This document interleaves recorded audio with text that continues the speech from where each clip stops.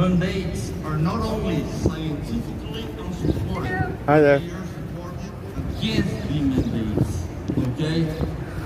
Third, treatments never killed a single person in the choices that we offer, but under treatment killed millions.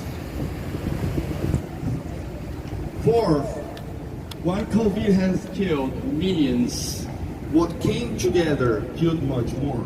It killed science, it killed us from inside, it killed elders, their remaining lives they had, it killed all of us a little bit. Fifth, I consider the absence of transparency as the absence of truth. 100% of my research has full data published publicly so anyone can analyze. I dare all organizations, agencies, and companies to bring their results out. The full results. Okay, I dare.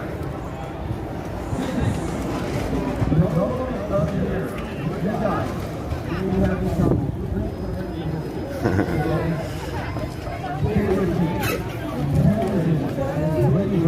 That's why we are here. And seven, I've never seen in my life, I've never heard of history, people celebrating the absence of therapies for a thing that killed millions. So to celebrate when things were done. All right, y'all. So we're rolling up here. I had to get some car stuff taken care of. We're gonna go try to find the squad. The absence of therapies. What are these people wanting? Okay, so this is the first time we see this kind of stuff. Excuse me. So I want to just ask you one thing. I want science back. I want science, the real science, to be rescued. Real scientists are silenced, are suppressed, are gaslighted. We want to speak out again. We want to give opportunity. The suppression of the discussion means something. What are they hiding from us? That's my message. Thank you very much. I'm Father Treason, representing not only Brazil, but also the whole world. The most American, which is very American. What's up, guys?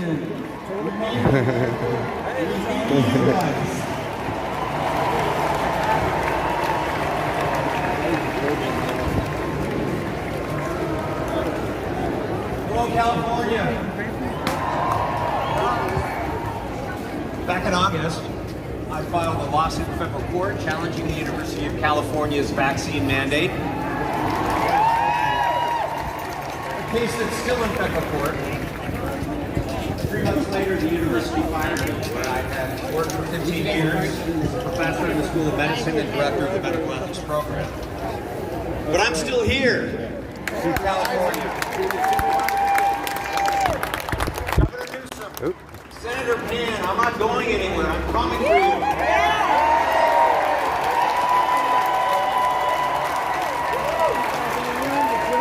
The case is still in federal court, and I'm Sorry, I'm fighting with my gimbal right now. Filed the Freedom of Information Act request to the FDA to There we get go. the Pfizer data from their clinical trial. FDA said we want 75 years to release the data that we reviewed in only 108 days. The judge said no way. You got 8 months. Pfizer then stepped in. Pfizer said, let us redact the data with a black pen before it's released to the public. The judge said no way. The data is coming out. The truth will out. That California, my state, has been the tip of the spear on absurd pandemic policies. For an aerosolized respiratory virus, the safest place to be is outdoors in the open air, right where we are right now. California boarded up all our basketball hoops. They closed our beaches, the safest place on the planet. The city of San Clemente, just south of where I live, dumped 37 tons of sand into an outdoor skate park to prevent our children from going outside. So instead they stayed inside where respiratory no, I'm not virus streaming on spread Rumble. was far more likely. Now, has California abandoned absurd pandemic policies just because the lockdowns are over? They have not by a long shot. Consider 10 bills that right now are being considered in the California state legislature. I'm gonna follow you ladies. See if we can squeeze in, huh? Look up these 10 bills. Look there for what you can do to oppose these. Bill number 1, Senate Bill 871, mandates COVID vaccines for all public and private schools. Assembly Bill 2098 classifies any medical opinion that runs contrary to the establishment's narrative as, quote, misinformation, and subjects doctors like me to discipline from the medical board if we spread such information. Is this going to shut us up? No, it's not going to shut us up. Senate Bill 866 lowers the age of consent for a COVID vaccine to 12, removing parental rights to make choices for their children. No! Senate Bill 920 authorizes the medical board to search my doctor's office, these doctors' offices, and access your medical records without patients' or doctors' consent. No! Senate Bill 1464, there was some brave law enforcement here in LA that said, we're not going to enforce these absurd mask mandates. This will remove their funding if law enforcement tries to stand down. Senate Bill 1479 requires schools to test children without parental consent, turning our schools into public health agencies. Senate Bill 1390, which affects you, it affects any person or entity, prevents them from making statements that the government deems, quote, misleading, including on the internet and in advertisements. I could go on and on, there's a few more, but I'll spare you the gruesome details. Unity Project website will give you more information. But if these 10 bills, if this unholy decalogue is passed legislatively, Californians will live under a regime that allows the state to muzzle our free speech, to coerce medical interventions as a condition of working in the state, even if you work entirely from home, to access and share our private medical information, to usurp the role of parents in consenting for medical procedures for their children. It would turn California's schools into medical centers and force law enforcement to do the bidding of unelected health bureaucrats. Yep. In these proposed laws, we see all the features that I sketched in my remarks a few months ago to defeat the mandates in Washington, D.C. The welding of public health, digital technologies of surveillance, and the police powers into of the state into a coercive, invasive biosecurity model of governance. Now, if you think about the totalitarianisms of the past, the worst regimes, the places that no one wants to live, the common feature of all totalitarian regimes was not secret police or men in jackboots or even concentration camps, as horrible as all these things were. The common feature of all totalitarian regimes is the inability to ask questions, the prohibition of questions.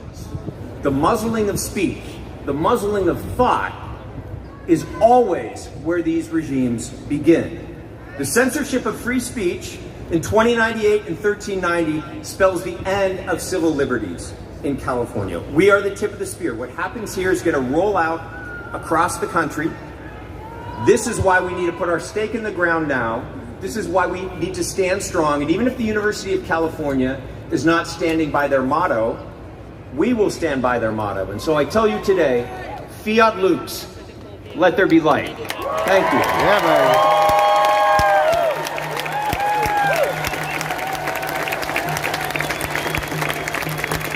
For 14 days, should she get a flu shot? Well, no. If she got the flu for 14 days, she's as protected as anybody can be, because the best vaccination is to get infected yourself. And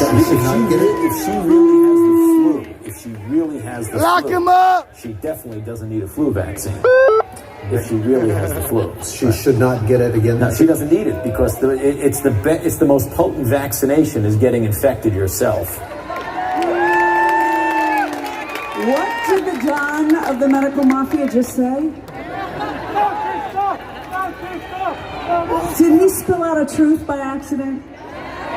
Guess what? A broken clock is accurate twice. That was his first time he was accurate. The second time had to have been at the beginning of the pandemic when he basically stated that masks in the community do not mitigate respiratory viral spread.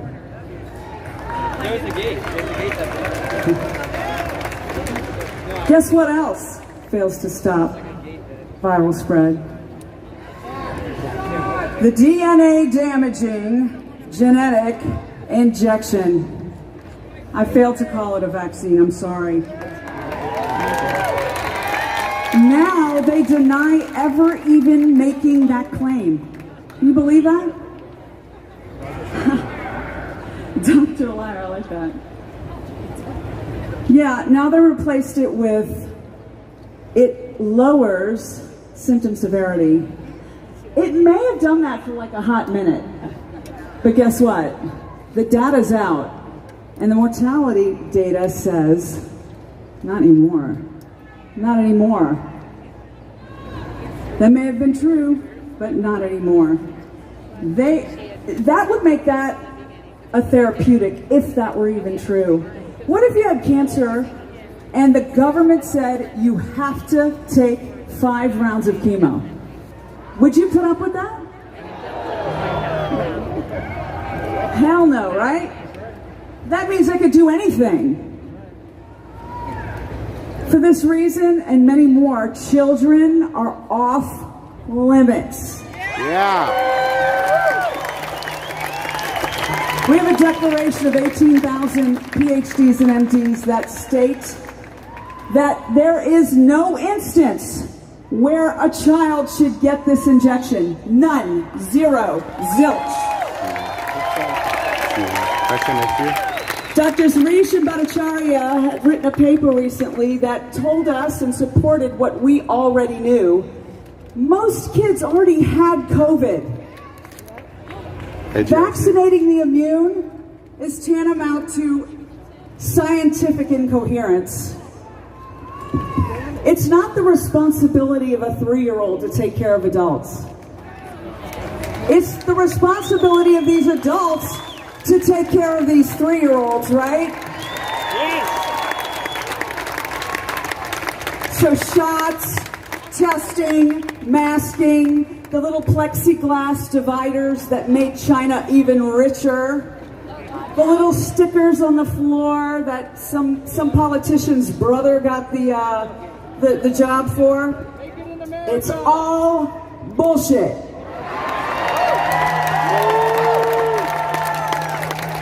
It's money laundering used to fuel fear, harm, and submission. They demand you adjust your little diaper on your face while Newsom goes up to French Laundry and yucks it up with his buddies. None of this was necessary. And we all know it. And I have a feeling you all know it too. The people that don't know it is a large portion of the population, and the reason they don't know it is because of censorship of these amazing doctors, discreditation, and deplatforming. When something doesn't work and it's potentially harmful, our public health mob thinks that means you need more of it. These mandates defy both science and common sense. It's time to stop this lunacy. It's insulting. It's treason. Medical fascism. Lock them up.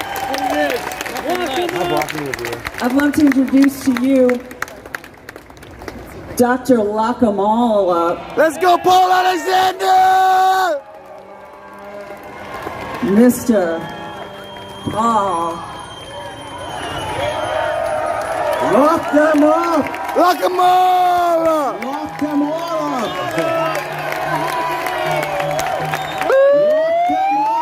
Lock them up! Fauci, Birx, Walensky, Francis Collins, Bulla from Pfizer, lock them up! Lock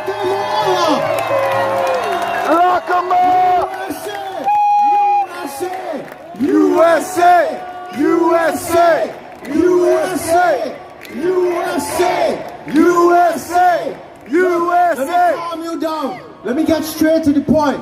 We had these excellent people before me. You still have Brian Tyson to come and the great Dr. Robert Malone. But I want to say, nothing worked. Nothing. They lied to you. They lied to you about asymptomatic transmission. We locked them up. They lied to you about recurrent infection. We locked them up. They put that false positive PCR test. We locked them up. They told you that vaccinal immunity, impossible, was better than natural immunity. We locked them up. They told you that little Johnny at 10 was at the same risk as Granny at 85 with 4 underlying medical conditions. They lied to you. They made you hide below your bed. We locked them up. We live in a good governance society. This is about freedom. This battle here that the Canadian truckers started. Long live the Canadian trucker! This battle is about the U.S. trucker now. Long live the People's Convoy!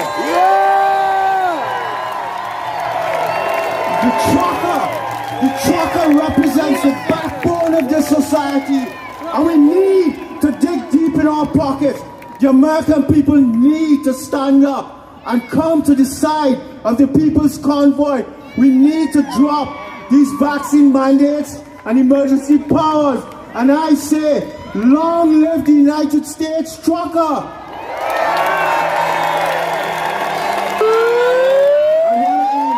I want to end before I tee up Dr. Brian Tyson. I want to say this. I want to get Brian Brazzi, Mike Landis, 3 of the U.S. This is why we are here.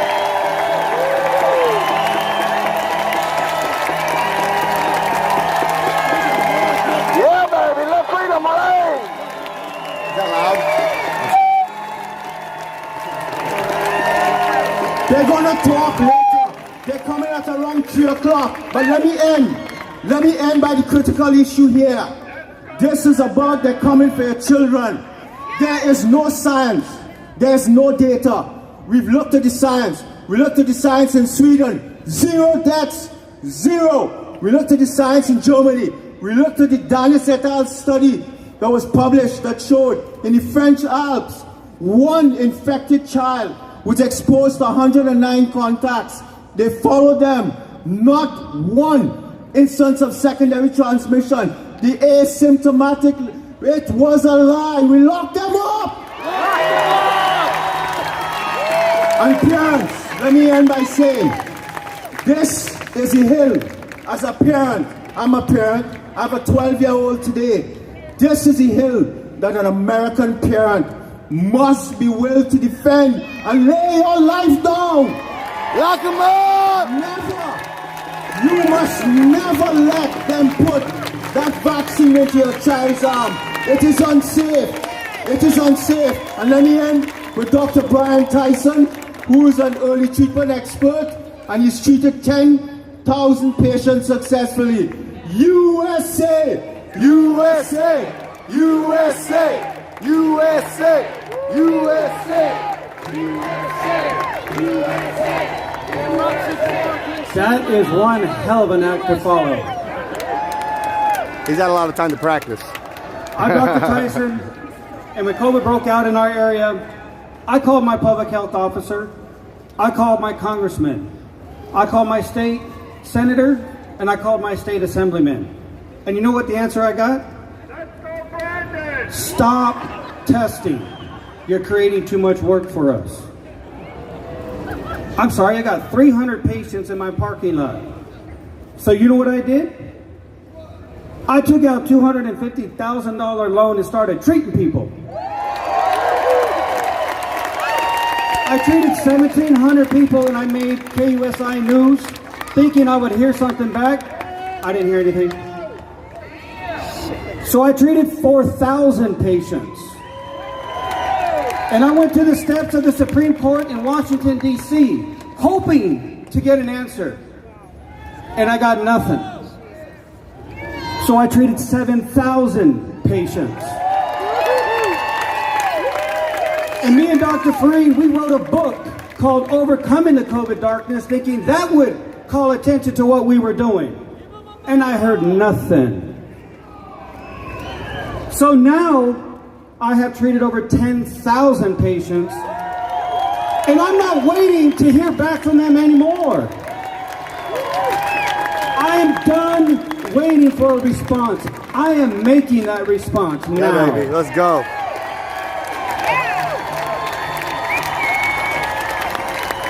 They don't want you to know that early treatment exists. They don't want you to know that these shots have failed.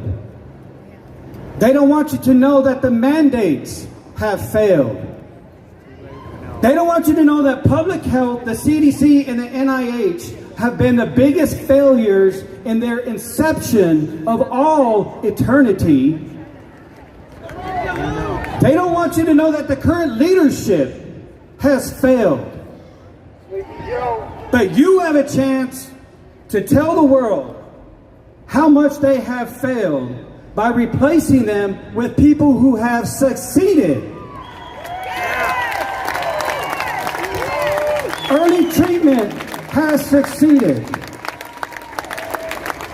By the talks you hear today and by the crowd I see out here, the mandates pushback has succeeded. Yes, sir. Let's go.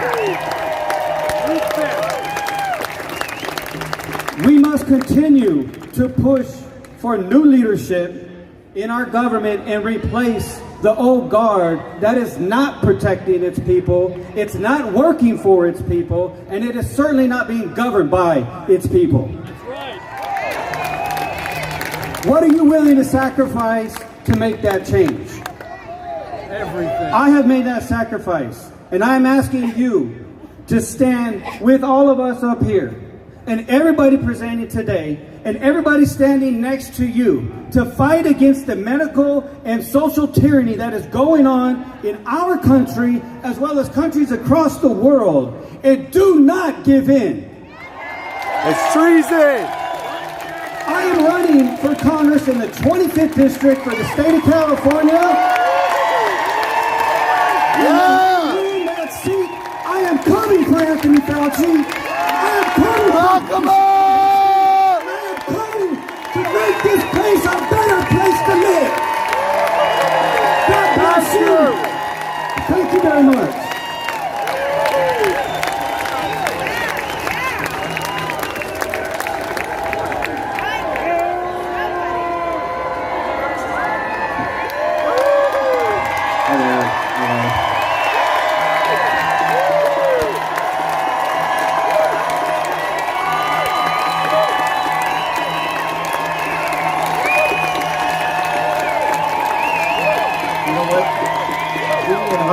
Got it right. This is a war. This is a war on freedom. This is a war on children. This is a war on religion. This is a war on your ability to think. They want to control all information. They want to control what you think, and they're doing it all over the world. I've just come back from Paris, France, and Marseille with many of these physicians, where we did another COVID summit and a rally outside of Paris, and they have exactly the same problems we do. Matter of fact, they have even less information. Thank heavens for our courts releasing those Pfizer documents. When I presented those 9 pages of single-spaced, continuous adverse event listings from the Pfizer table, they'd never seen it before in France, because they have an even worse situation than we are. The point I'm trying to make is this is a global war. This is not just here in the United States. The same things are happening everywhere. Latin America, Africa, all across Asia, and in Europe as well as North America, and God save the Canadians. Yeah. I come to you with an open heart as a physician committed to healing, bringing 3 simple words. Each word rings like a bell in the soul of honest people. Integrity, dignity, and community. Integrity is a commitment to truth in what you say, how you live, and how you treat others. Dignity flows from respect for ourselves, for each other, and for the world we live in. Community is what binds us together. It's what's gone wrong. It's what binds us together to each other and gives our lives purpose and meaning.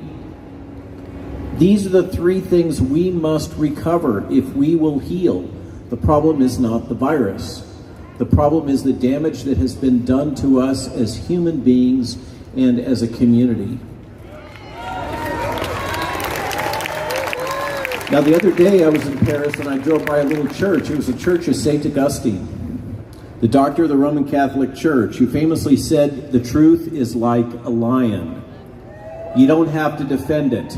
Let it loose, it will defend itself." I was born in Palo Alto, raised in Goleta, California. But when I return to my birth state, I hardly recognize it. What has happened? What has happened to the open, freedom-loving society of my youth? Why has free speech become vilified? Why does the Los Angeles Times feel the need to label people as Nazis without any evidence? Why are they doing this? Do they forget that the Nazis came to power as a left-wing party and that the hallmark of their rise was aggressive use of censorship, propaganda, and the mass formation psychosis process to control people, used to control people? They seem to have completely forgotten about all these things. They're practicing them themselves. I donated to the Obama and Biden campaigns, which I now regret. What I've seen over the last 2 years, particularly here in California, under World Economic Forum trained Governor Gavin Newsom,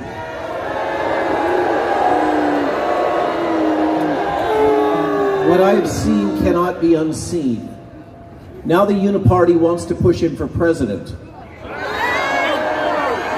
He must be stopped before he and his party can expand their totalitarian mandates and laws.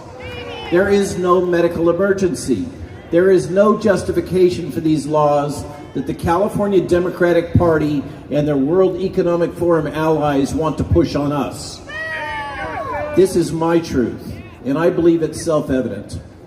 We should not have politicized the public health response to SARS-CoV-2 and COVID-19, but here we are.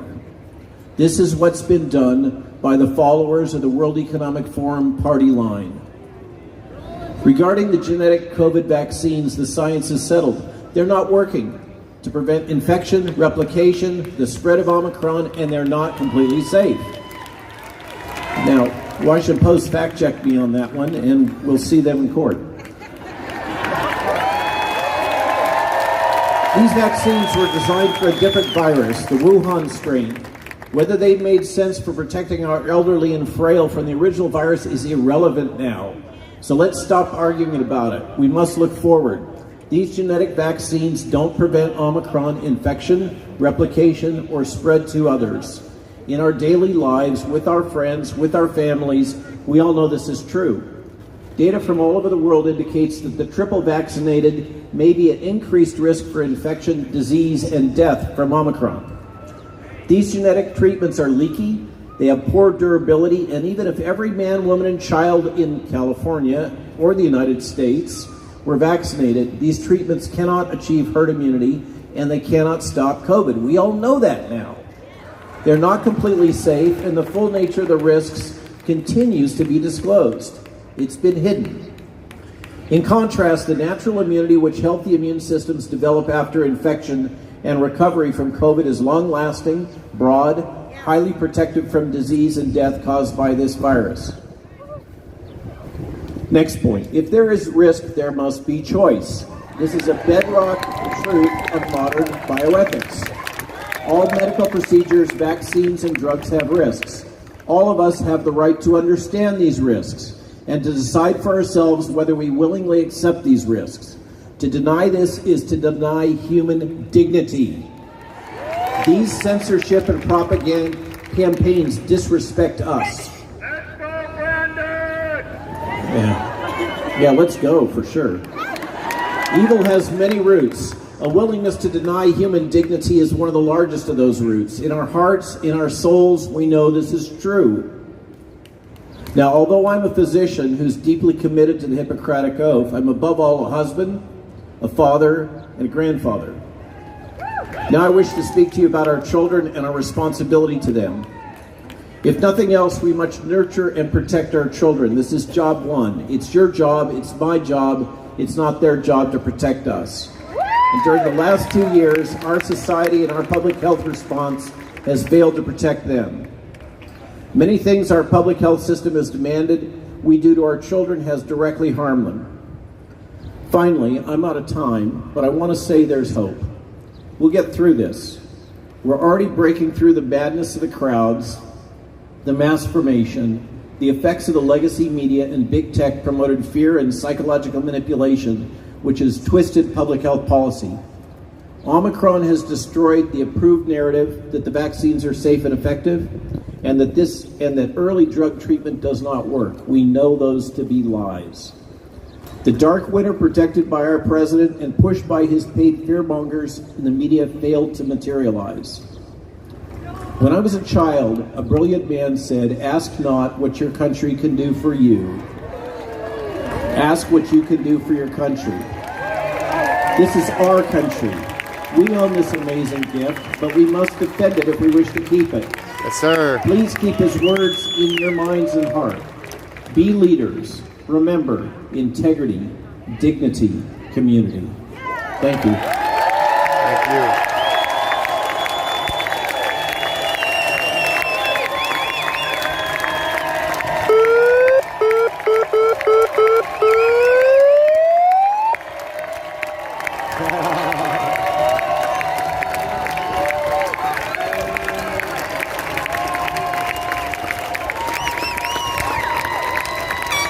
All right, folks.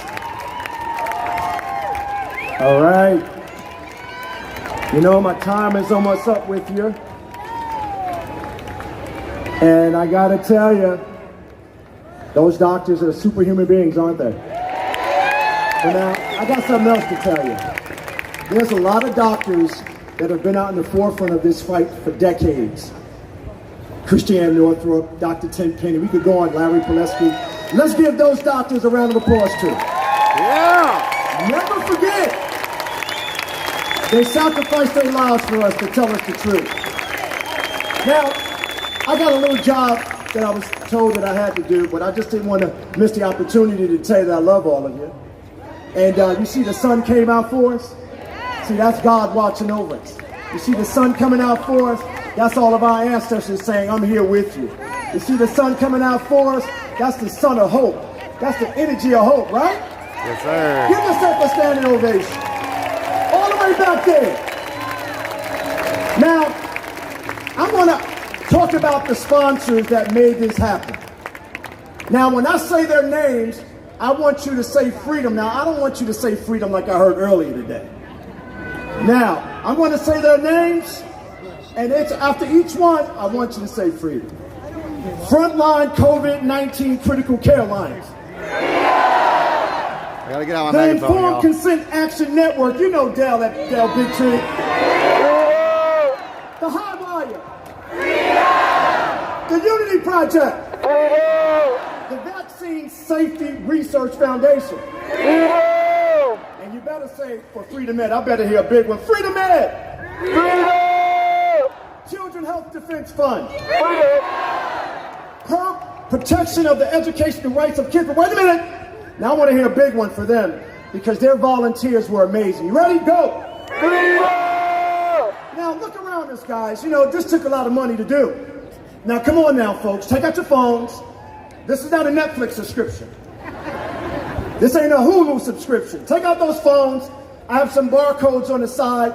I want you to consider donating to this effort because from the East Coast to the West Coast, we found our voice.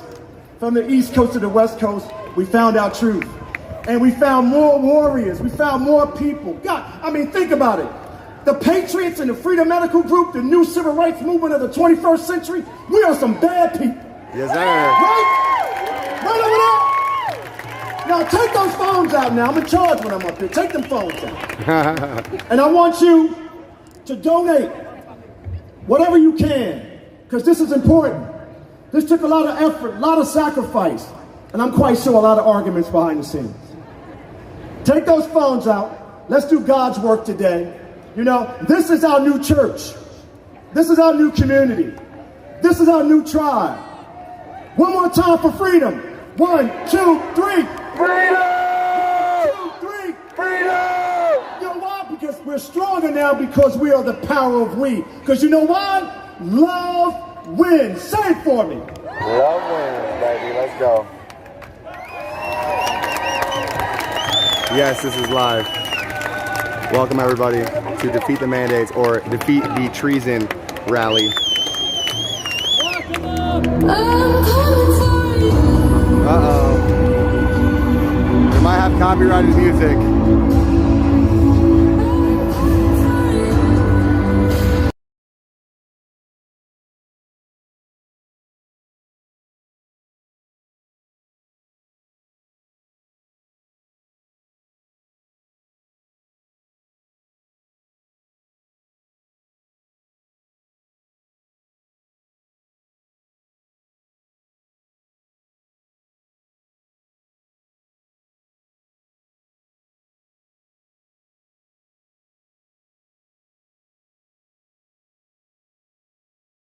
That music's off. My name is Dickie Barrett. What a show. What a day. Everybody take an exhale. I'd like to talk just for a second about the things that are important in life. A belief in a higher power. Family. Love. And unity.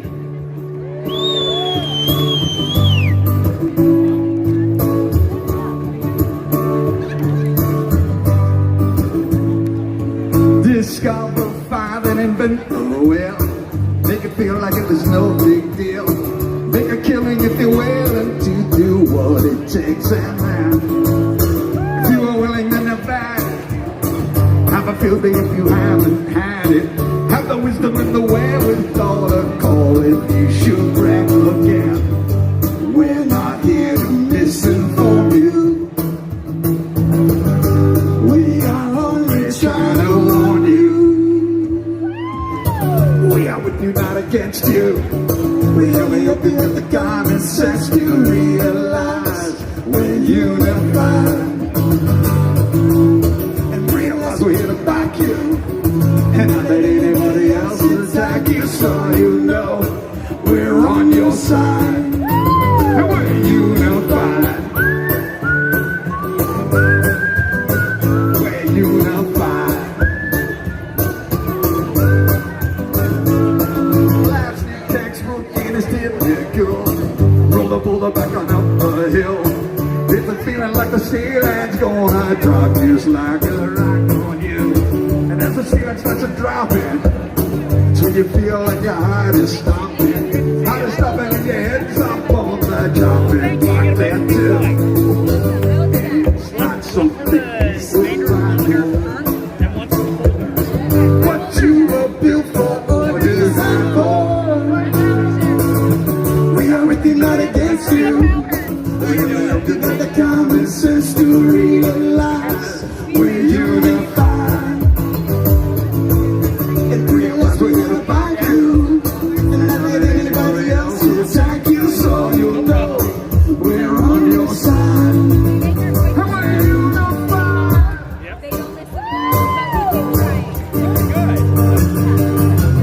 They like you and they got us. And they're ruling us with you.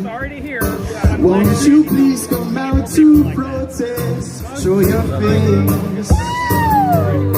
In a land once known as freedom, how can such a thing occur?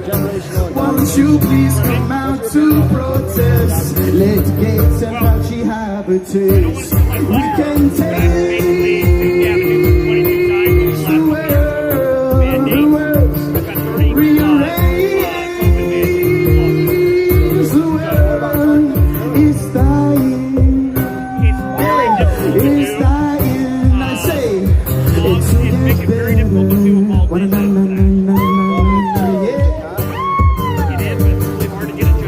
Politicians took away our jobs. They're coming for our youth. Yeah. Won't you please come out to protest? Take a ride. Don't ask Joe to help you, cause you'll only feel his bruise. Won't you please come out to protest, or else join the other side, cause we can change the world, rearrange the world. It's dying, it's dying to get better. Ladies and gentlemen, right here, this man right here, his name's Grant Elvin. I think it'd be a very, very From Presence Music.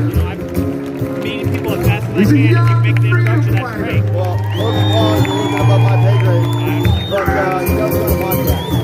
All right, you guys, I want some help. We're gonna raise the vibration out here. You guys ready to sing along with me? We're gonna raise the vibration. Here's how it's gonna go. When I say freedom, you say sovereignty. Hey, what's your name? Hold on. I've got 300 people watching me right now.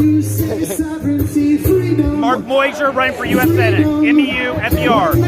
What district? State of California, U.S. Senate. This is Paul Harris's seat that was vacated, so you get a vote for me twice.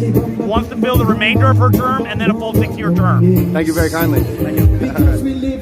If anybody didn't hear him, it's Mark Muser. I said we're living through a scam. Sing it with me. Because we're living through a scam. Say, I said we're living through a scam.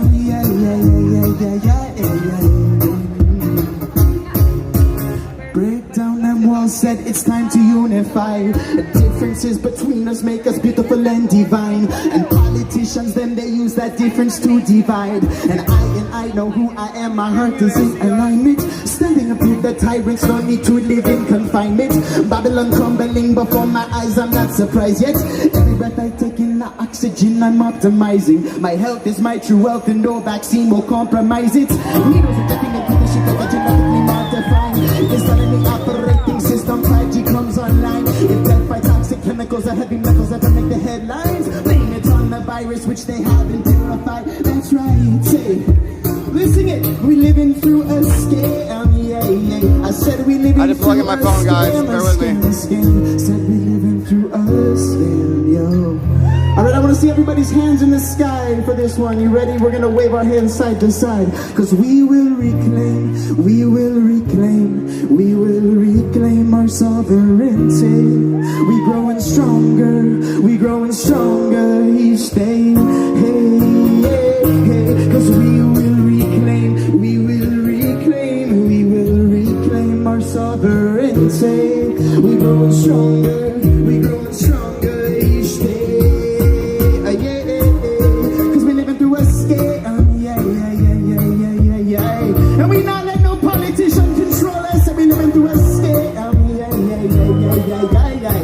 we practice self-ownership, so we living through a scam,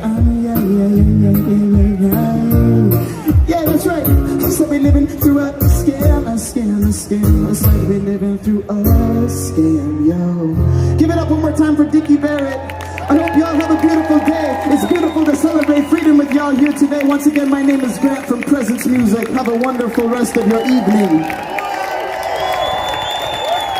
What did he say? He said no judge in California would overturn the mandate. Ladies and gentlemen, introducing Emmy and Edward R. Murrow Award-winning investigative journalist and founder of blockchain-based social media platform, Sovereign Media, charges. Please welcome Ben Swan. He said, well, you'd have to have a judge to rule on that, and it'd be hard to find a judge to rule on that. I was like, well, if they don't rule on it, then they're now Hello, committing Southern California! and abetting a terrorist. Hey, you know, I'm coming to you from Georgia. It's not quite North Carolina, but we like to do something in Georgia where they say, give me two claps and a Ric Flair. He was talking like he was part of the system. Woo! You can you give me two claps? You can charge him as fucking and a Ric Flair. Woo! My employer, LA. The sun has come out in this world. Guys, I'm so glad to be here with you. I got to make this quick. But if you have a phone, everybody keeps telling you to take out your phone. I'm going to do the same thing. But I don't want money from you. I do want you to visit a website. I'm going to spell it out for you so you can start typing it. SOVREN.media. SOVREN.media. That is the name of our social media platform that we're putting together. Some of you out there who I've been talking to today keep saying, Ben Swan, oh my gosh, you're here. I can't believe it. You're the OG of getting canceled. I am. That is who I am. If you don't know who I am, you're missing out. I've been getting my butt kicked by social media my before gimbal it was keeps cool to get messing your up butt on kicked me. by social media. I've been kicked off more platforms than all of you combined. I've been kicked off of national television. I've been kicked off of broadcast news. They hate me everywhere I go, and that's okay. I'm good with it. But a couple of you love it. All right, that's good. So here's how it works. So all the way back in 2017, right? All the way back then, I was working for CBS in Atlanta, and at the time I was doing reports about things they didn't want me talking about. And so one day my bosses came to me and said, we're going to fire you unless you delete all of your social media platforms. I was the main anchor in the 8th largest TV market in the country. And I was told, if you don't delete your social media, you're gone. And that was a wake-up call for me.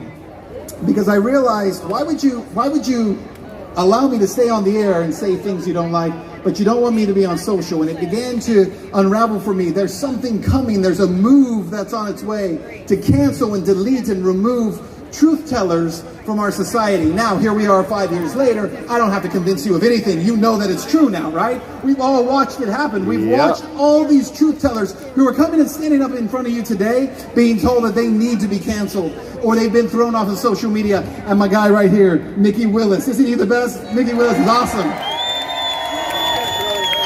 And so we've all been canceled, but here's the thing, is that today, in this moment, why I'm here and so excited to be here is because I have had an epiphany during my time of being canceled. See, I used to think because I was a truth teller, they wanted to delete me, but I was wrong. I used to think that they were afraid of the things that I would say, but the truth is, I was wrong. I believe that cancel culture and the media and big tech removing voices was about us, but it's not. It's about you. It's because they fear the idea that you will know that you are not alone. That's what they're afraid of. And so every single day they work to remove, to discredit, to shame, to delete every truth teller, to smear them and to call them names and tell you how they're liars and they're scammers and they're cheats and they're grifters. That's what they're telling you, right? They're telling you this because they're trying to convince you that you are alone. How many of you have read 1984? In 1984, there's this incredible moment where Winston is being interrogated and he's being tortured, right? And as he's told by his interrogator, O'Brien, these words. He says, we do not want to punish you, but we want to cure you. We want to make you sane. We are not interested in those stupid crimes that you have committed. The party is not interested in the overt act. The thought, listen to this, the thought is all we care about. The truth is that what happens in mainstream media and big tech and politicians and all these forces that are working against you in big pharma, all that they're doing is they're trying to change the thought, not because of the crime of you acting in a certain way. They want to cure you. They believe they're going to cure you. So they'll inject you to cure you. They'll transform you. They'll make you into their image. But we are not made in their image. We are made in God's image. And we will not allow that to be the case. So what I would encourage you guys in today is, as we are building out our platform, and I would encourage every content creator who is here today If you're not on sovereign.media, you need to get your butt onto sovereign.media. And if you're here just listening, I encourage you to go there. We're building out all kinds of social tools. We're building out circles, just like Facebook groups, because we're tired of being deleted. And the last thing I'll tell you about it is this. There are a lot of other guys who have come along in the last few months and weeks and years who have said, we're going to build social media platforms. And you know what they're doing? They're going to Apple and they're building on Apple and Google. Yeah. If they're telling you that that's freedom, they're lying to you. We're building outside of all of those structures. So please check it out, sovereign.media. God bless you guys. Thank you so much.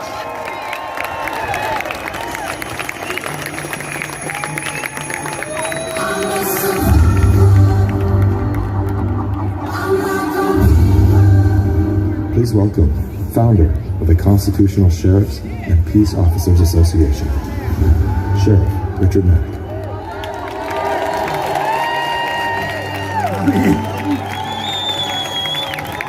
Howdy from Arizona. Hey folks, I don't know if you remember, because it was quite a while ago, but in 1994, when I was sheriff in Arizona, Graham County, I did something really crazy. And seeing how we're here to talk about crazy and insanity, I got fed up with the federal government up to here. It was the Clinton administration. And I actually sued the Clinton administration, took it all the way to the U.S. Supreme Court, and I won. I kicked their butt. And just so you know, I want you to be able to find this, okay?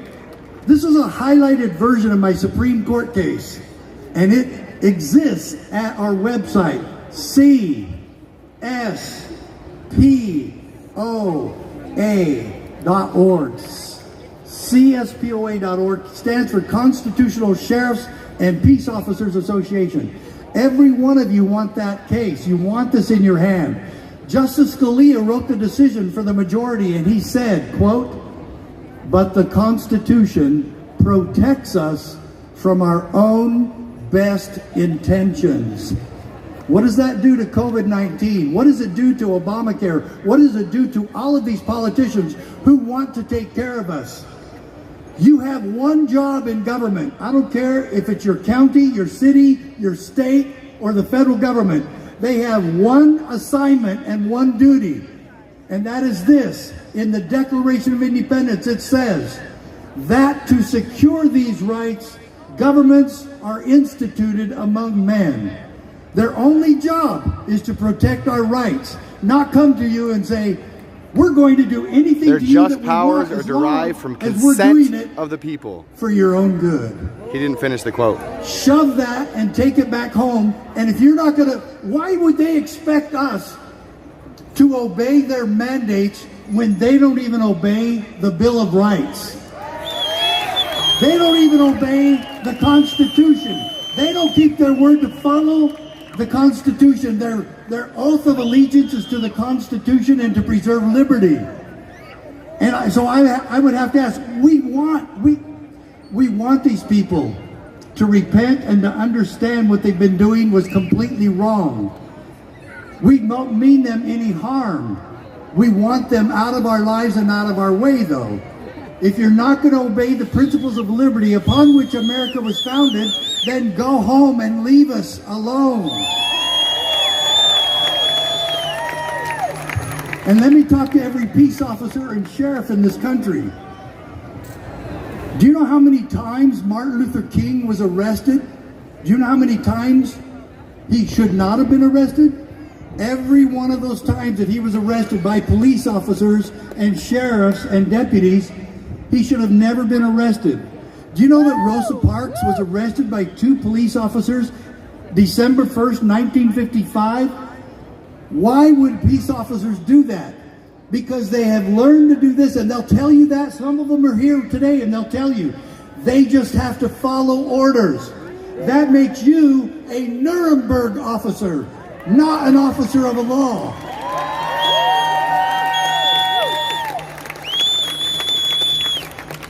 We will not arrest people Let the federal government, let the state government know, let Newsom know, we will not arrest anybody for not being vaxxed. We will not arrest anybody for refusing to wear a diaper on their face.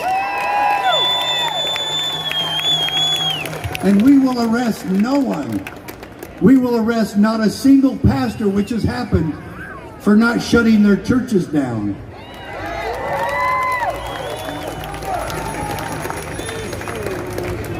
On the back of my book, I want to read some of this. This is Are You a David? The people of America want to know, is there a solution? Yes, but it's not in Washington, D.C. There is someone who has the moral and legal and constitutional responsibility to protect us from the crimes of our own government. Have a relationship with your sheriff. We train sheriffs all over the country to do one thing. Oppose mandates, protect and defend you, and uphold and defend the United States Constitution. My gimbal's acting up, so I'm trying to get it in line. We take back America, one good sheriff working with we the people, and we do that county by county and state by state. If the state won't go along, we do it by county by county by county by county.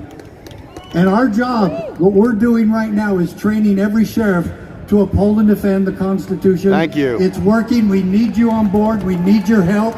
Please go to CSPOA and join us. I will close this with the Founding Fathers' final sentence of the Declaration of Independence. I had to pick up my bullhorn. And for the support of this declaration, with a firm reliance on the protection of divine providence, we mutually pledge to each other our lives, our fortunes, and our sacred honor. Today, we must do likewise. God bless all of you. Thank you, thank you, thank you.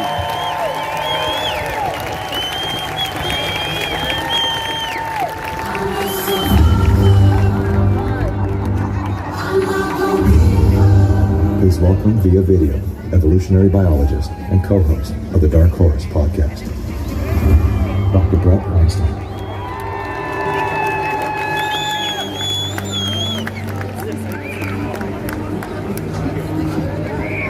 What's up, everybody? What's up? All right, LA, make some noise! I thought the Good-looking crowd here. My name's Michael I thought the Caine. danger had passed for the moment. I thought the tyrannical force that has oozed and flowed across the West was finally receding, that Omicron and spring weather were driving it into retreat. Even in deep blue Portland, where I live, masks were coming off and life was returning to something like normal. But I was wrong. The danger hasn't gone anywhere. I discovered this when two friends contacted me about COVID policy in California, where I was raised. Even as masks are coming down here in California, the mandates that matter most are gearing up. I am not against vaccines. Quite the opposite. As a tropical biologist who has worked with wild mammals, I'm more like a vaccine enthusiast. I have been glad for the immunity vaccination has given me to yellow fever and rabies, and I look forward to the day when I can say the same about dengue and malaria. As a biology professor, I have been thrilled to teach my students about the human immune system and the fascinating and elegant way a good vaccine can provide what is, in effect, a firmware update that adds immunity to new diseases. But ladies and gentlemen, as a father, husband, brother, friend, and as a student of history, I'm terrified. I'm terrified by the industry that has captured vaccine technology and turned it from a life-saving medical tool into an industrial profit center. I'm terrified by what is known and what is not yet known about these new technologies that are so aggressively and universally being deployed so far as I can tell, without a hint of reasonable caution. It would be negligent even if all the signs were positive so far. It is utterly reckless in light of the evidence of risk that has already emerged. We need excellent vaccines. We need them properly tested, and we need accurate information on their risks and benefits. We need our doctors, nurses, and scientists free to assess, discuss, and advise as they were trained to do. In short, we need all the ingredients of informed consent. And we citizens need the freedom to compare notes so we can protect ourselves and our families from the capture of our medical apparatus by forces with a higher priority than our health. What we have instead In place of accurate information is phony scientific consensus, suddenly generated and ruthlessly maintained through intimidation and fear. And in place of consent, you hear that, we have a YouTube coercive dictators? one-size-fits-all mandate policy. All of which makes a mockery of our rights as citizens of the West and as Blanketed in that Americans. statement. Let's be clear. These mandates make no sense from the perspective of controlling the pandemic. They prevent neither contraction nor transmission of the disease and cannot therefore rid the world of COVID, not even in principle. They also draw no distinction between the vulnerable and the naturally immune and make no allowance for innate immunity of the young nor the special vulnerability of pregnant women. These policies are utterly incoherent from a health perspective, but there is another purpose to which they seem all too perfectly tailored. By driving those who are rightly hesitant about the COVID vaccines from many professions, the mandates create a world in which the powerful have a submissive and compliant workforce at their disposal. All those who would tend to raise objections are being forced out of our police forces, our military, our hospitals, and our universities. The danger of that filtering could not be more grave. In 1946, the world sat in judgment of the Nazis at Nuremberg. Those on trial claimed that they had simply been following orders. The world rightly concluded that the fact of having been ordered was no defense. A person has a moral obligation that transcends any duty to leaders or the chain of command. We have a sacred, absolute obligation to oppose immoral orders. That much is crystal clear. It is a civilizing insight built on the graves of 6 million innocent people. But what happens if someone gives immoral orders in 2022?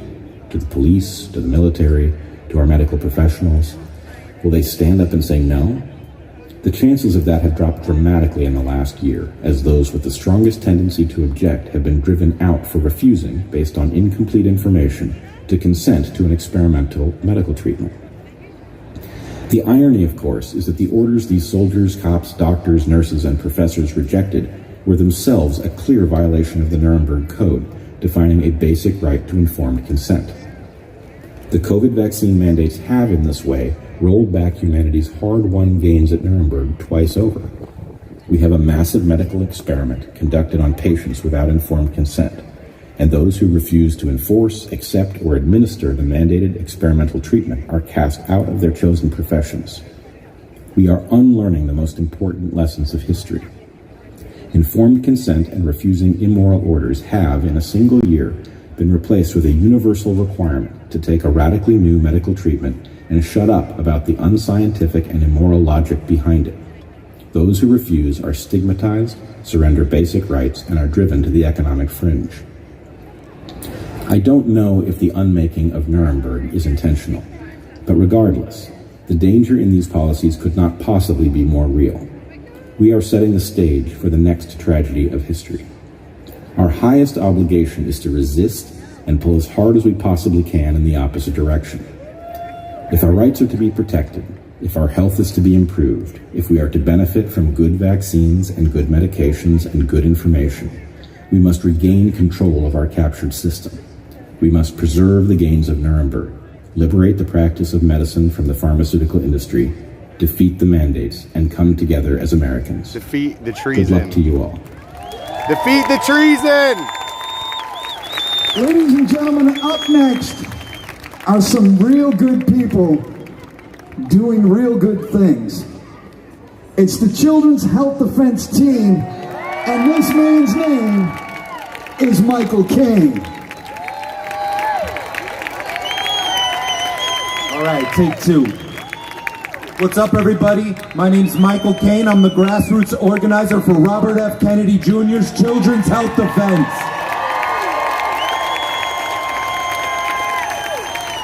I am also a New York City public school teacher who was fired for nothing more than declining COVID vaccination. But teachers are suing New York City. Thanks to Children's Health Defense, who's backing up our case. Thanks to Children's Health Defense, we have over 50 active lawsuits fighting for your medical freedom, my medical freedom, everybody's medical freedom.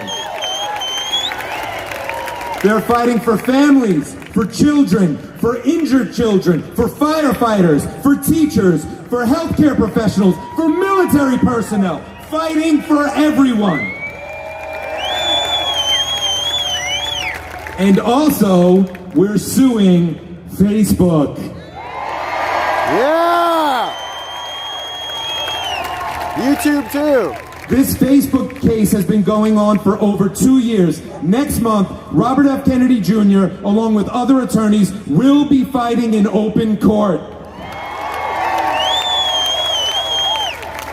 The censorship has to end, and this is important. May 20th, here in California, at Facebook's headquarters, there's a rally sponsored by Children's Health Defense. Mark it on your calendar. We're going to Facebook headquarters, May 20th.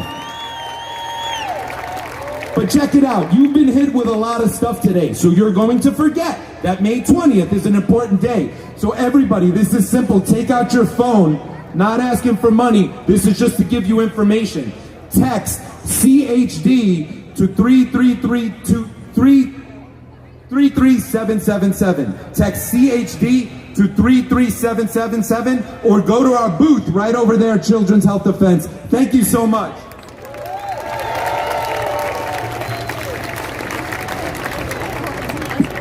LA, you are beautiful. I'm so happy to be here. Standing on the stage, looking at all of you just brings me so much joy. My name is Stephanie Lucrecio. I'm the Advocacy and Outreach Manager with Children's Health Defense. And I want you to look around in this crowd at all the people that you were standing with. You are the future of the medical freedom movement. So acknowledge yourselves for showing up strong today. Advocacy is a calling. You do not choose it, it chooses you. This movement taps you on the shoulder, and once you see and hear all the things that we've heard today, you cannot forget and unsee. So you've been tapped. It is our job right now to stand up for the freedom of this generation and for all generations going forward. What we do in this moment matters, and it will determine what our children's future looks like. So keep that in mind. I am calling on all of you to be defenders of truth, of freedom, and of children's health. And in order to do that, Children's Health Defense is committed to providing you with all the resources and tools that you need to navigate these very difficult decisions. So if you have not taken out your phone and texted CHD to 33777, please do so, because it will arm you with all the information that you need to have these conversations. We are also combating censorship at CHD in a different way. We've recently launched CHD.TV. We have so many amazing programs on there. I had the honor and privilege of interviewing so many of the people that you saw on the stage today that have been injured by vaccines. And the People's Testament airs every week. So make sure that you're tuning in, because we need to hear these stories and we need to pay tribute to all the people that have been doing this work for such a long time. There has been a silent universe of vaccine injury that nobody has known about for decades. So many mothers, fathers, grandfathers, and grandmothers have been blazing the trail to where we are today. And I'm so honored and privileged to bring up one of my favorite warrior moms, my friend, my coworker, someone who paid the ultimate price, losing her son Mason to a DPT vaccine at just 4 months old, and she has been blazing the trail for so many years. So I want to bring on my friend Carrie Bundy.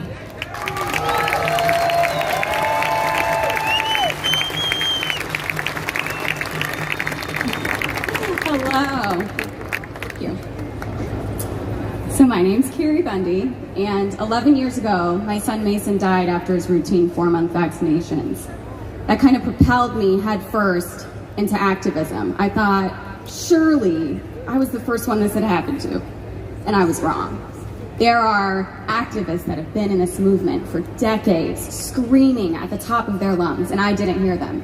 And for the last 10, I've stood aside many of the amazing activists on this stage, and I've been screaming at the top of my lungs, and a lot of you guys did not hear me. So we need you to join with us and continue screaming until we can stop this. For years, families of the vaccine injured and the vaccine injured themselves have been gaslighted marginalized, and their families completely destroyed. As society says, anti-vaxxers are crazy, this isn't a real issue. I've committed the last 10 years, and I will continue to walk alongside you to be activists. You are all activists here today, and we need you to join us. Join us. Really? Yeah, baby. What I don't want to see happen, this is what I want you to walk away with today, is do not let them normalize this cardiac damage in kids like they have done with autism and SIDS. It is with great honor that I introduce you to an activist that has been in the trenches for much longer than me, and that is Dr. Brian Hooker. Hey, Deborah. I'm talking to my chat. Don't mind me. My name's Brian Hooker, and you might remember me from the CDC whistleblower story. That was featured in the movie Vax. In this story, CDC officials stood by knowing that the timing of the MMR vaccine was causing autism. They covered up this fact by destroying government documents in September 2002, and still to this day claim that there's no relationship between vaccines and autism. Meanwhile, millions of children in the U.S. are now afflicted by the disorder. The federal government's cover-up of many deaths and injuries from the COVID-19 vaccine is nothing new. It is what they have done for years. I trusted the CDC's vaccination schedule with my own son back in 1998, just to watch him to sustain a severe vaccine injury, which has debilitated him for the rest of his life. Neither the CDC nor the rest of the federal government has earned my trust. Instead, they callously betray the trust through a bloated vaccination schedule that is all about profit and offers nothing to sustain health. Now, repeated injection of a flawed gene therapy is being forced on the entire population in the name of science, despite the clear fact that the vaccine is less than effective and is causing unprecedented and widespread death. Never trust the government to tell you what to put into your own body. I've got news for you. Richard Pan, Evan Lowe, Scott Wiener, Buffy Wicks, and the whole crew in Sacramento do not care about you or your children. They're all about themselves, how they gain more money and more power, how to somehow extend their 15 minutes of fame by kowtowing to the pharmaceutical industrial complex and clawing their way to the top of the political heap while marching over the corpses of those who have been sacrificed for the greater good. Mandates are not about public health. Mandates are about greed and power. Let freedom reign, baby. All right. I'm privileged to head up the scientific efforts of Children's Health Defense. I'm privileged to work with colleagues like Robert F. Kennedy Jr., Mary Holland, Lynn Redwood, Laura Bono, my colleagues joining me today, and many others who are interested in the truth alone, regardless of the outcome and regardless of the personal cost, just like every one of you here. Every day, we investigate vaccine safety science, both in the pre- and post-COVID-19 era. We dare to question paradigms and continue to seek answers for tough scientific and medical questions. Mandates equal money, treason. power, and reputation are not important. Saving lives is important. Yes, sir. Spreading the truth is important. And people are noticing our numbers are growing astronomically. More and more individuals are waking up. Wherever you are in this battle, I applaud you. We at Children's Health Defense applaud you and want to arm you with the tools you need to fight. For me and many others, this is the fight of our lifetime. We were born for such a time as this. God bless you all.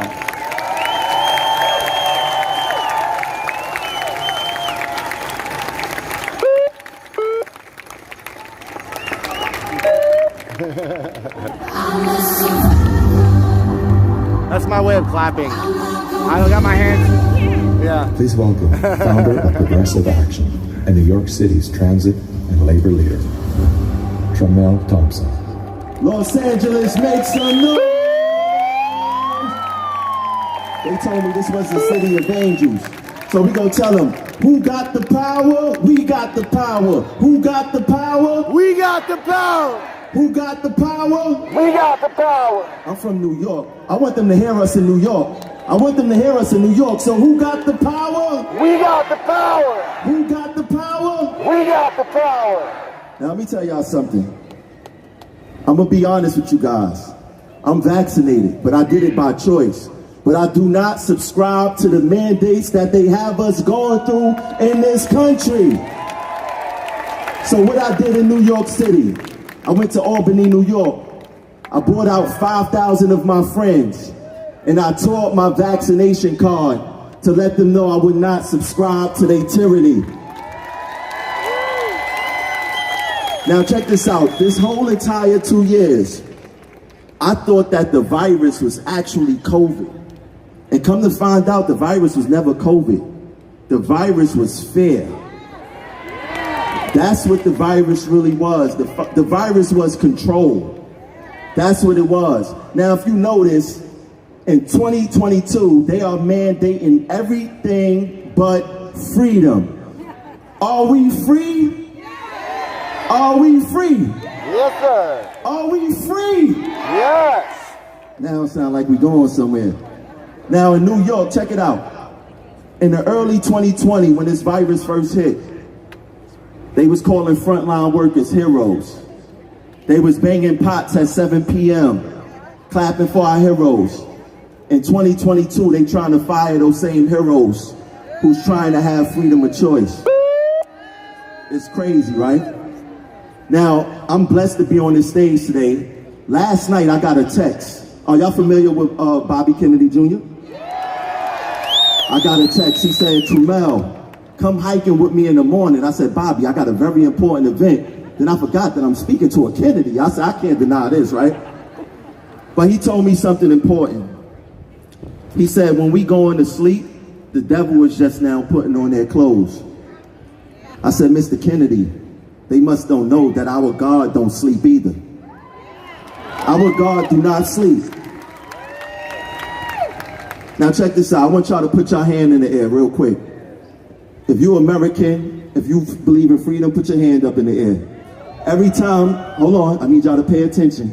Every time I name a freedom, I want y'all to drop a finger. Freedom of speech, freedom of press, freedom of religion, the right to assemble, the right to petition the government. You see this fist? This is our most powerful weapon in this country. It's time we fight back. Is it time we fight back? Yeah. You want to say something? I appreciate y'all. I'm from New York City. I'm Tramel Thompson. Matter of fact, one time, I got to do this because I don't know if this is going to happen again. Put those fists back up. I want to take a selfie with the crowd.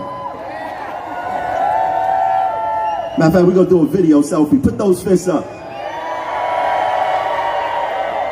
There we go. Video selfie with the freedom fighters of the City of Angels. Let's get it.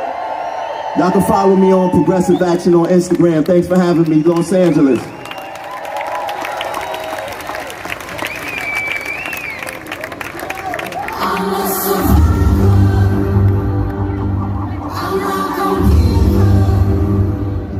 Please welcome, from New York City, 10-year-old medical freedom activist, Jayla.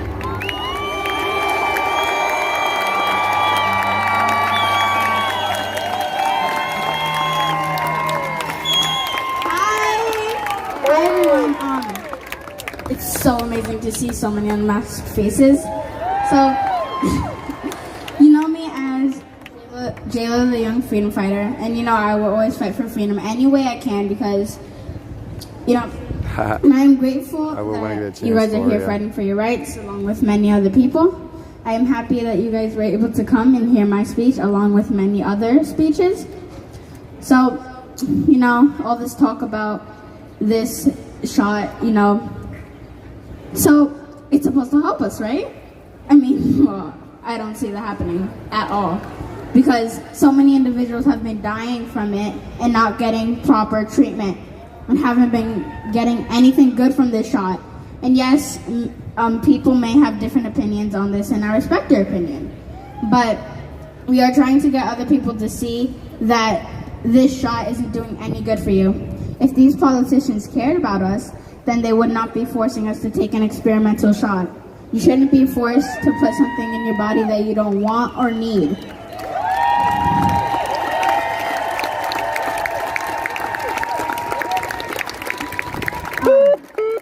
So I speak up for my rights because I believe that you shouldn't be told you must get something that you don't want, and it won't help you. I've been told by some people that, you know, I should enjoy my childhood and I shouldn't be involved with this stuff. But how am I supposed to enjoy my childhood when I can't go anywhere without showing my private medical information? Because if you think that showing your medical status to go almost everywhere is okay, then, I mean, I don't even know what to tell you. This isn't okay.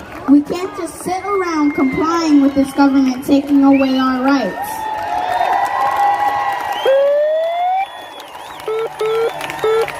Also, to other children out there, don't be afraid to speak up for anything. If you think something isn't right, then find something to do about it. Because not only adults are able to be activists, there were many children activists and still are to this day. You also don't have to be afraid about what's going on with these mandates, because there are thousands of people fighting for our rights and reclaiming our freedom, because we can't let the government take our freedom away. We are born free and will never stop being free. We're not going to let the government try and take that away, because that is the one thing that they can never take away from us. So just remember that always. So thanks to Vaccine Safety Research Foundation for inviting me to speak today. And as you can see, I'm wearing a New York Freedom Rally shirt.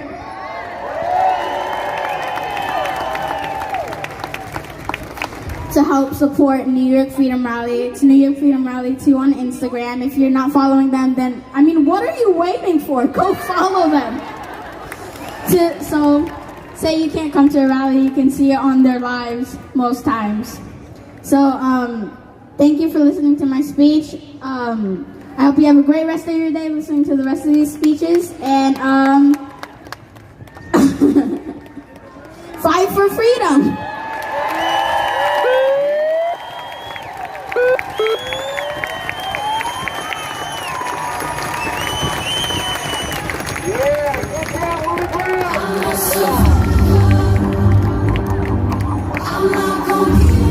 Please welcome New York Times best-selling author, journalist, and former political advisor to Al Gore and Bill Clinton, Dr. Naomi Wolf.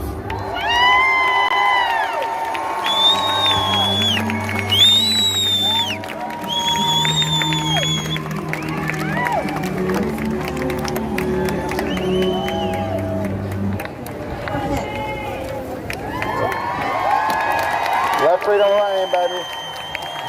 Let freedom reign.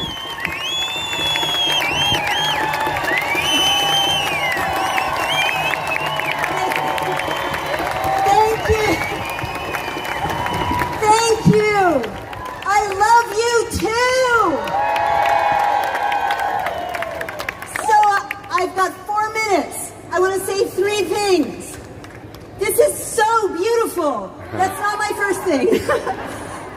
First of all, I was born and raised in the state of California. If you had told me 3 years ago that people in the state of California would be masked against their will, injected against their will, and forced to comply with taking into their bodies an experimental treatment in order to work and look after their children, I would have thought you were writing a dystopian science fiction novel. California has been the goal and destination of people seeking freedom for centuries. California is not always perfect, but it has never abandoned its heritage of being the place where people can be free. like it's doing right now. I will tell you that the California flag says that it is the Republic of California, right? In a republic, they don't have mandates.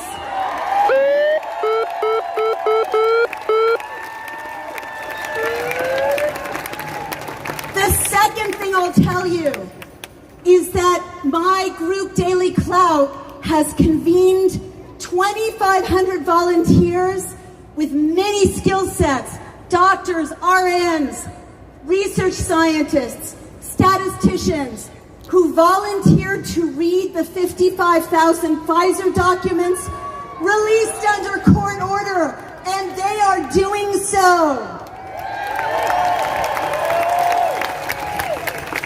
I will tell you that they have been joined by 250 lawyers.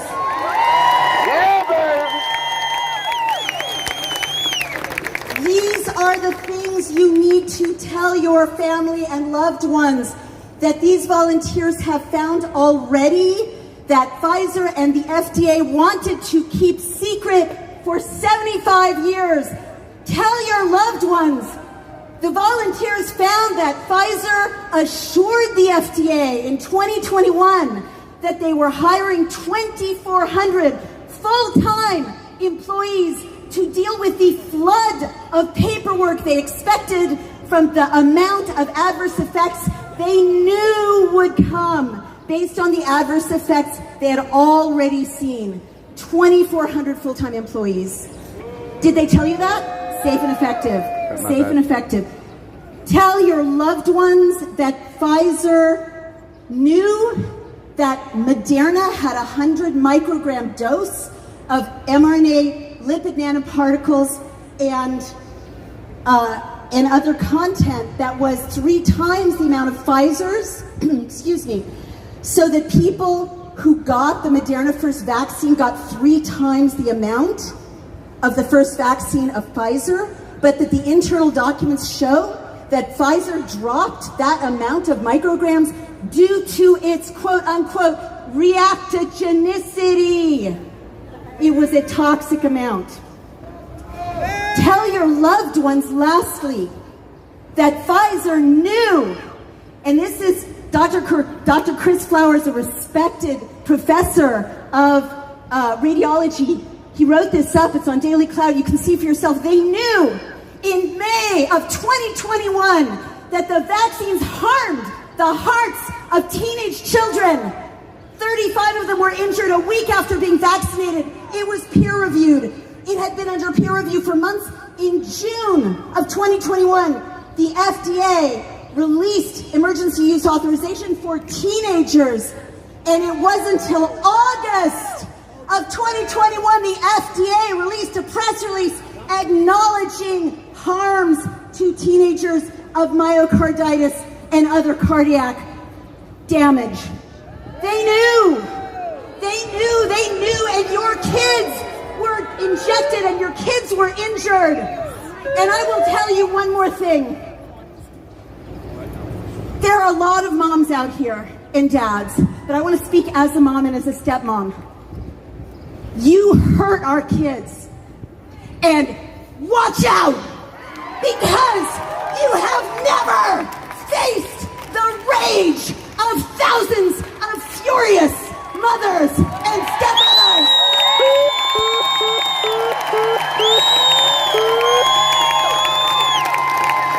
Rock 'em up.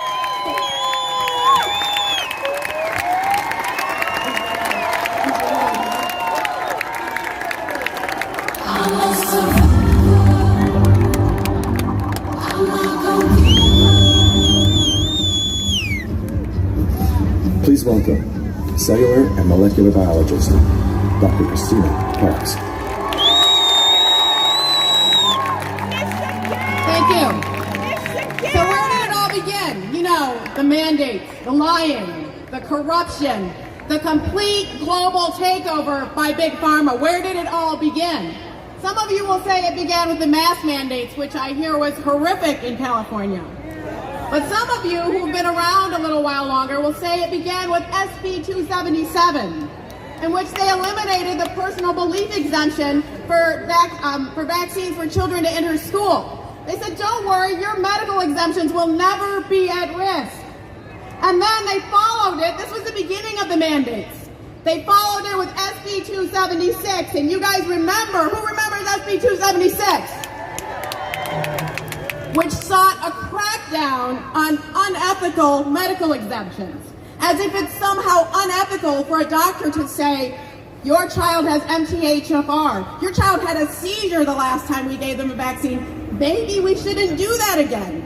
That's unethical to give more than 5 waivers in a year because like that 6th child is somehow different.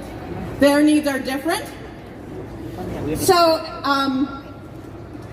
SB 276 was and is a horrific infringement on your rights, but it is not where it all started. It started in 1986 when Congress removed liability protections for any vaccine on the CDC recommended childhood schedule. In 1986, Congress decided that Big Pharma could inject your child with anything they wanted with absolutely no accountability. Big Pharma now had a perfect business plan. You want me to say lock them up? A liability-free product that they could now lobby to be made mandatory for school attendance. Say something? I got my This microphone down truly was the beginning of the corrupt system that led to mandates and has become the gateway to a living hell. You see, these mandates ignore the reality of you or your child's medical condition, and they ignore the fact that all medical procedures are built on the foundation of informed consent. We do not consent. How many of you felt fully informed about vaccines before giving your child 72 doses of 16 different vaccines before the age of 18? Anybody? Were you informed that your child would receive a vaccine for a sexually transmitted disease on the first day of birth that contained 250 micrograms of neurotoxic aluminum? Do you realize that that exceeds the amount that is considered safe by 10 times? And they are just...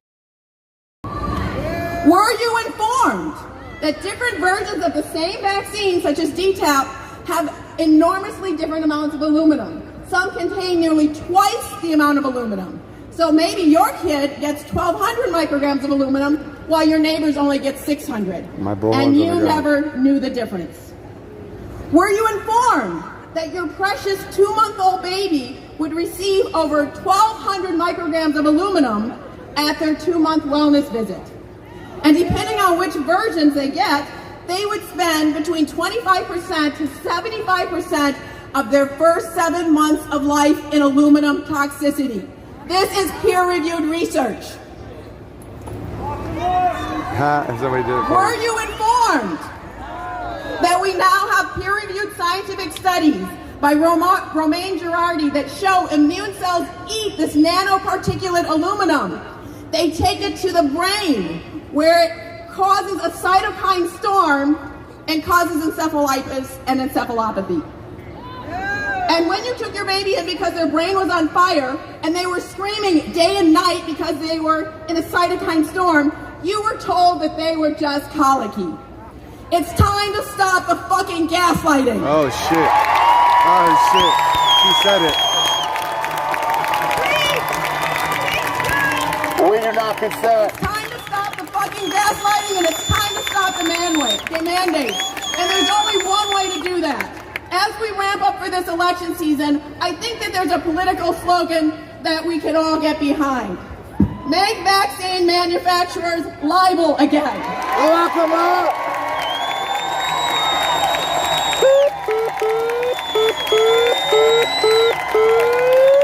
You want to end the mandates?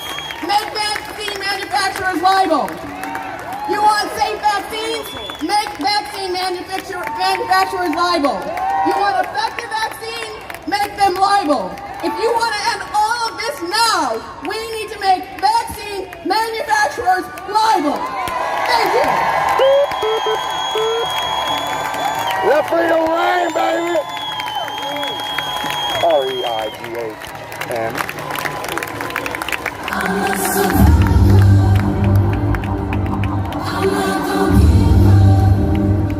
Please welcome author, organizer, humanitarian, and researcher, Riza Islam.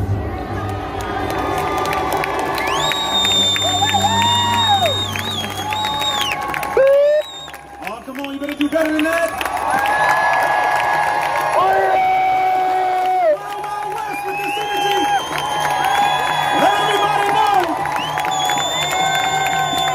I bring you greetings on behalf of the Honorable Minister Louis Farrakhan and his Western Regional Student Representative, Minister Abdul Malik Saeed Muhammad, formerly known as Minister Tony Muhammad, who, when we received this information in 2015 with Bobby Kennedy, Dr. Brian Hooker, Michelle Ford, and others, they said, is there any black organization, group, leader, newspaper, whatever, that can get this information out who is not afraid to expose exactly what is happening to your people? And we said, yes, you found the right one. Let's go, baby. The shots they are telling us we should trust, is that right? They told us we should trust it, right?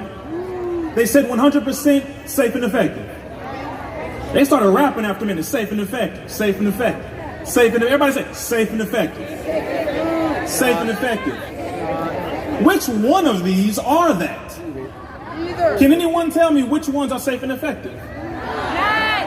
According to the VAERS website, you are telling me over 1.9 million reactions. You are telling me over 25,000 deaths. You are telling me over 4,000 cases of anaphylaxis. You are telling me Bell's palsy. You are telling me miscarriages. And you are telling me that I should tell my people to trust this. Does that make any sense? Are you sure? At this point, they realize they really messed up. Black and white, Muslim and Christian, Jews, everybody all in between, those who are Democrats, Republicans. Some of y'all came from across the border and they didn't want you to, but you made it anyway. Those all across this planet have come together to make a declaration, which is that we will not allow you to do this to us again. Is that right? Is that right? Yes. They declared war on family. They declared war on mothers, on fathers and children, and even our elders. I don't know about you, brothers, but let me make this very clear. There is nothing more dangerous than a mother. Did I say it right? Next to her, nothing more dangerous than a father. I got you. Because men, we are here too. Is that right? So when they declared war on the family, that is something they should have never done.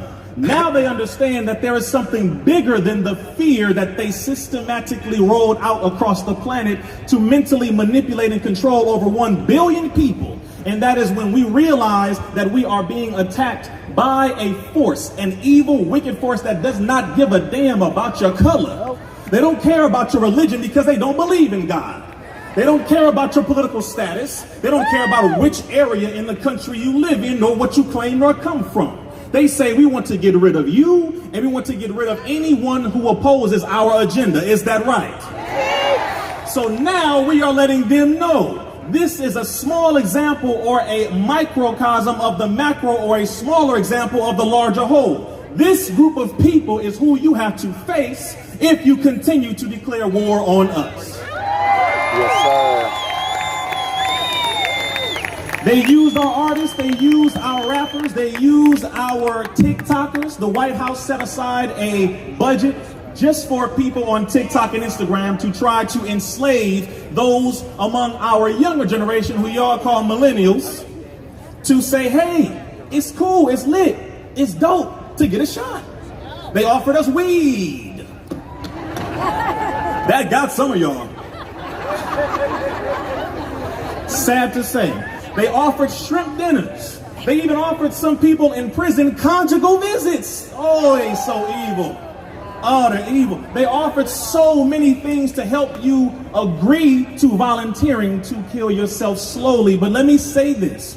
For those who took the shot and you did it because you trusted your doctor, You trusted the nurse, you trusted your colleague, your friend, the person who was next to you who you believed. And you genuinely believed that it was what they said it was. We are not judging you, and everyone in this audience, we have to make it very clear that many of our families took this.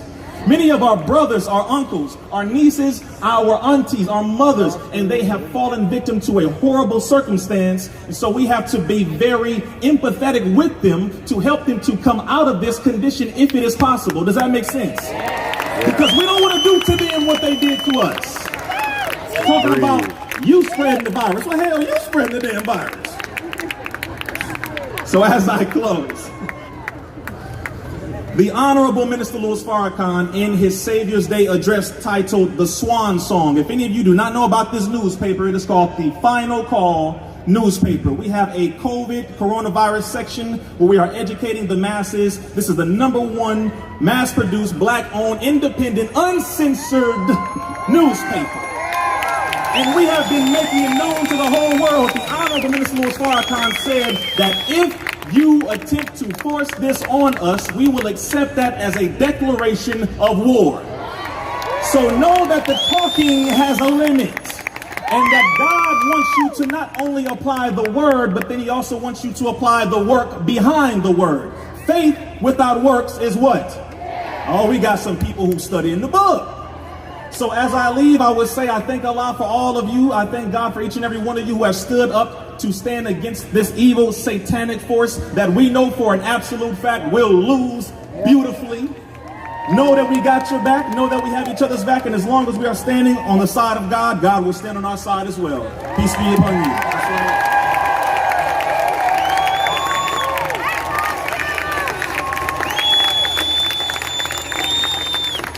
Pure blood, baby. Gentlemen, Pure blood, baby. Universe. Let's go.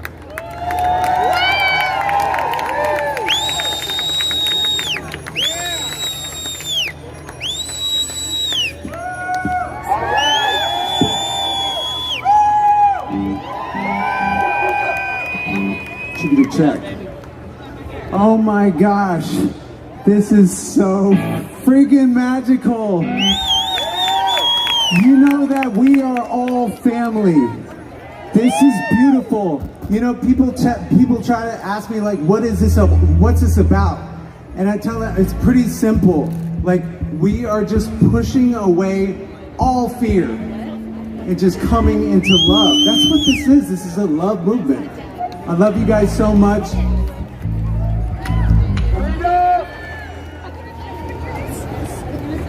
They work for us. Hello. How you doing? How am I here? Oh, was it? I tried to say it lightly. I even turned on the volume a little bit ago. What? I can't hear now. What did you say? No, I'm on. Are y'all ready to do this? Will you guys help me sing along? I think this is louder than my megaphone. Today we are saying, hold the line, baby. But did that seriously bother you though? Just curious. Hold the line. Did that bother you? Hold the line. Won't let them steal our sovereignty with their Alright, just making sure. Just to help you. I'm trying to like go up. Between the light and the darkness, it's an empirical nightmare. What they're trying to inject inside us, we're not signing up for their experiment. Try to coerce us and force us, but they'll never penetrate our temples, cause we hold the line. Hold the line. Won't let them steal our sovereignty with their lies. So we hold the line. Hold the line. We stand together and we do not comply. Yeah, we hold the line.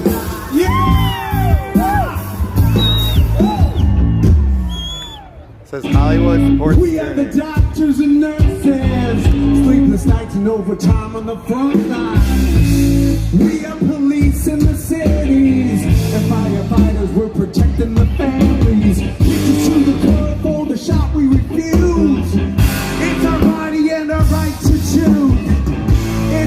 together we will weather the storm. Cause God is with us in this battle. Come on, join us as we hold the line. Hold the line.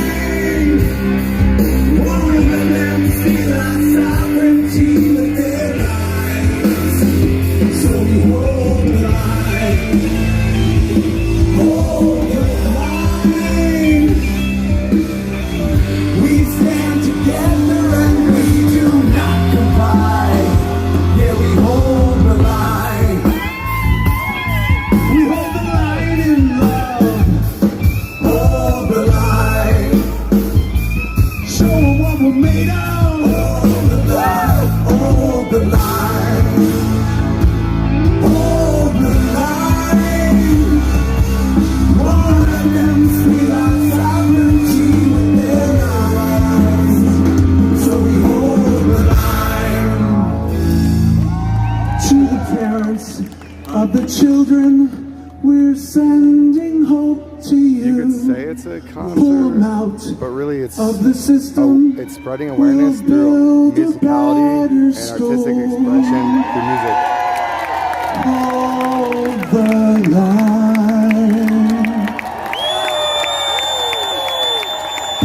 God bless Canada.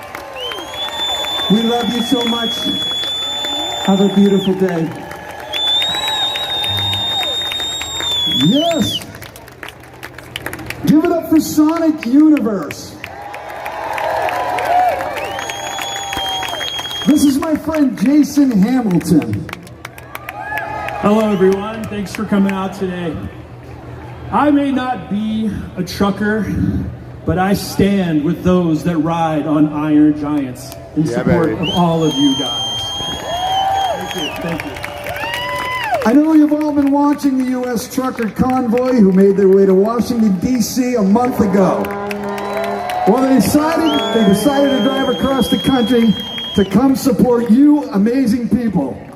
Please give it up for our trucker convoy. Mike and Brian. They want more of us.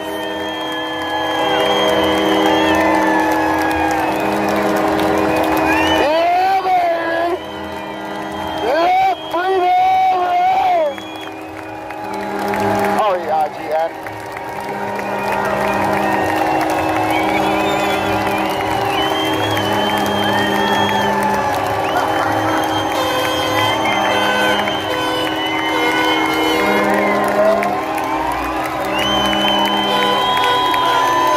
Man, oh man! Honk, honk, honk, honk. Wow! How about it, my freedom-loving family? Wow, this is something. I never in my wildest dreams would have thought I'd be standing here as a truck driver. I can tell you that much. However, here we are, huh? Can't believe it. I just want to give a big shout out to everybody that's followed us, everybody that's come along, everybody that's stood up, and particularly there's a bunch of doctors that got a hold of us when we started putting this together that joined forces and made this thing just crazy. Ryan Cole, Pierre Corey, Richard Urso, Robert Malone, and Dr. Lock 'em Up, Paul Alexander. Lock 'em all up. We'll lock 'em all up. So we started in California and we're back.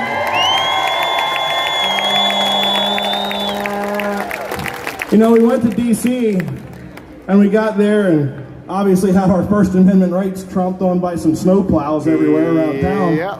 And then we found out about these bills that are getting ready to be voted on out here in California, and they directly align with what this convoy stands for, which is your freedom of choice, our constitutional rights, our human rights, and our God-given rights. And we said, hey, you know what? Maybe we should go back to Sacramento and let them know that there's people that ain't into this. So now here we are, and I'm going to ask all of you that are out here and watching to join us in Sacramento starting on the 18th, because we're going to be there for about probably a week or two, letting the Capitol know we don't like what they're doing.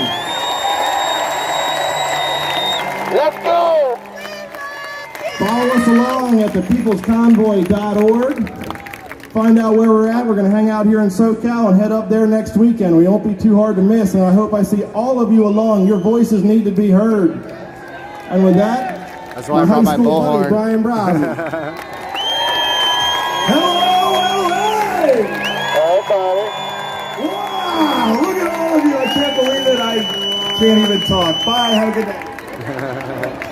Man, I can't even begin. Like Mike said, it's so humbling to see all this and the support that we got going all the way across the country, from Adelanto, California to Hagerstown on to DC and then all the way back.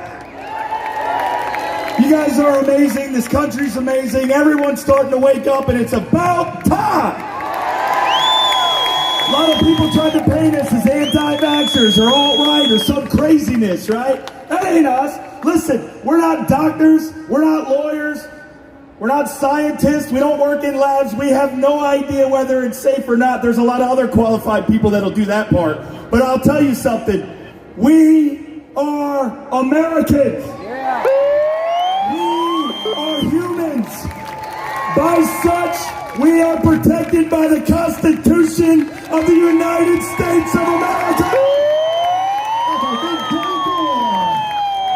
This is not a left issue. This is not a right issue. This is an American issue. This is a global issue. This is a violation of your human rights, and countries around the world, nations, have gone to war over human rights violations. Lesser and now here human we are, rights violations around the globe, violating our God-given rights. So I ask everyone around the world, not just in this nation, but around the world, to stand up. Now is the time to remind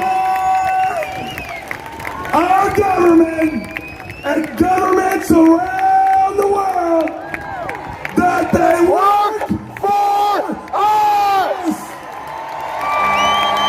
God bless you all for coming out. We appreciate it. Get up to Sacramento. Big shout out to Fire Station 68. Over 7,000 first responders just in LA County are about to lose their job for standing up. 68 and all first responders of the state of California and around the nation. The People's Convoy has your back. God bless you all. Have a wonderful afternoon. Thanks for coming out. The People's Convoy loves you all. Goodbye. Honk, honk. Hashtag they wait for us.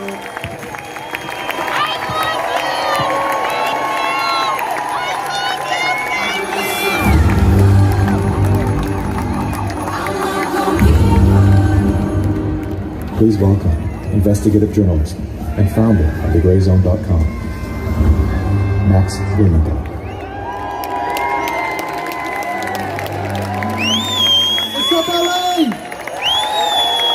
I'm Max Blumenthal from thegrayzone.com, and I regret to inform you that I'm a member of the media, the worst profession in the country. But actually, I'm one of the good ones. We'll talk about that in a second.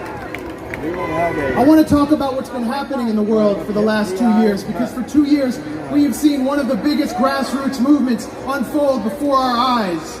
The medical freedom movement, which has seen millions of people around the world march against unscientific, anti-worker mandates in their own societies, from the indigenous Bolivians of El Alto, to Moroccans of Casablanca, to Iranians in Tehran, from Beirut to Berlin, to Boston, to Los Angeles. And what is this about?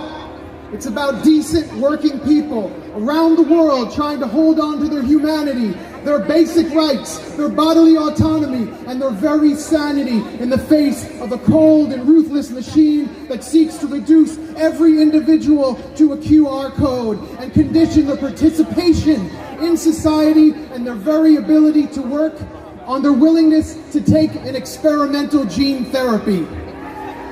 That is unacceptable. And you know what else is unacceptable? Those who try to make this into a right versus left issue. All they're trying to do is confuse, divide, hoodwink, and bamboozle on behalf of the billionaire class that represents the real winners of this pandemic. This is not about left versus right. This is about our economic rights, our human rights, and our constitutional rights. And that's why we're here today. Yes, sir. We've watched for the past 2 years as Big Pharma and its oligarchic investors puppeteered our governments, putting the FDA and CDC in its back pocket while turning our politicians into corporate sales reps, guaranteeing Pfizer and Moderna combined profits of $65,000 per minute. Per minute! Using your bodies as profit centers while working class Americans suffered the sharpest increase in poverty in 50 years. We've watched the wealth of the world's 10 richest men double since the lockdown began. We have watched small businesses be destroyed, entire countries plunge deeper into debt, while the most vulnerable youth were deprived of their right to education. And now in New York City, we watch as wealthy and famous celebrities are allowed to work without a mandate, but healthy firefighters, medical workers, and teachers, people doing the most important jobs in this country, are not allowed to work because they disobey the mandate. And we are here to say, let them work! Let them work! Let them work! Let them work! Let them work! Let them work! That's right! Hashtag they work for us. Listen to me. Listen to the profit-driven, anti-people system that I'm describing here. I'm sorry, but this is not socialism. This is corporatism. And we live in a corporate state, a ruthless, imperialist corporate state that exists in a permanent state of war and which divides to conquer and which created a false division between the vaccinated and unvaccinated in order to further shatter the solidarity of the 99%.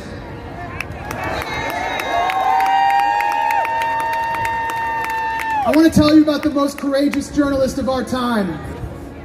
His name is Julian Assange. Make noise for Julian Assange. Julian Assange. Julian Assange, before he was a political prisoner, reminded us that every war of our lifetime, from Vietnam to Iraq to the NATO proxy war in Ukraine, has been sold to us with the lies of the corporate media. And this too is true of the war waged on the people of this country under the banner of a pandemic. Today, as we know, Julian Assange sits in a maximum security prison for exposing the lies of the national security state, and they are trying to kill him. And the same corporate apparatus that silenced Assange has set out to censor and smear anyone who has called out the lies that have given rise to a biomedical security state. Did you hear the truck honking? Under the corporate state, character assassination, censorship, and official silencing Lots of horns in the background, is the price of telling the truth. And we understand that at the Gray Zone, and we will never stop telling the truth. And so I'm here on behalf of the part of the media that is still independent, and still disobedient, and still defiant, and still says, F you, we won't do what you told me, to the stenographers and the shills and the war pigs of the corporate state. We will not be silenced, and you will not win. We do not consent. Thank you, LA.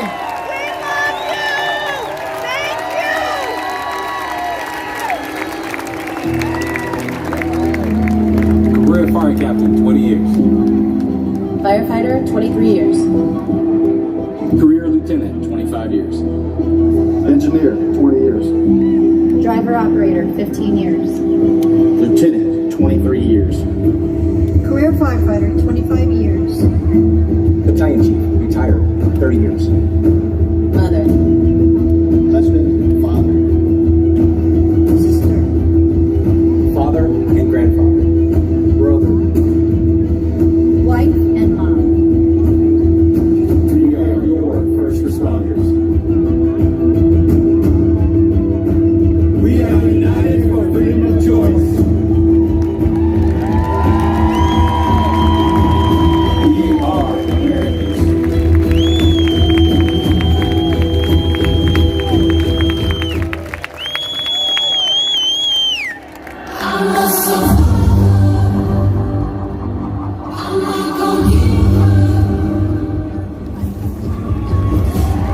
Please welcome LA firefighters, John Knox and Josh Sattler.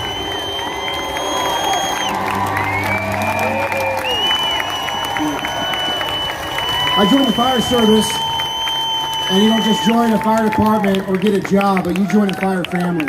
And this is my fire family behind me and out in this crowd. All of us here joined this job because we wanted to help serve the community, run into chaos, make peace, and serve those who stand in need.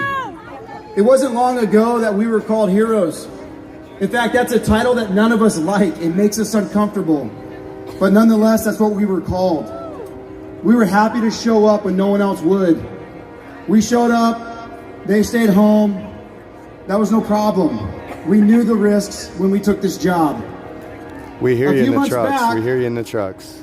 It was determined that we either had to be vaccinated, have an exemption of some Good job, kind, guys. We got ourselves a convoy. We instantly went from heroes to zeros for exercising our God-given rights to say no. I was a Beverly Hills firefighter paramedic for 11 years. It meant the world to me. I tried to comply. I filled out an exemption, and they denied it. My religious beliefs were not strong enough, or perhaps not the right ones, but they were decided by one individual at HR that they were not good enough. She gave me no reasoning, no justification. She used no criteria. It was completely unjust. Then they immediately unjustly disregarded my due process and put me off on unpaid leave on October 1st. The one thing they didn't count on was that at that moment they activated the fighting spirit inside of me.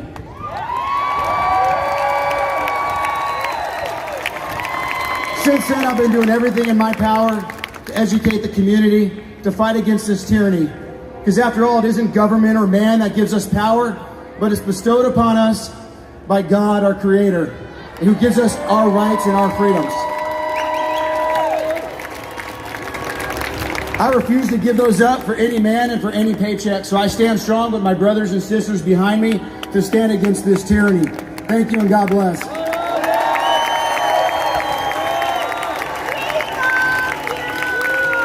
Hello. Hello, fellow Americans. Who here believes in freedom of choice? Let me hear you say freedom! Freedom! Freedom! Freedom! I want to let you know that we are so happy that you're all here today. My name's John Knox. I've been a city fireman here in the city of Los Angeles for over 21 years. And I'm being terminated for choosing what to put into my body or what not to put in my body. I'm represented here with firefighters from across the nation, from Florida, New York, DC, you name it. We got people from Virginia. This is happening all over the world, okay? It's not just here. We deal with it in Australia, all over the world. This tyranny must stop, okay? It starts with you guys. This is a grassroots movement. No one is coming to save you except for you, okay? You need to understand that. Can everybody in my chat hear those horns? Here today, don't take all these speeches and all this great information and go home and sit on your couch. I want you to be activated. Get involved in your communities, okay? We're fighting for freedom. We're at a precipice. We have things like the World Economic Forum, and everybody's talked about what's going on up here today. It's not okay. And us as frontline responders, we're standing for you and your rights, but you need to back us as well. I thank you from the bottom of my heart for coming out here and showing that you're activating yourself. This is the United States of America, and we will not compromise. We will not go into the night silently, okay? I want everyone here to remember your liberties are at stake and freedom is yours as long as you maintain it. Thank you, and God bless America.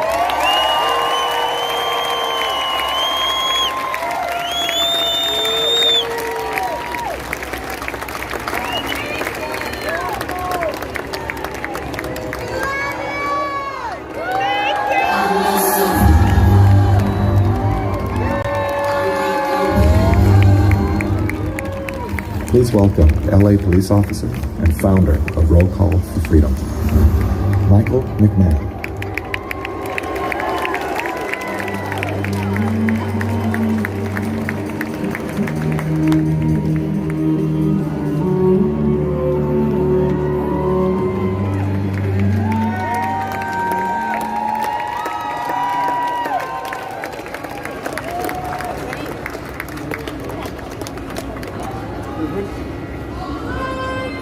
Good afternoon.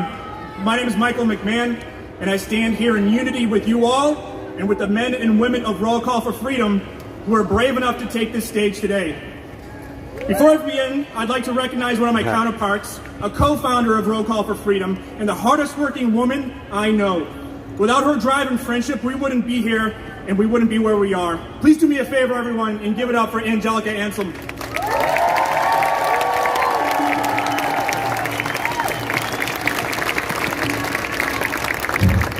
At great personal cost, I have chosen my battle and the hill that I'll die on. I've devoted the last 14 years of my life to serving the interests and protecting the citizens of Los Angeles as a police officer, always at a sacrifice to my own self. On November 3rd of this past year, I was presented with two options by the LAPD. Sign a form, whereas I would be allowing the city of Los Angeles to deduct $600 a month from my paycheck for PCR testing that I did not believe in, or I would face termination proceedings. No bueno. Lock him up! I'd be in violation of the chief's order because I also refused to submit a religious exemption, and that was the last shift that I worked 158 days ago.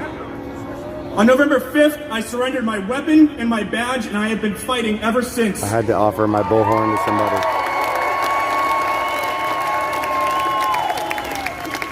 On November 25th, I will learn my fate.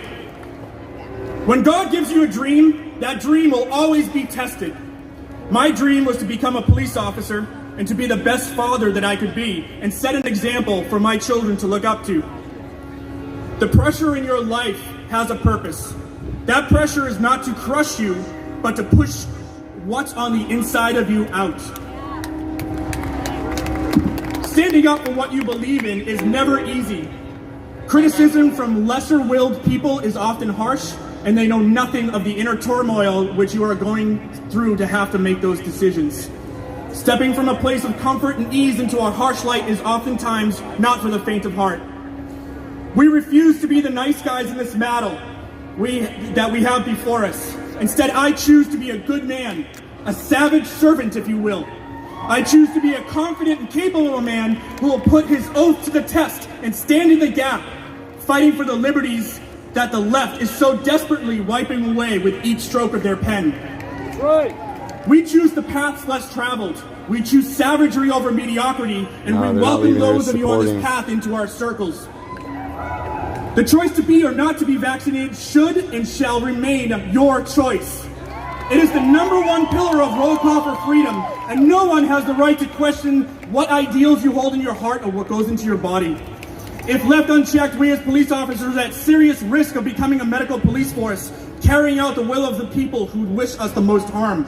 The welfare of humanity is always the alibi of tyranny. America's law enforcement community is not the army of the elite, but the protectors of the people. Yes, sir. We did not take an oath to the mayor, nor did we swear an oath to the department and its chief. I swore an oath to the Constitution of the United States, and I pray that my brothers and sisters all over America, and those of you standing on the perimeter and within the sound of my voice, wake up and remember the oath that you swore to.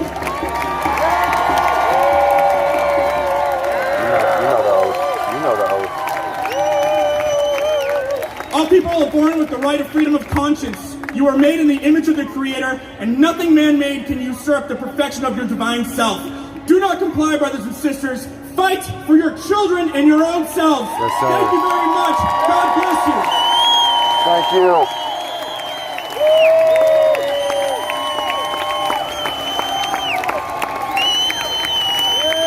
Hello, Los Angeles.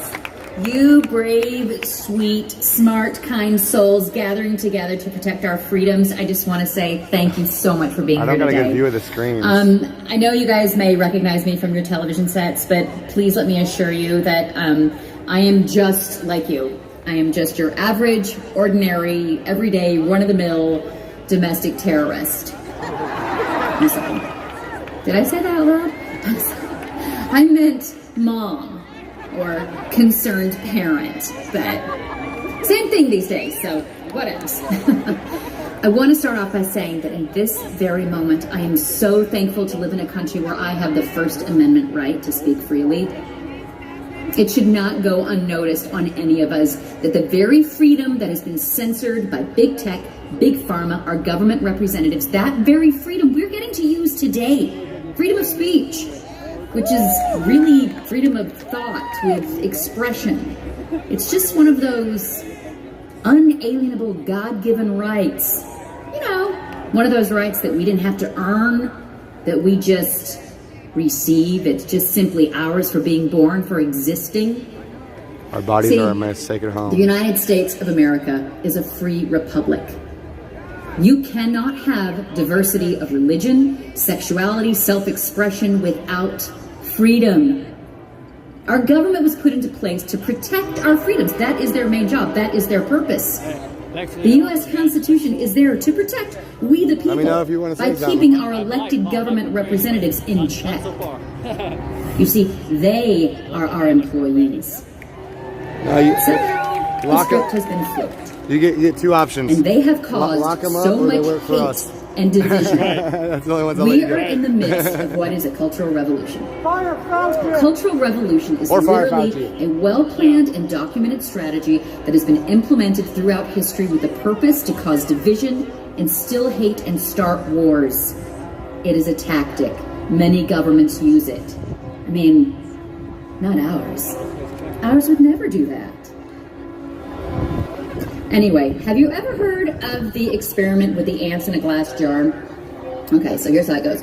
If you take a colony of black ants and you take a colony of red ants and you put them in the same jar, they will just exist and live harmoniously however ants live in a jar.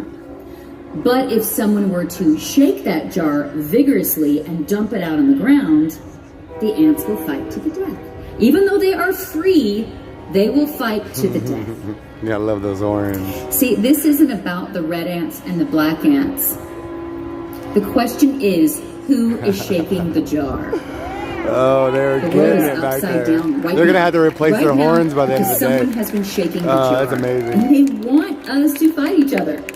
They want Republican against Democrat, black against white, boy against girl, gay against straight, woman against man, masks against faces, vaccination against natural immunity. They want to segregate us at every turn so that we don't focus on who is shaking the jar. Our freedoms are being obliterated. It's like the Constitution has all but been thrown out the window. But here's what we're going to do about it. We're going to come together like today, and we're going to love one another. See, this is a time for questions, for conversation, for communication, understanding, and full transparency from our elected representatives. It is not a time for a fascist takeover. See, I'm not here to actually warn you of the risks of vaccines. I'm not even here to sway your opinion on them one way or another. It's not my right to make medical decisions for you. That's your right. You decide what medical product goes into your body. Our bodies I'm are just our here most to sacred warn homes. you that if you give the government the right to forcibly inject a free society, that society will forever be enslaved. Once the government has authority over your body, you will never get it back. It is game over. Snowballing. Now, my freedoms, your freedoms, I want you to know they don't come from Anthony Fauci. They don't come from Joe Biden. They don't come from Donald Trump. They come from God. This is one nation under God, not one nation under government. Your freedoms are yours simply for existing. Yes, ma'am. So thank you so much for being here today and standing up for our freedoms. I love you all, and I thank you so much for your bravery.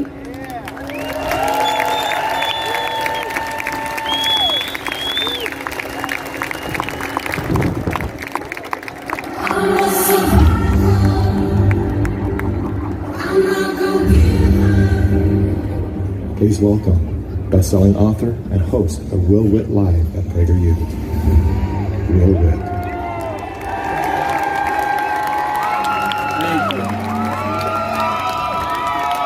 There you go. Thank you. My name is Will Witt. Live here in Los Angeles, California. I'm a resident, sadly. I must tell you guys, I was planning on giving an entirely different speech today.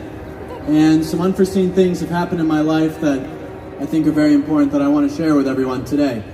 So anyone who knows me from PragerU, has read my book, knows my story, will know that I was a radical atheist my entire life, and will also know that I grew up without my father in the picture.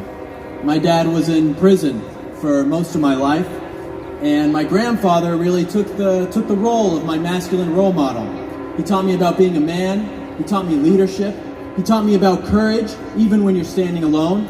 He taught me about integrity. He taught me about doing what's right, even when no one else is watching. And what I just learned a few days ago is that he is now in a hospital bed in Colorado, potentially having his last few days. And the fact that I might not be able to see him because I am unvaccinated is inconceivable to me. Share this stream right now. The man who shaped my life, who is the most important person in my life, who I wouldn't be here today speaking to all of you if it wasn't for him, that I might not be able to see him, is heartbreaking. Or to think that I just got engaged to the most beautiful, incredible, brilliant woman in the world. And when I say the world, I really mean the world. She's Dutch, she lives in the Netherlands. And to think that I might not be able to go and see her, or she can't come see me, because we both decided not to take an experimental vaccine, is again, heartbreaking. Is that right? No! Of course not. But we have to understand that this isn't just a difference of opinion with people. This isn't just about difference of facts or Fauci follow the science. This is a spiritual war. Yes, sir. They want to strip away our humanity. Do you understand that? They want to turn us into cogs in some machine. Yeah. They want to make it so that you can't go and have a family. They want to make it so that you have to wear a mask so that you can't see other people's emotion. Lock them up. They want to make it so that you don't have the ability to love. But let me tell you, God's penmanship is written in a language called love, and it is unstoppable.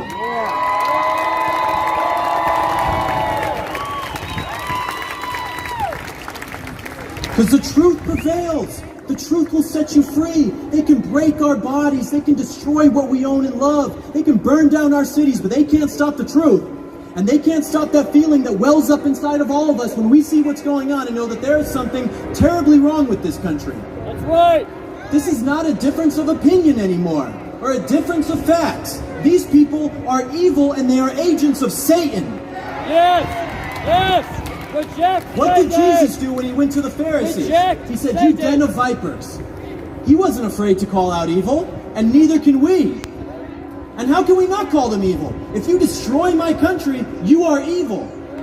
If you separate me from my family, you are evil. If you silence opposition, you are evil. Sorry, I had to plug my gimbal in. I'm telling you guys that we can stop this. We can stop all of this madness as long as we all stand up and have our voices heard and are courageous and brave. And I know that it's tough. I know a lot of people are afraid. I talk to people every day who are scared. But you have to remember that you can only be courageous and brave when you are afraid. I will continue to stand up for what is right, to preserve this country that I love. I will speak up for truth. I will speak up for freedom. I will speak up for justice. And my enemies will know that I am an instrument of the Lord. And every time I open my mouth, a touch of God will pour out.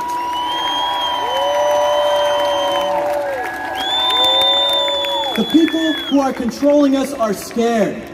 They are running for the hills with their tails between their legs, knowing what we are about to accomplish, what we are about to do. So let's bring it home and restore America with the greatest revival of truth the world has ever seen. God bless you guys. God bless America. Thank you. Thank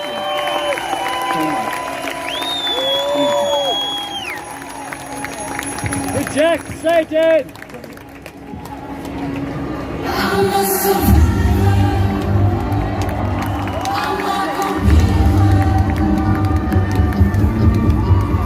Please welcome human rights attorney and freedom fighter, You've done this.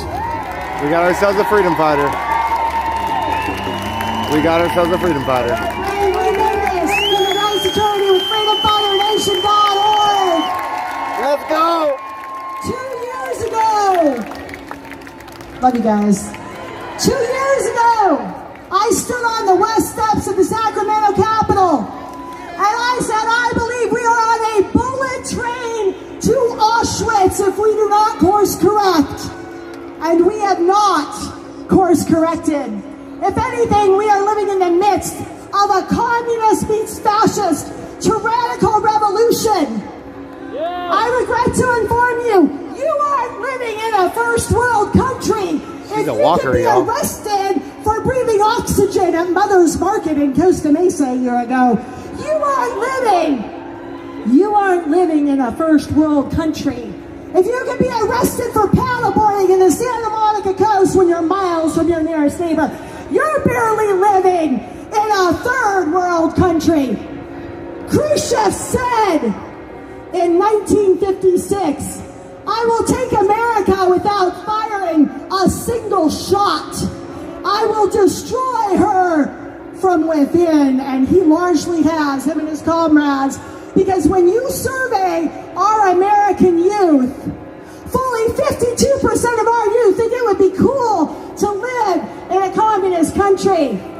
And our state seems to be paving the way to that communist country with a slate of bad bills that you've never seen the likes of.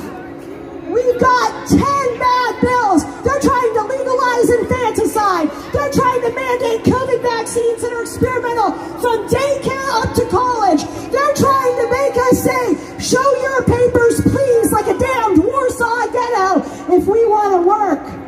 And the worst one is potentially Senate Bill 1390 that says you can't speak out against the narrative on social media. And I quote, this bill would provide that harmful content includes disinformation regarding medicine, vaccination, election, or conspiracy theory.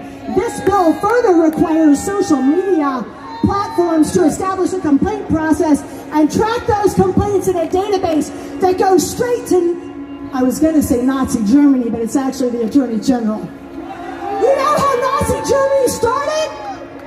By outlawing dissent. You know how they ended? By putting you to death for speaking out. So I am going to school Senator Pan and the damn DOJ with a U.S. Supreme Court decision from 1964 entitled New York Times versus Sullivan, because thank you very much, this ain't Nazi Germany yet. And I quote, we consider this case against the background of a profound national commitment to the principle that debate on public issues should be uninhibited, robust, and wide open, and that it may well include vehement, caustic, and sometimes downright sharp, unpleasant attacks against government and those public officials. You hear that, Governor Newsom, Senator Pan, and President Biden? I have a damned right to be caustic and call you out, and I will keep doing that until the day I die. It's the war. The Constitution. It is called the First Amendment. It is called America. The Third Reich. The Third Reich will not rise on my watch. We will not allow children to make medical decisions when those children cannot vote, drink, drive, have sex, or go to war. We will not allow sixth graders to inject medically experimental poisons that killed every damn ferret in the animal trial until we became the new animal trial. The Third Reich, as I told the Board of Ed a year ago, did not end when Nazi Germany adults experimented on medically vulnerable children, nor did it end when those children died. The Third Reich ended in 1945 when we put the bastards who did that on trial, and then we put them to death.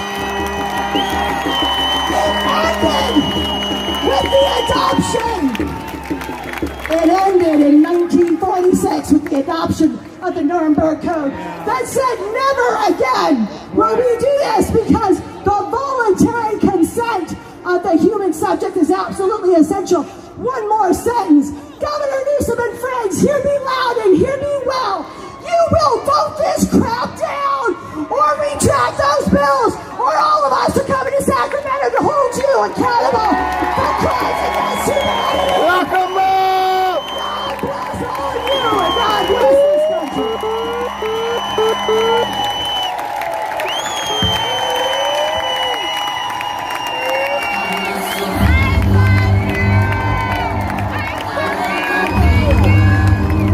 Please welcome California native, chiropractor, and creator of CalJam, Dr. Billy Demos.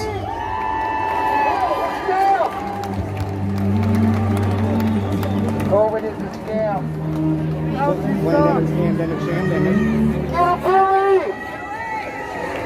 Get down, Willie Brown, Sid Kamala.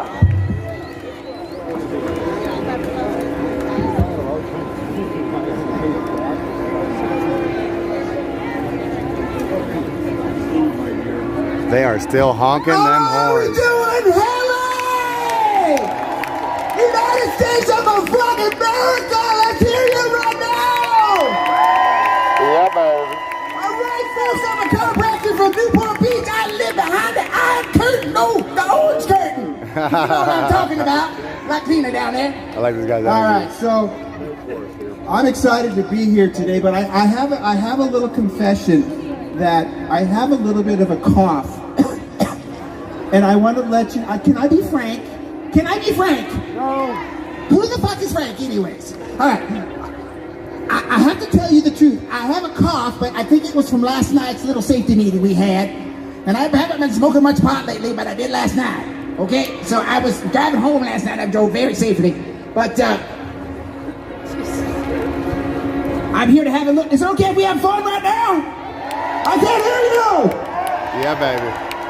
What does my shirt say? COVID is a what? Scam. Yeah, I've been saying that from the very beginning. There ain't nothing out there any different than there's ever been. The whole thing's been a scam. Even if you think there's a virus out there, viruses don't make you sick. Got it? And I'm going to get into that a little Tom Collins stuff. Is that okay with you guys, folks? Yeah, baby. I hear you. Yeah. We're going to get a little bit of chiropractic philosophy, because we were the original conspiracy theorists, and we were right from the very beginning. That's why the medical profession always talks shit about us, gives all the propaganda. That's why we got called quacks and charlatans. And not the real doctor. Well, this thing shakes a little bit, earthquake on this. All right, so, yeah, we're not real doctors. You know why? Because we actually fix shit. We don't drug the shit out of you guys. You know, I'm not an anti-vaxxer, I'm an anti-drug, or anything you have to inject in from the outside is a drug. I don't care how you paint it. And they all have deleterious side effects. All right, so, is everybody okay? Am I yelling too much already? Let's go, baby. Stop. How much time do I have left? I know like 5. I gotta quit wasting my time. I only got a few minutes here. All right, so I didn't just jump on this anti-vax bandwagon like yesterday, man. I've been telling the story for 40 fucking years. And I first heard it in Chiropractic school when B.J. Palmer said, if the germ theory of disease were true, there'd be no one living to believe it. And I go, then what the fuck do we need vaccines for?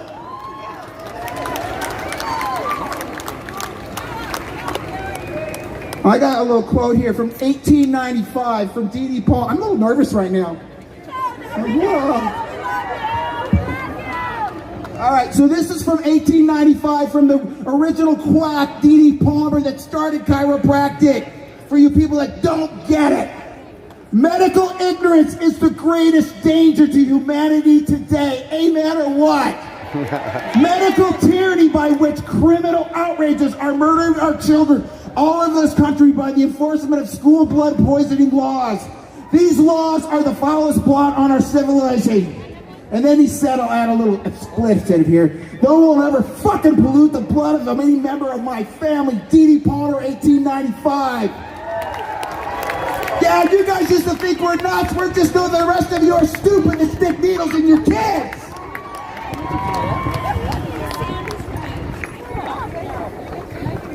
You know, I used to tell the story a long time. I've been telling the story in my office for 37 years.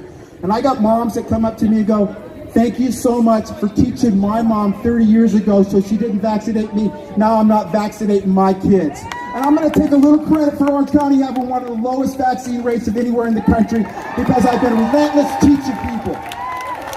Got it? Thank you! 1 minute? Oh, shit. Okay, so here's 5 things you gotta do to stay healthy. What are you guys ready for? 1, eat healthy food, stop eating shit. 2, move around, get some fucking exercise. 3, drink some water. Get some sleep and be happy. But you know what you're missing? Breathe. The most important one is you need to get reconnected to the universal intelligence, God, by getting adjusted. How many people have dentists in here? Raise your hands. You all, and what's more important, your spine, your friggin' teeth. You all should be getting adjusted for maximum vibrancy because you don't get sick because of germs, you get sick because you suck. You gotta have high energy, high vibrancy, and do everything you can to turn up the juice, which includes getting reconnected to God by getting adjusted and getting the free flow of energy from above down, inside out through a chiropractic adjustment. Amen, let's hear you!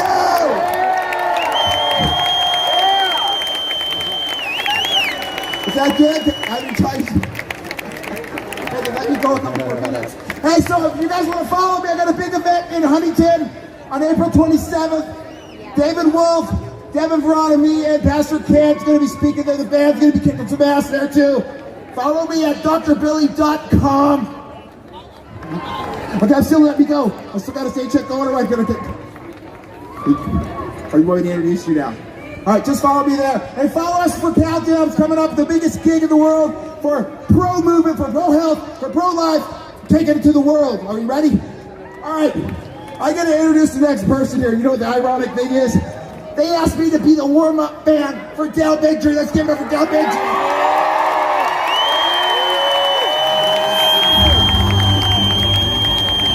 The funny thing is, producer of the documentary, he's always warmed host of me the up. Highway, and CEO of the Informed Consent Collection. Hey everybody! I told you we were going to throw a party. Is this a party? Where's my buddy Senator Richard Penn? I invited him. Is he out there? Gavin Newsom, Jamaican, no show? No? First of all, I want you to turn to each other. I want you to look each other in the faces because we took something for granted for a very, very long time. Each other's smiles. Can you believe they made breathing the air illegal? And they said we were the conspiracy theorists. These people are out of their minds. Because I have to show the high wire, and I'm all about the data. And I know the news agencies all like to say, oh, it's misinformation. Let's just go through a little bit of the data. So VAERS, right? I want to bring it up. Can we get it on the screens? I can't see it, but hopefully you're seeing it because this is the proof. Over 25,000 people now reported having died from the COVID-19 vaccine.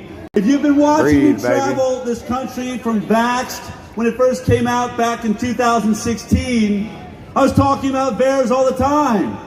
I said, look, there are up to 400 or 500 deaths every single year from all the vaccines combined.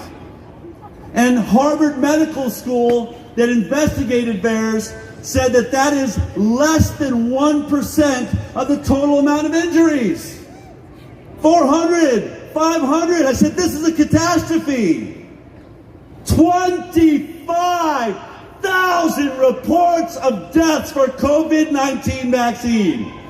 That is obscene. That's more than every single vaccine, every injury since we had the VAERS system back in the 1980s. Wow. Now, sure, the media will love to tell you, the CDC will tell you, oh, well, you can't trust VAERS, it's unreliable. And it's true, it is unreliable, but here's the problem. It's the CDC's own data reporting system. It's been unreliable since the 1980s, and they never cared to fix it. I bet you there's In fact, more than when that. Harvard Medical School did that study that cost taxpayers $1 million, one of the things they did was see if they could automate the system. And they achieved it. That's how they figured out, once they automated the system in the Harvard Pilgrim system, that's how they knew it was underreporting by less than 1%. And when they called the CDC and said, look, you have a real problem here. We've automated this system. We can make it work all across the country and even around the world. And the end of that study by Harvard says, the CDC never responded to our email. They never returned our phone calls. They never spoke to us again about the study they asked us to do. Because they don't want the truth. They want to keep their heads in the sand. And for anyone that wants to say VAERS is unreliable, let me make one thing perfectly clear. There have been multiple investigations of VAERS, and every single one of them came to the same conclusion. It's under-reporting, period.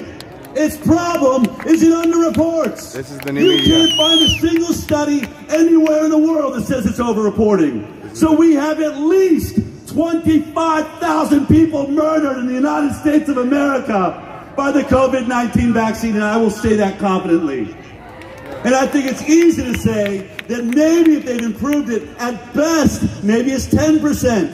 So 250,000 people have probably been murdered by the COVID-19 vaccine. And yet, we have to stand here and watch Senator Richard Pan try to mandate this vaccine for our children.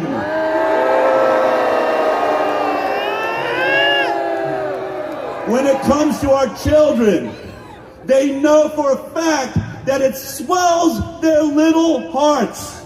Myocarditis, pericarditis, and the numbers are up here just so that we bring facts to this conversation. Here's the facts. When you read it, these are the numbers that the CDC looked at. You'll see the columns. And you'll see in the black numbers under the age groups, male and female. Let's just look at the boys because that's where it's worse. What you see is the amount of kids they looked at, the expected amount of cases of myocarditis for that many kids, and then how many got myocarditis after the vaccinations. So look at that first age category. 0 to 3 expected cases for boys, and something like 117 cases of myocarditis after vaccination. And then in the next age group, somewhere around 0 to 5, 217 cases. Hundreds of times higher in those that were vaccinated. And in Israel, the study in Israel showed that of the vaccinated children, they were 3 to 6 times more likely to be hospitalized with myocarditis from the vaccine than to be hospitalized for COVID itself. This is one situation, the first one of all the vaccines I've had to talk about, that we know for a fact, we can say unequivocally, that the vaccine is more harmful than the virus itself. Yes, sir. Fact! And Senator Richard Pan knows it. Lock them up. And now we find out, as we said, we know there's going to be long-term side effects. We know there's going to be suicides from the masking and all that. And now we have the insurance companies reporting across this country. One of them, the first CEO, said, we're seeing a 40% rise in all-cause mortality in years 18 years old to 64 years old. 40% rise. And he said, let me put that in perspective. And that's compared to before COVID. It's not COVID. He told you it's not COVID. All-cause mortality. You see, this is the part they're never going to be able to hide.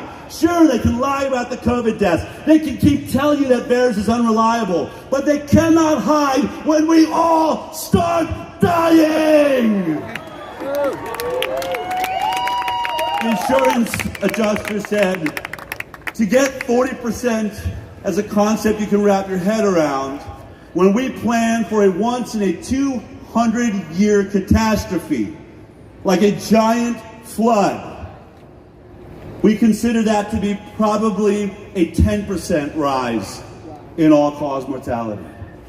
And it's only just begun. How many people, how many children falling face first into the turf of the sports that they're playing? How many in hospitals? Everywhere they go. So I want to make this point. When we think about Senator Richard Pan, and those of us that have been fighting him since AB 2109, and then SB 277, we kept saying, this man is evil. He's a liar. He doesn't care about our kids. He works for pharma. And we said, don't ever let them mandate these vaccines. Don't ever take away our option out, or sick people working for pharma will end up poisoning our kids and there'll be nothing we can do about it. They'll move into experimental vaccines in the future and they'll never do a proper safety test and you'll have no way to opt out of the system. They said Del Bigtree's crazy. That's misinformation. That's a conspiracy theory. Robert Kennedy Jr. is nuts. He lost his mind. Sure, he cleaned up all our rivers, cleaned up all our air, but on this situation, he's gone stark raving mad. But here we are. Here's the truth. Senator Richard Pan knows that this vaccine was never properly safety tested. For a fact. They've even been slipping it through, not even having meetings with the scientists at Burbank for FDA and ACIP for the CDC, rushing it through. They know for a fact that it swells the hearts of your babies. And still, today, Senator Richard Pan wants to mandate that vaccine on all of your children. Totally experimental, known to cause more harm than the virus itself. Charge him as a criminal. So think about it. It's kind of like, I think it was geometry. Wasn't it A equals B, B equals C, then A must equal C, transverse theory. If he wants to force the vaccine on my children, he knows the vaccine is going to cause myocarditis as it's stated by the CDC in some of those children, and those children will die because swelling of your heart will ultimately end in death for many of those children. Then A equals C, Senator Richard Pan wants to kill your children. I don't know how else to say it. And worse than that, now he has a bill that he wants to force law enforcement to enforce that law. And even though the brilliant sheriffs here in California said, stick it up yours, I'm not doing it. We're not doing it. We stand for the people. We stand for the Constitution. 1 second, guys. I gotta switch my battery pack. Now they want to rob that from our law enforcement and say, no, you work for these grimy little holes, these little spokesholes for pharma that are forcing these products onto us. And if you deny us, even though we were not elected, if you deny us poisoning your children, then we will take your money away from the law enforcement and give it to ourselves. They have lost their minds. In our state capital, I believe all these politicians are sick of Senator Richard Pan. I think they're tired of following him, and I have news for you. When you look at this audience, I hope they're all looking at you out here now, because this is your voting body. Go ahead, make our day. Go ahead, try to pass this law. Go ahead and listen to Senator Richard Pan one more time and see if you ever get elected again. When we opened up here, Jimmy Levy sang the national anthem. We talk about the land of the free, the home of the brave. Who have we been looking up to? Who are the brave? You are. I know you are. Because you're here today. You're standing with us today. You're speaking out today. But for all of those doctors that know the truth, all of those heart doctors that are watching all of these cases of myocarditis, all of these heart attacks coming into your offices, I am telling you now, be brave! Tell the truth!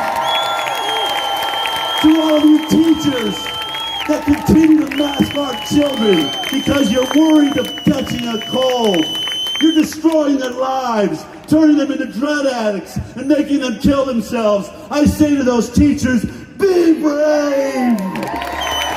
Stand for our children, not for your own pathetic fear.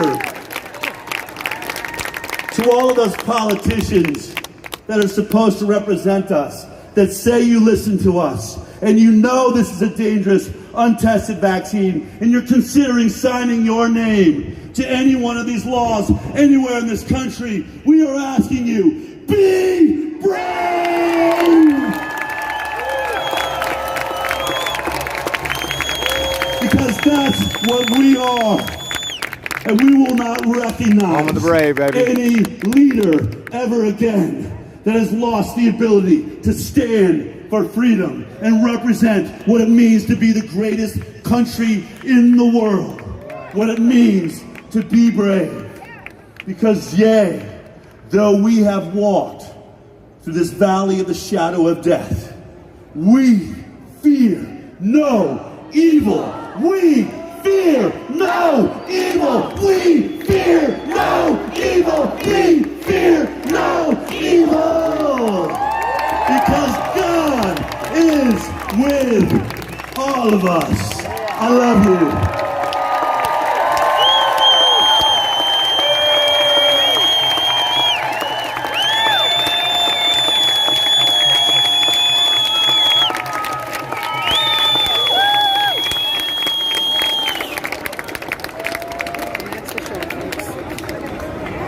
Psych. There you go. You signed my law with the big and you're a character. Check 1, 2. Nothing exciting. Del Bigtree, everybody. Please. Truly inspirational. Great man.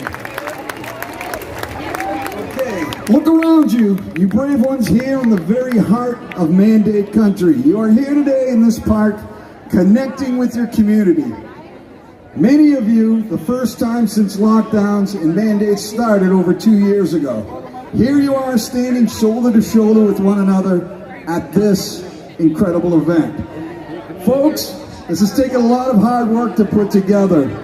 From people with the same heart as you, who want to change the world, but world-changing events like this come with a cost, and we need, what I'm getting to you is, these are the people that brought this to you. If you look on the screen, you'll see a QR code there. Please pull out your phone, scan the QR code on the screen, and donate now. Every single dollar helps us fill the gap. Please contribute what you can so you can walk away saying you helped make a historic day happen. So please scan the QR code and donate now. Thank you. I want to give a big shout out to our friends who made this possible. Frontline COVID-19 Critical Care Alliance, the Informed Consent Action Network. You know them as I Can. The High Wire with Del Bigtree, the Unity Project, the Vaccine Safety Research Foundation, Freedom Med, Children's Health Defense, and PERC, Protection of the Educational Rights of Kids. Thank you for making this possible. Thank all of you. There's more to come. Stay tuned.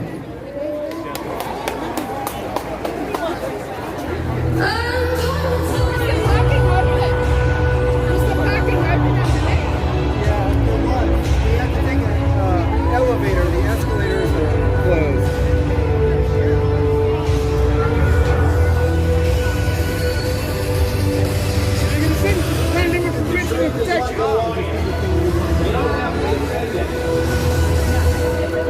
You want a ball and a blowhorn? Hold on, you mind being on my stream? I'm a little sweaty. Let me make sure it's clicked on. Okay, there you go, there you go. Yeah, baby. Let it rain. Hello? Can I get a signature for pandemic prevention and protection? Yeah. Hold it first and get your mic, get your mouth real close. Can I get a signature for pandemic prevention and protection? Yeah, baby. Pandemic prevention and protection. Come on in, come on in. Can we get a John Hancock? Pandemic prevention and Come on, let's go. Come on, let's get one signature. I'm about to sign up myself. Which one, the because I've signed a lot of them already. What is it? I don't know yet. I'm trying to figure it out too. Oh, thank you. What is it? As you brief strip at the top. I'm signing up too. I was letting them use my blowhorn real quick so we can get some people over here. Pandemic prevention and protection. Can I get a signature for pandemic prevention and protection? Get your butts over here now. We need to sign up. I don't like pandemic protection. We don't need no protection. What are you asking? Really? So it's physicians for informed consent, right? That's you? No, that's not. I think I signed, to be honest, I signed so many the other day that I may have signed this one already and a lot of these, but I'll just finish this just in case. You're doing it too, right? Y'all are doing the same thing? He's got some different things. I'm not sure what these are. Some are similar. Thank you. I already signed a whole bunch of them. He said, tell me a story. So I want to tell you a story. I want to tell you a story about something that happened to everyone, every country on earth.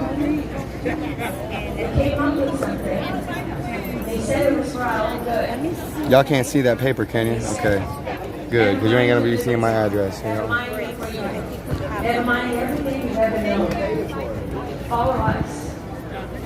All right, bud. Thanks, man. You can use it for a couple more seconds here, and then I gotta go find some. You want something to drink here?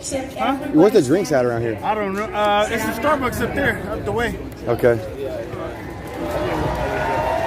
I'm not going to go. Yea, though I walk through the valley of the shadow of death, I shall fear no evil, for thou art with me. Right? This is a spiritual battle, and God brought me here.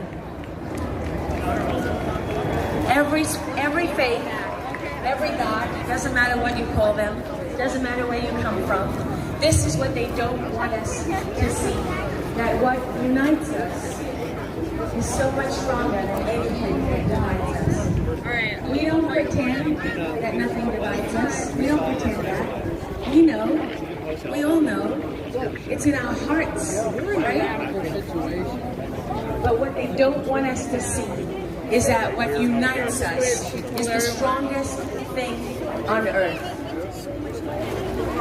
That's why they fear us. They fear this. The reason you won't see it on the evening news, you know what it's called? Panic. Pharmaceutical companies. Panic, fear, desperation. That's why we're here. That's what this represents. I'm not good at being the speaker. That's not my strength. My strength is to be here. You know who I'm here for? I'm here for the Border Patrol agents who are losing their jobs. Losing their jobs. Now I'm starting to smell food. Where food, there's probably drinks. Let's go, baby.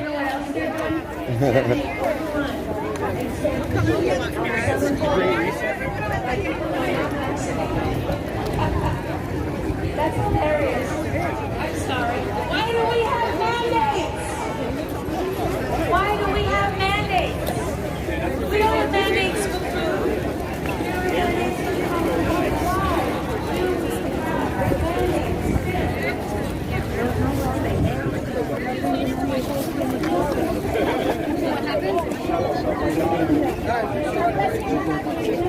Thank you so much. Sorry.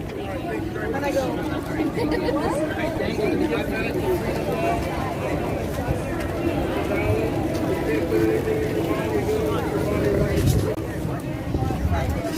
Where'd you get the food at, boss? Where's the food at? Where'd you get that food? Over there? Okay, thank you. Sign your name on there. In order to, in order to show that you want society to open up open up again. Are they free waters? Oh goodness. I record that. That was my worst pitch yet. I was just kind of showing the merchandise. Get rid of the soundtrack, yeah, so you can have it. Would you like to give a pitch real quick? No. Are you sure? Yeah, no. All right. Have a good day, man. All right.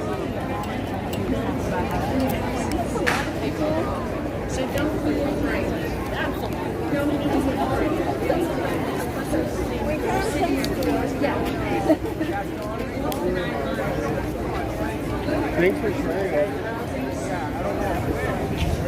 I like haven't been able to sleep. Excuse me. Oh darn! I'm so sorry to hear that. I'm glad you're able to come. I think the food's up here. Food up here, guys? Hey guys, is there food up here? I'm not sure. I'm gonna find out.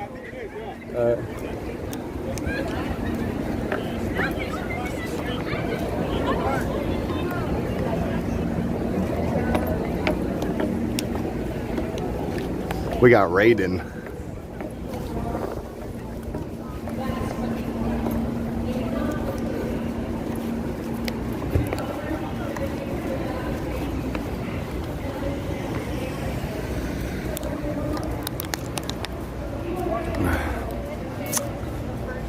Really, I just wanted something to drink, but while I'm up here, might as well grab some food.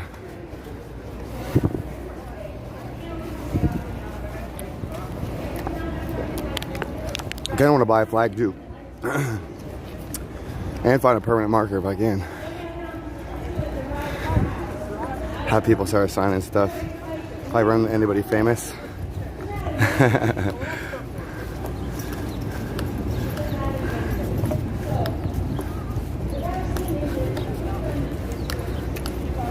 Alex Glasgow on the scene. That's right, baby. Let freedom reign. That is R-E-I-G-N.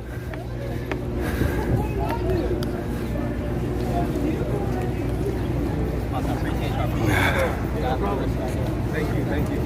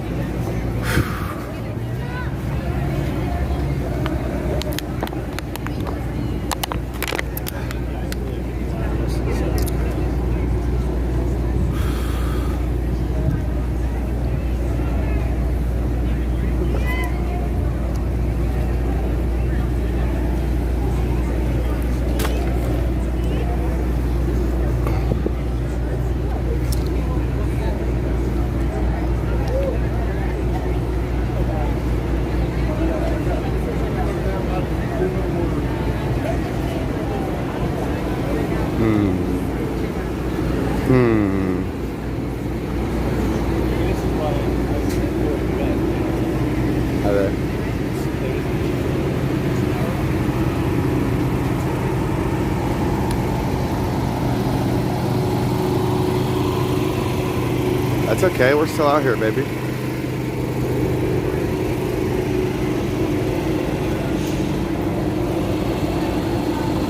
I'll see him at the new location. It's okay.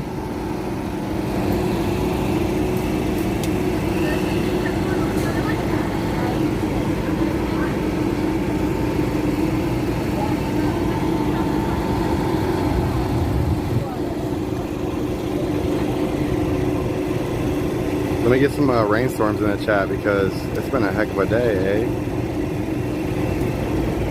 Let freedom reign, baby. That's R-E-I-G-N. Put some rain clouds in the chat. Let's go.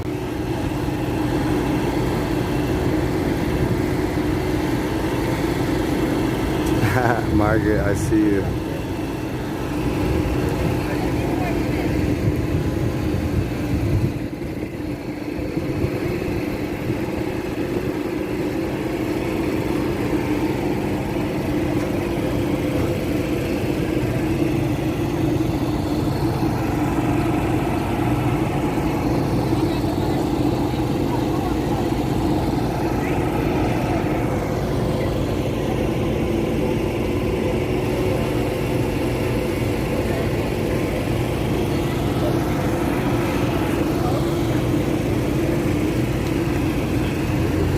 I've seen you around, haven't I? Are you been rolling with the Convoy?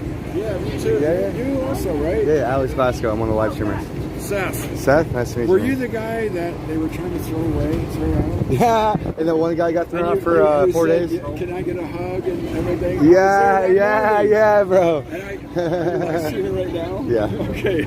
Yeah. Some guy tried to give me, White Lightning was power tripping, and he tried to get me kicked out because I was talking about lawyers. The night before, I was talking about lawyers and attorneys. I went off on the organizers about how wasn't inclusive. I mean, I hadn't had one single meeting and a whole bunch of stuff, and now they're making pamphlets and stuff. And Oh, really? I left the next day, went to Miami to visit my nephew, and then I drove across the north part of the country. Hey. I did my work in Convoy. But where are you out of? Bryan, Ohio. Okay, wow. Northwest corner, yes sir. Yes, sir. Tell What's me your your first name again? Alex. Alex, right on, Alex. I should give you my cards. Okay. I thought about you. I told friends about that. Oh, really? Yeah, he ended up I getting come kicked from a out background for of 4 like, days. we never get rid of anybody unless you've really done something. Dude, that guy was a dick. He was a straight dick. Like, yeah, You brought up the sexual proprieties. Yeah. And then You know Chelsea? that one guy, I don't want to say his name, but said, "Oh, well, do you have this on video?" That's such a typical male response of the establishment, like blame the victim rather than. Yeah. This is me. I was like, you can talk to the person it was said to if you want. I got her number. Alex, right? Yeah. Yes, great to see you. I'm glad you recognize me. I wouldn't recognize you, but I remember you that day. It's probably the pants. I was wearing these pants that exact day. Yeah, cool. Actually. What's your name? Wait, hold on. Seth, right? Okay. We'll see you around, buddy. I'd like your chicken bowl, please, and thank you. Are you paying with card or cash? Cash? One chicken bowl? Yeah. It will be $16. I'm sorry. Okay, just let me get my money out of my pocket. I'm kind of like struggling right now. There you go. Thank you.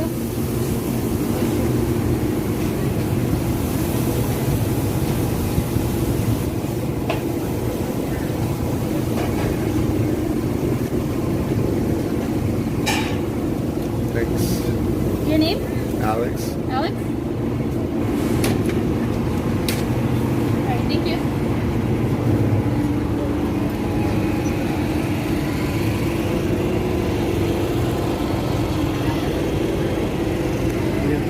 It smells good over here.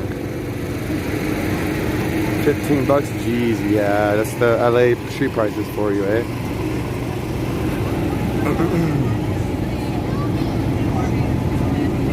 It's okay though. We're gonna act like mud pig for a second. We're about to pig out.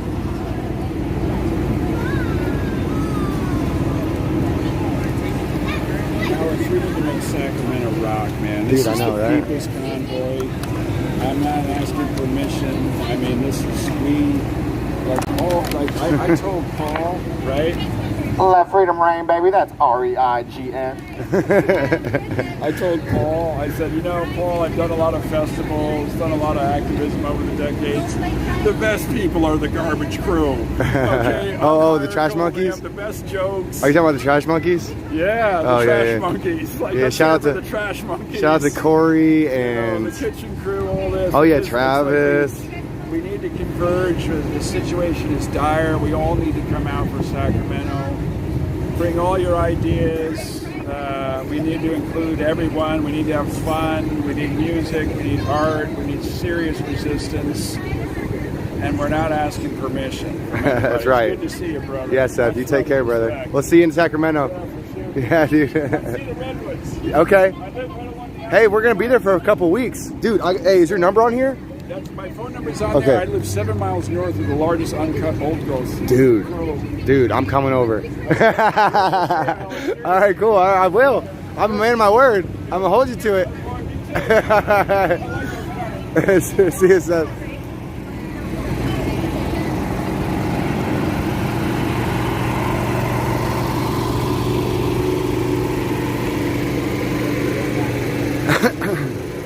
Joe, did you see that? That was pretty good, huh? That's the reason why I was a little late to the event here, is I was doing that interview this morning. But that's okay, baby. We gotta get the word out. We made it just in time for Dr. Lock 'em Up, Mr. Paul Alexander, one of my favorites, Robert Malone, and then we seen Brian with his amazing public speaking, laying the hammer down. You love to see it. Hello, Polish. How you doing today? You asked me if I was sleeping earlier, but no, I'm not sleeping. I just didn't want to interrupt the speaking, you know? They were doing such a darn good job, and I speak all day. They prepared for weeks to lay down a 3-minute speech. And you gotta let them shine, baby. You know what I'm saying? They had a lot of energy to go.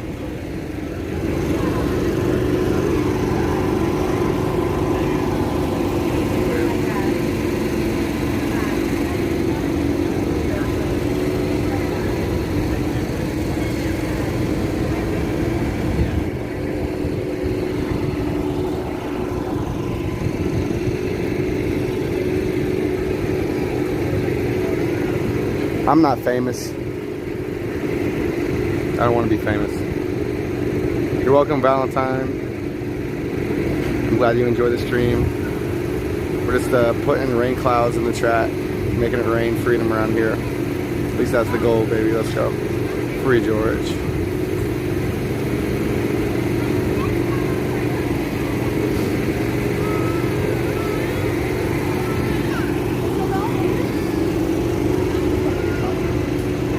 There probably is speakers more. I don't know, honestly. I don't really hear anyone speaking at the moment, but it might just be the generator that I'm hearing.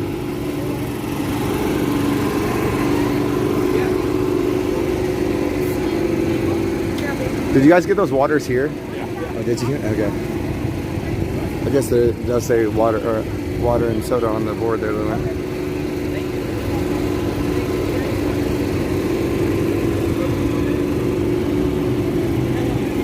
Excuse me, brother.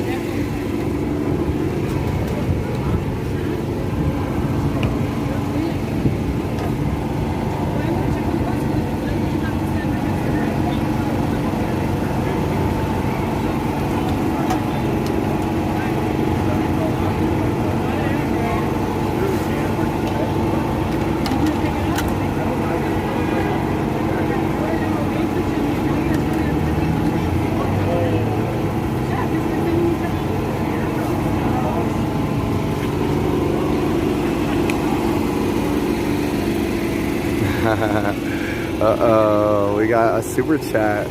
Let's go.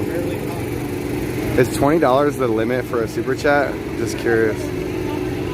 How many characters do you get for like $100? Yo, but shout out to Polish Agnes for being a huge contributor to the Freedom Babe movement.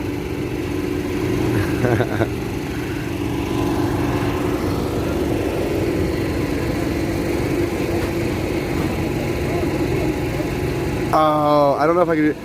Somebody just called you out of my chat, actually. Do you know who Stony Baloney is by chance? Al? Or in YouTube, it's AMC Kingdom. Al? Yeah, he's a convoy, anyways. But he told me I should go out to the Redwoods and do a fire video. I'm a professional fire dancer as well. Oh, cool. I don't know if you knew that, but I was like, there's probably a burn. There's probably a burn ban, isn't there? They've gotten all weird. Have you ordered? Yeah. What'd you say? Order for Zach. Oh, Zach. What were you saying though?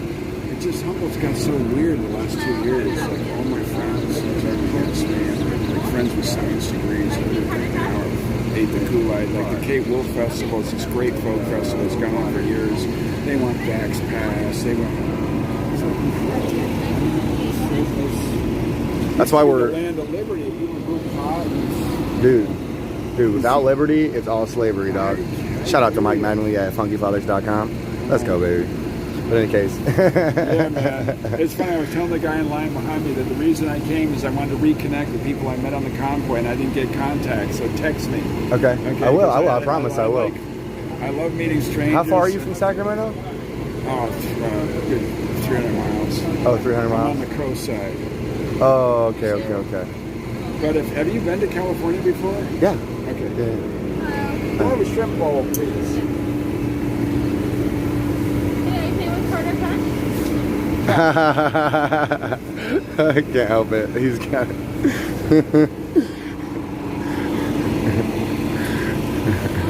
What's up, dude?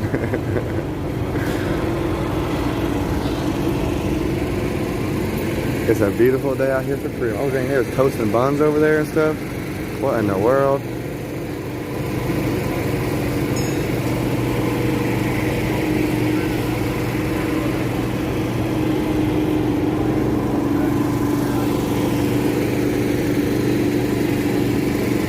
hope I can hear my name called over that generator.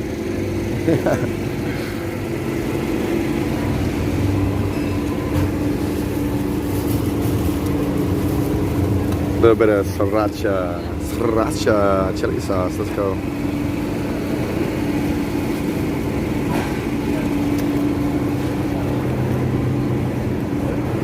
Here, I'll put it in my pocket.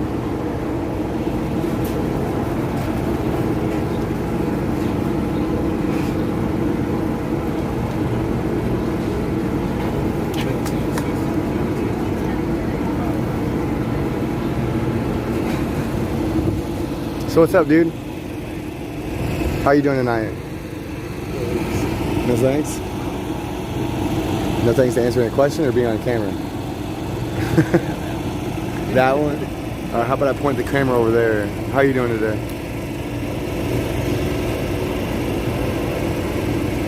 Okay. We got some media here. Doesn't like being very media-ish. It's kind of interesting. Put some rain clouds and umbrellas in the chat for the media out here. The live streaming is the new media. Let's go, baby. Hey, Alex Glasgow on YouTube.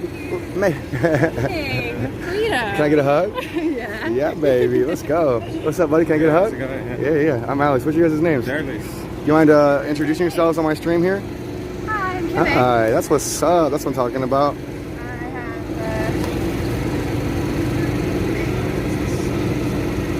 Like Instagram. Oh wow. Okay, so go follow her. All 100, almost 200 people in here needs to go follow her on Instagram. Okay, because we gotta support the homies. You know what I'm talking about? It's gonna be a team to make it. It's gotta take a team to make it. I was your mod. Oh what? I'm your mod. What did you say your name? Kim? Kim? Kim A. Oh my God! Give me another hug. I didn't even realize what the heck you were telling me. Everybody say hi to Kim A. This is my husband. This is Enrique. Hey Enrique. Dude, let me read you. Dang, buddy. Say Hey. hello. I really appreciate all the hard work you do. Yeah. But it's been good. You been here all day? For about since like 1-ish. I had to go take care of some business, but yeah. I feel like it's popping. They said it was going to be here until like 8. But I Yeah? don't know. Like, Is it still popping down there? popping. Okay. It'd be nice if they had some more music or something like that. Okay. I hope they're not like calling my name real quick. Hold on. Are you just getting in line? Oh no, I'm just chilling. Okay. Yeah. Well, 1 second. Yeah. Chicken bowl? Yeah. There you go. Thank you. Oh, did I? Oh no, I got it in my pocket, bro. I grabbed it earlier. Thanks though. Hey, you guys want to sit down and eat for a second? Yeah. Or chill out for a second? Did the truckers already leave? Oh yeah. What's up, Seth? Can I sit here? What's your live stream called? Alex Glasgow. Alex Glasgow. Yeah, GLASGOW. You were stream sniping me? Did you stream snipe me? Oh. I was trying to say hello, but No. I'm really glad you did. Hey, will you tell everybody how difficult it is? Because I do this too. How difficult is it to make a clip out a long live stream like that? I don't do live streams at all. I just I know, do but like, Instagram. have you ever clipped one of my clips or no? I think I tried to. Tried to? Oh, okay. I was working on the party, but I don't know if you noticed. I was like spamming the whole city about. Oh yeah. Oh yeah. You're always like I say, bring substance to the chat. I don't think I'm allowed anymore. I think I've been kicked out of all of the truckers' channels. Really? Why? Just from spamming freedom and love. Really? I love But it. I just wanted to get this out, you know? Yeah. Because a lot of times people don't get, everything's censored right now. So that's the Yeah. problem Well, that's messed up that other live streamers kicked you out because I made you a mod and I appreciate the substance you bring to my chat. I can actually, hold on, I can hear myself. Let me turn my phone on. So yeah, I wanted to come say hi to the truckers and all of that, so. Yeah. Well, I'm glad you guys came over. It was Roberto, right? Or, did I say that right? What's your name again? Enrique. And Kim. Yeah, he's been watching you too. Following the whole time, and we came to support, the freedom movement and the mandates. We've all been suffering with this, Yeah, it's been really tough in LA for sure. You want to tell me about it? What's your experience been like? Well, I work in the film industry, and it's been, really difficult working with these mandates. At first, they start with only, the 2 regular shots. Now they're up to so many boosters, and then you have to comply, otherwise you can't work on set. Yeah, I know. It's like it's comply or economically die. Yeah, exactly. So we choose to hang in there and see if things are going to change, but unfortunately, it's not changing. Yeah, I saw Fauci again on the news. It's like he's just going to show up again. I'm going to plug this into my gimbal. It's good to see that more and more people are supporting it. This is going to drop really hard, guys. Be prepared. I got to plug in my gimbal. Sometimes you got to switch it up. Okay, what were you saying? I'm sorry. It's nice to see that more and more people are supporting to lift the mandates. Hopefully we can get back to normal. Did you see the title of my stream today? No, I haven't. I was watching it, but I didn't see I don't remember the title. The title is Defeat the Treason. Oh yeah, that makes sense. There's a lot of signs about that for sure. Is there? I mean, with tyranny for sure. Treason. I don't know. It's just been really tough in Los Angeles because, and all over this country, they haven't really experienced as much, how would you say, lockdowns. We had lots more lockdowns than most people. Like, even so, like, his birthday last month, we wanted to go to the museum and we couldn't go because we weren't vaccinated. So we're dirty birds. And a lot of the time we just can't even go to places unless we're completely vaccinated or if we've already, been tested. So, it's just been tough. It really has. And people haven't been able to work. I'm a waitress, so that's been horrible for all of the restaurants in Los Angeles. We've lost a lot of really great restaurants. They're gone now. And you might have told me this already, but are you from LA here? Or? Yeah, I'm from LA. Okay. But I've worked in fine dining restaurants, and it's been horrible for them. Oh yeah, I bet. So a lot of the restaurants are only like 50% capacity right now. So a lot of the waitresses are just really hurting, and all of the bartenders and all of that. So. Being they're at 50% capacity, did they bump up the prices of their food items? Well, I haven't been working because I haven't taken the shot and I haven't been tested. I have some health issues, so I don't want to take any shots or anything like that because I have problems with blood clots and I've had a stroke, so I just don't want to take anything else like that, so I haven't been working. I was kind of hoping that this would go away and I could go back to work and not have to worry about these things, but unfortunately this is going to keep going on. And I'm sure there's going to be a new virus coming soon, I'm sure. They'll be making one up in a lab, I'm sure. It's pretty horrible. But so we've been in Los Angeles for 6 years, and we've decided to move, and we are moving to a farm in Northern California, so we're actually moving near Sacramento now. Okay. Did you guys already get a house there? Or? Yeah. Set it up. Nice. Yeah, so I'm sorry, what did you say? So we're leaving Los Angeles, moving to the farm. Moving to the farm. I actually like Sacramento. Yeah, it's a good area. More agricultural. Take care of the chickens, whatnot. It's a cheaper area to live in. So hopefully, like next to the ocean, it's like get into some agriculture. Yeah. Yeah, it's all the technocracy. I think this is going to be a smart city soon, and they've really killed the joy in Sacramento. It's still rolling, but we've had a hard time in San Francisco. I lived there for a long period of time. That's where I'm from. And the tech people ruined everything, made it very expensive. Well, and they took all the joy out of it. And this city too had a lot more joy, a lot more freedom, a lot more fun. And it's been not been like that since the past 2 years for sure. I think it's probably one of the best aspects of moving to Sacramento. You can protest the Capitol easier now. What's that? You can protest the Capitol easier now. You think I should go to the Capitol? Oh yeah, protest the crap out of it. Yeah. When are you guys leaving? When's the truckers leaving? Well, I was just saying, how we say fight in your states and stuff. But the truckers are. I'm not sure when we're actually. I'm not sure when we're going to Sacramento. Yeah, I think that the what is it called? The ballots. That's going to be 2 weeks from now. I think that they're going to have a hearing for that.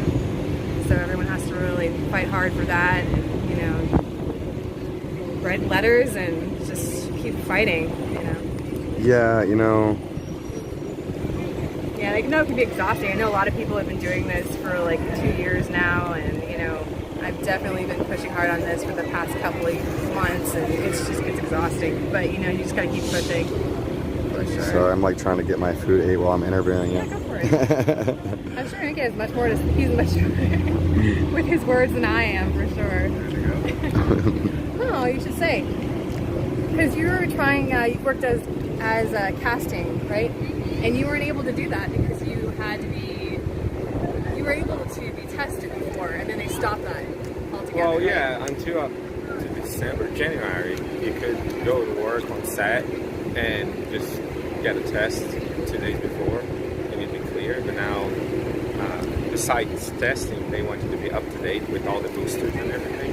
And a lot of people that, you know, they took the first, second, and maybe the third shot, but then now with all the boosters, they're just giving up. And they just have been talking to people in the industry more and more. You know, we're just like, can't comply. And then the longer it takes for you to take these vaccines, you stay like 6-7 months behind because there's a schedule to all of these. So it's getting longer and longer. So if you know. So if you haven't taken it, do you have to take all 4 now? Well, how does that work? I think so, yeah, because then it takes longer for you. I assume. This doesn't make sense. Well, none of this does. So that's why we're here protesting. None of it does. I think we should convoy through Hollywood. What do you guys think about that? Yeah, I was trying to tell you to go to Venice Beach yesterday. That would have been a good one. Well, but I know you have a different one. You don't, like, you know, you got your own skips. I was following the crowd. For sure. But there's a lot of people there if you're trying to have more awareness. Venice Beach is where it's at. Like, that's where you would have the most fun. You'd have a lot more people there, a lot of tourists and all that. So yeah. It's a good spot to go. Yeah. You should go to Hollywood. Like convoy through it and like get the celebrities involved. Yeah, West Hollywood is the best area to go to. That's where I used to work. That's where the real Hollywood is, and that's where the local celebrities, they all live in West Hollywood. So if you were going to hang out there, I'd go there. Yeah, for sure. I want to take the whole convoy there if we could. That'd be neat. But you guys should go to Venice Beach.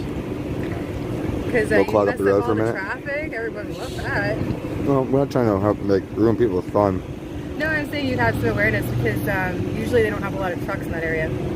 Oh yeah, they'd be like, what the heck? Yeah, exactly. Be a big shock factor, huh? Yeah. It'd be kind of like at least roll through there. You guys are still going to be around for the weekend, you know, because that way you have more people for sure. But I mean, in Venice, there's always stuff going on there, you know, and there's a lot of music, cool people. Okay. But yeah. I don't know. I've never been to Venice. I've seen. Do you know who? Oh shoot, what's his name? The professor, the basketball player. You know what I'm talking about? The &1 player. Basketball player. Have you heard of Dr. Professor? Oh, not familiar. Is he in Venice? He's gone there and like dressed up like Spider-Man and just like schooled people. Yeah, there's a lot of graffiti artists over there too. It's just a really beautiful spot. And the sunsets are great. We're gonna miss that for sure. The sun's shining right, the sun's setting right there on this season. We have protests in every corner of this city. I gotta put this camera down, y'all. I need to just smash this food.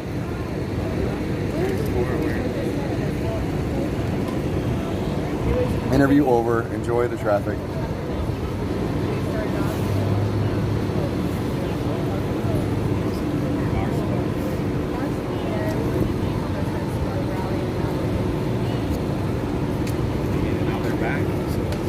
How old are you?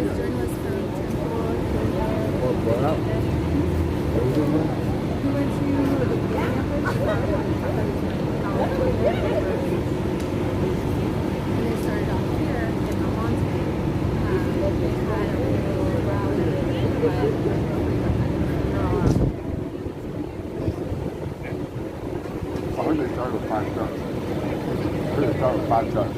5 trucks?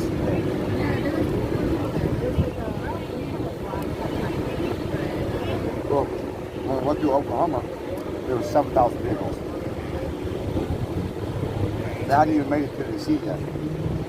They didn't show up on that. There was one point where over 90 miles long on the Beltway, one lane.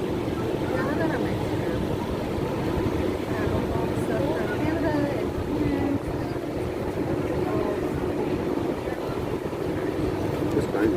They got for streaming, you know. I would never know about anything. Yo. Making sure you're not mad. We just watched my video when you walked up. We guys watching my video when you walked up.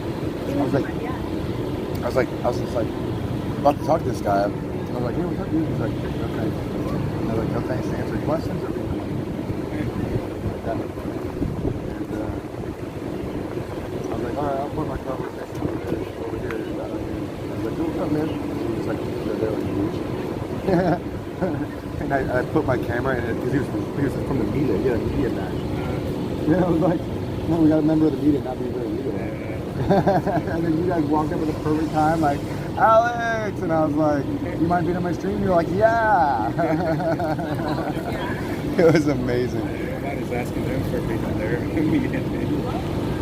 You guys were like a saving grace in that moment. It was like perfect timing.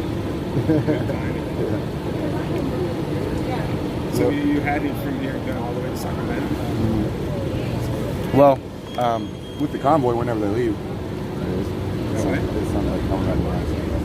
But with the convoy, whenever they leave, I will. Yeah, you're going to hang out in here for a couple of days. Yeah.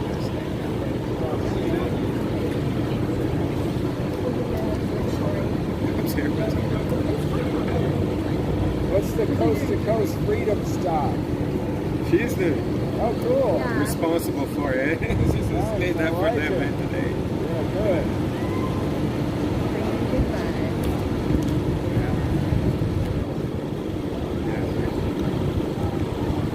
You can hear the horns honking when they're... Yeah, I was gonna come. I thought they would be here longer.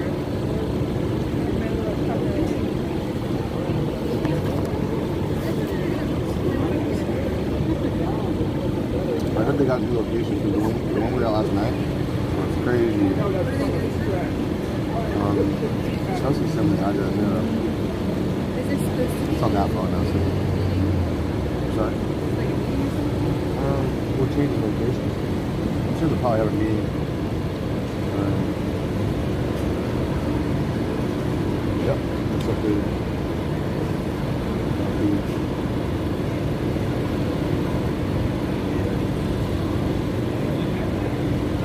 Yeah, there's like a meeting. Tell me the exact time. I'm gonna put this in my GPS to see how long the drive we have.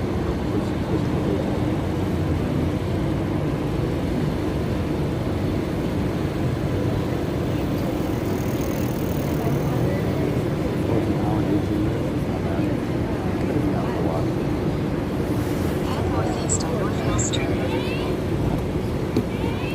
I'm glad Sundays. I'm glad Sunday's free parking.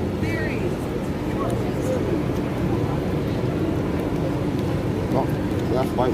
You guys want to walk down there? Y'all want to walk down back to the thing and see what's going on? Go on,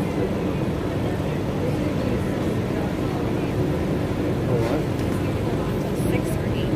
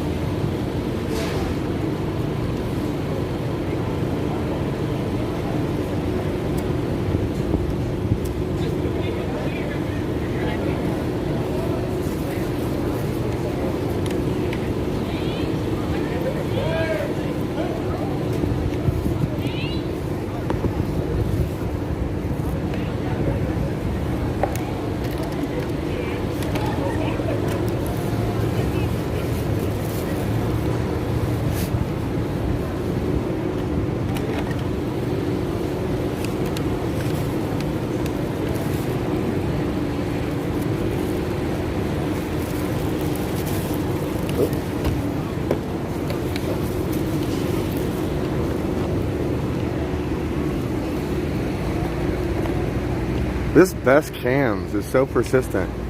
Yo, get a life. Hey, Kim, hey, have you ever seen those, look at this. Best cams. Look at that. You ever seen this person in my chat? Like, I've banned him 3 times today, and he keep coming back with new accounts, the same freaking name. Wouldn't be too worried Get a about life. that. Get a life. Banned. See you, buddy. Get lost.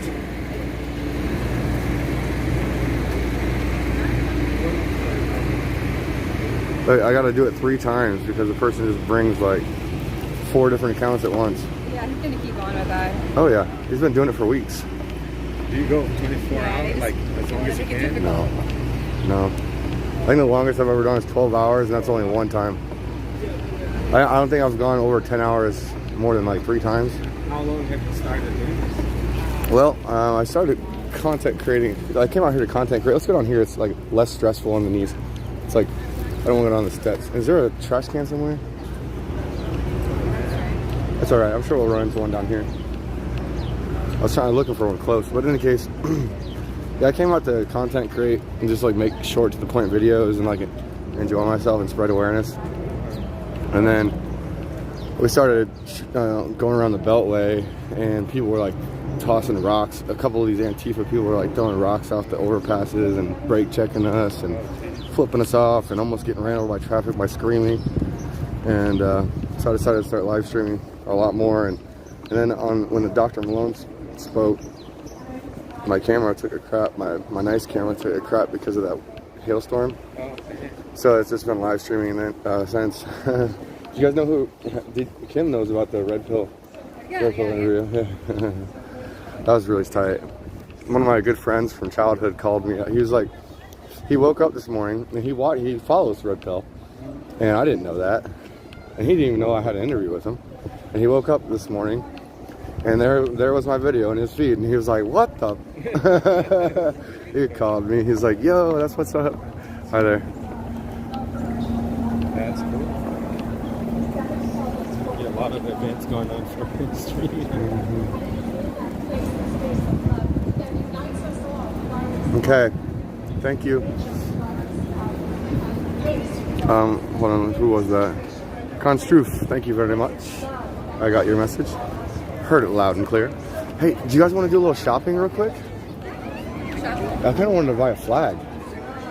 Or, if you guys don't, I mean, this isn't going to last very much longer, but... Okay. You guys good? Okay.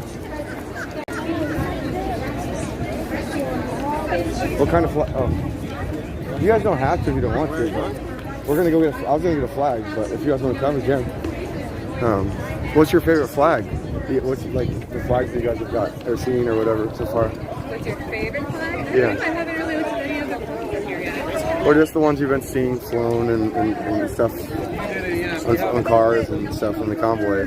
You know what I'm talking about? Oh yeah, it's like the tread on me. Yeah. Just like Don't Tread on Me is your favorite. Nice. I like the merge of the Don't Tread on Me and the American flag. And I've also seen, or I also enjoy the Canadian and American flag merge too. Oh yeah. Did you watch the rallies in Canada? Oh yeah. That's one of the main reasons why I'm here. Are these all the flags you guys have? Yes. Okay. The flags are 20. Okay. They're 25 with the pole. Then the stickers, the big ones are $5, little ones are $1. Okay. And hats are 25. All right. Thank you. I just wanted to check them out. I like the We the People one, but I was gonna walk over here. I like the We the People one, but is there any Convoy live streamers there at all? Let me see. Okay, I don't see a flag I'd take unless.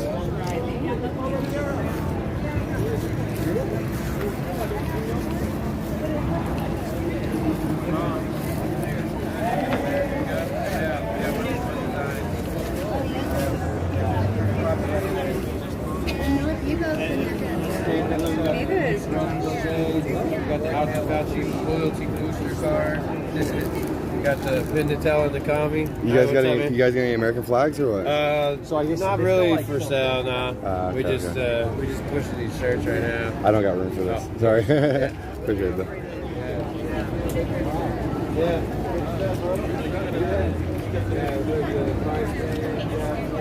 Looks like they're just traveling. Okay. On the freeway. We got ourselves a convoy. You need a flag? Jesse. You need a flag? Shoot. Me too. I gave my American flag to hippie mom. But I wanted to get a flag so I could have everyone here sign it, including you two.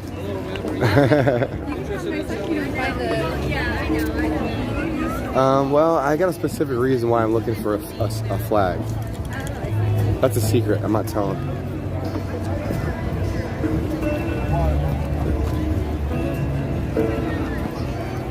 I like how they play music too because it's not copyrighted because it's live. They definitely want the streamers to be able to see it without having copyright.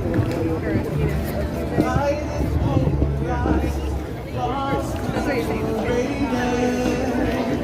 Got out.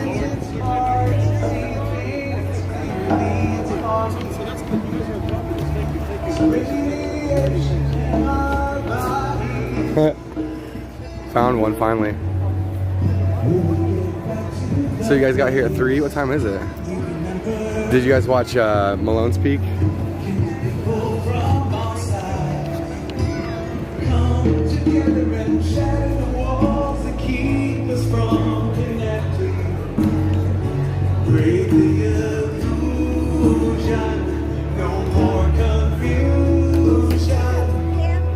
Can I get a high five? High five? High five? Yeah, baby. Can I get a high five? We're coming down here.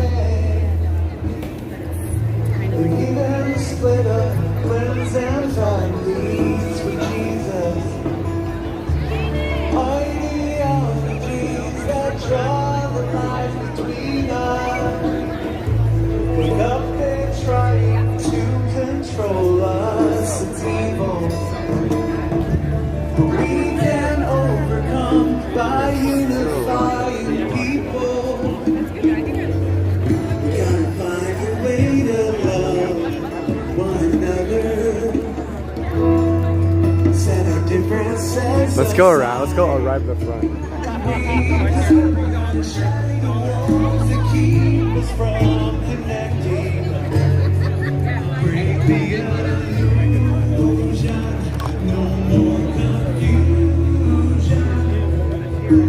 Shatter the fear that holds us back from loving.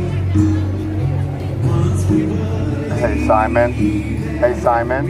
Let freedom reign, baby.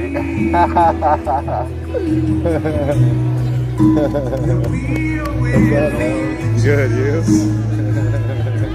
I was hoping you didn't see me before I got a chance to get it going. I brought it this time. Thanks, man. I'm becoming a true activist. Yeah. So I just took that guy's hat off. No, you got a heavier load. I kind of wanted to get close to the music. I'm gonna go up there.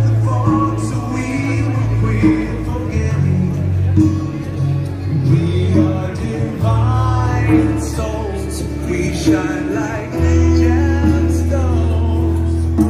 Shatter.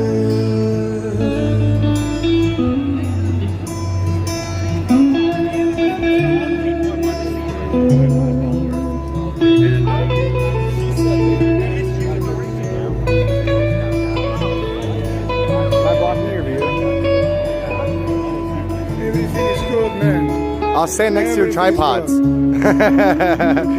I'll hide in with. I'll blend in with your tripods. I heard that too. Yeah. What are you doing this? YouTube. YouTube? He's like YouTube. Wow, you got balls. What's up? Thank you. 7-Eleven light to the universe. Yeah. For sure.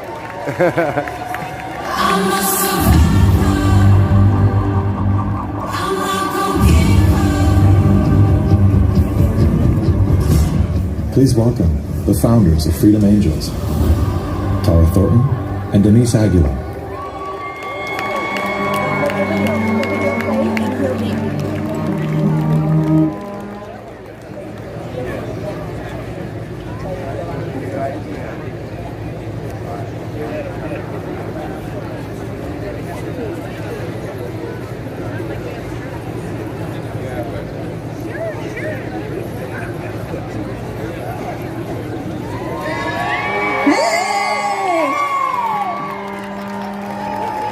What's going on, LA?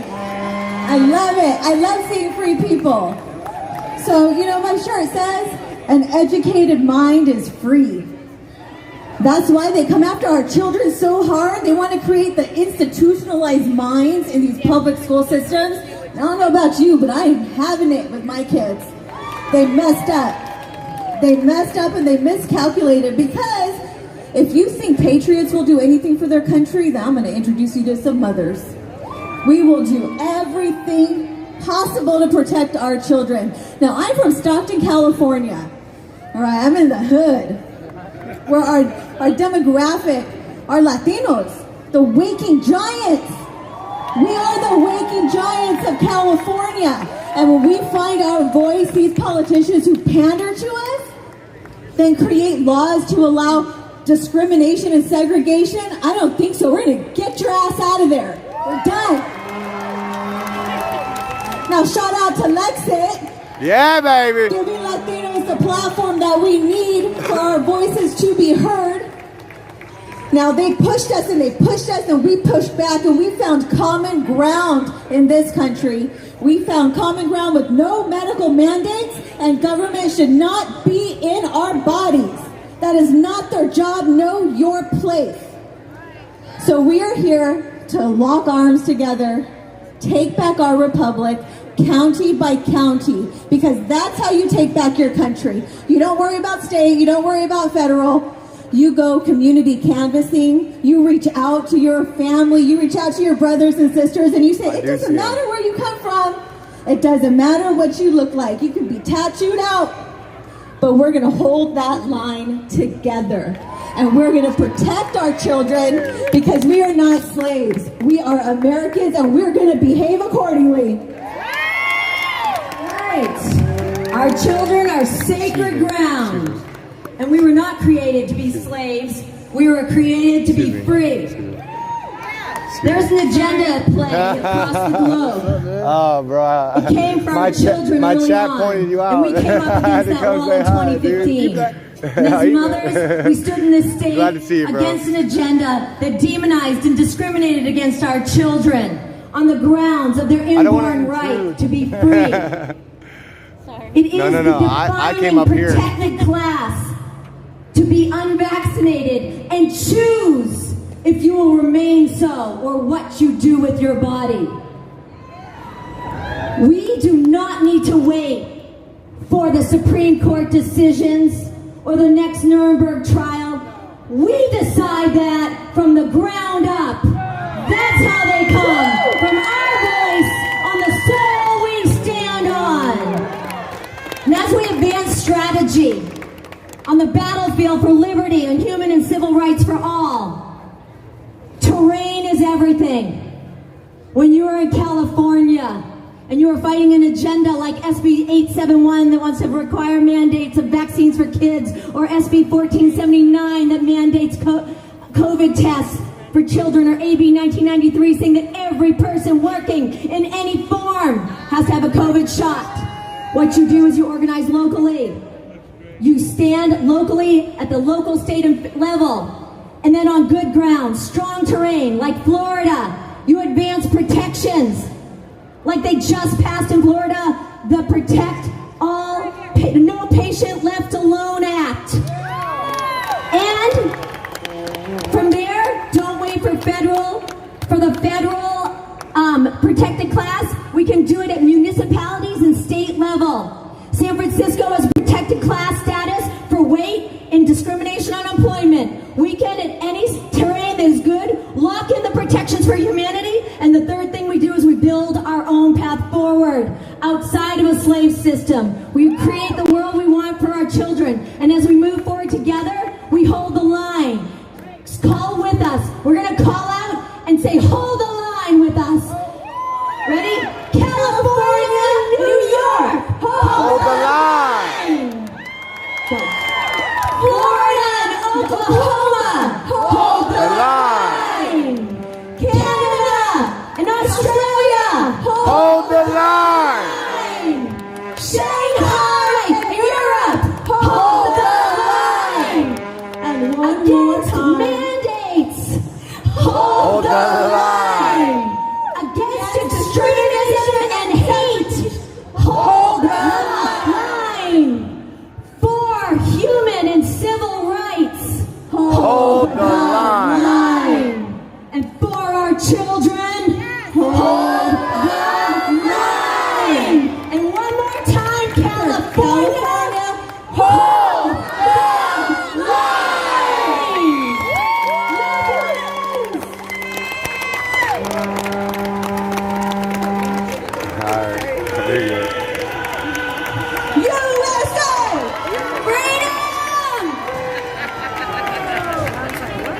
So I was talking to those ladies back That's a there. patriot. You don't want to be That's friends what with that them. They is. chained their best friends to the Capitol building in one of their protests. They've been arrested a number of times. So those are brave ladies, right? I mean, that's pretty extraordinary. Okay, so now there's a young man waiting there. He's by far the best dressed at this event today. And he's only 14 years old. And he's really nervous.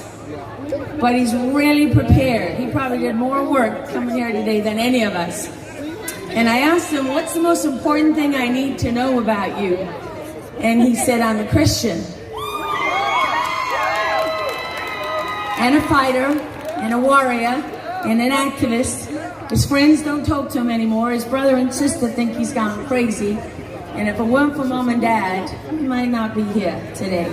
So please welcome onto the stage a little man called Lucky.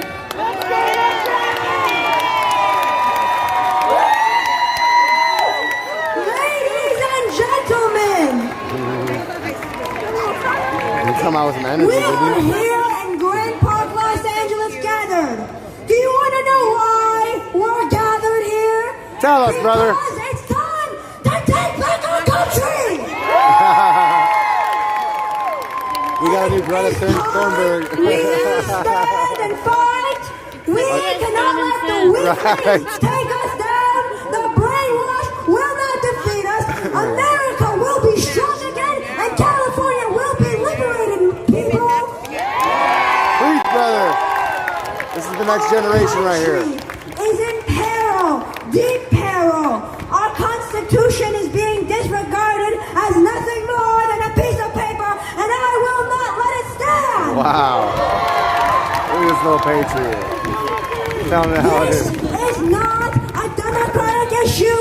This is not a Republican issue. It is an American issue. Freedom.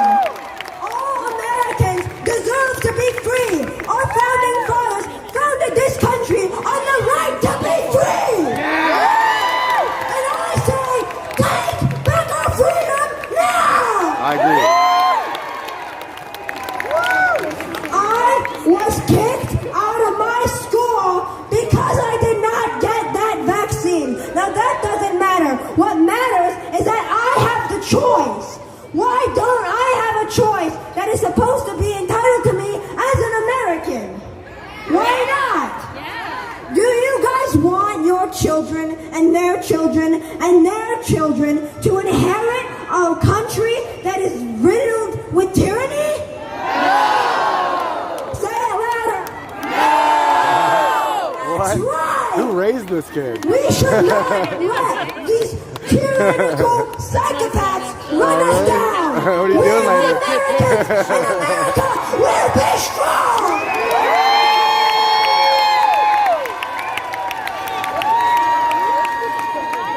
Ladies and gentlemen, I like this in the past, where America was fighting for its independence with Britain, when we were just a fledgling of a nation. I see a great parallel, because the British, like our governor here right now, and the state assembly like here now, did not give us rights. They were trying to take us down. They were trying to erase our existence and just make us their puppet. And you want to know what the Founding Fathers said? As the great Patrick Henry, one of the first Founding Fathers said, "Give me liberty now, or give me death!"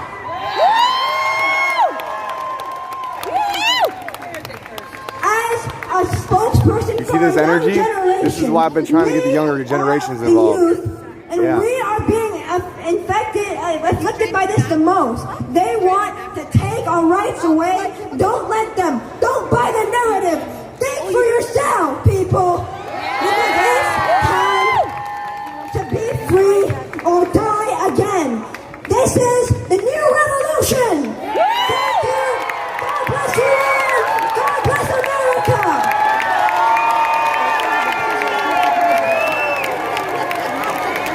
What a great speech. I'm speechless. I don't know what to say.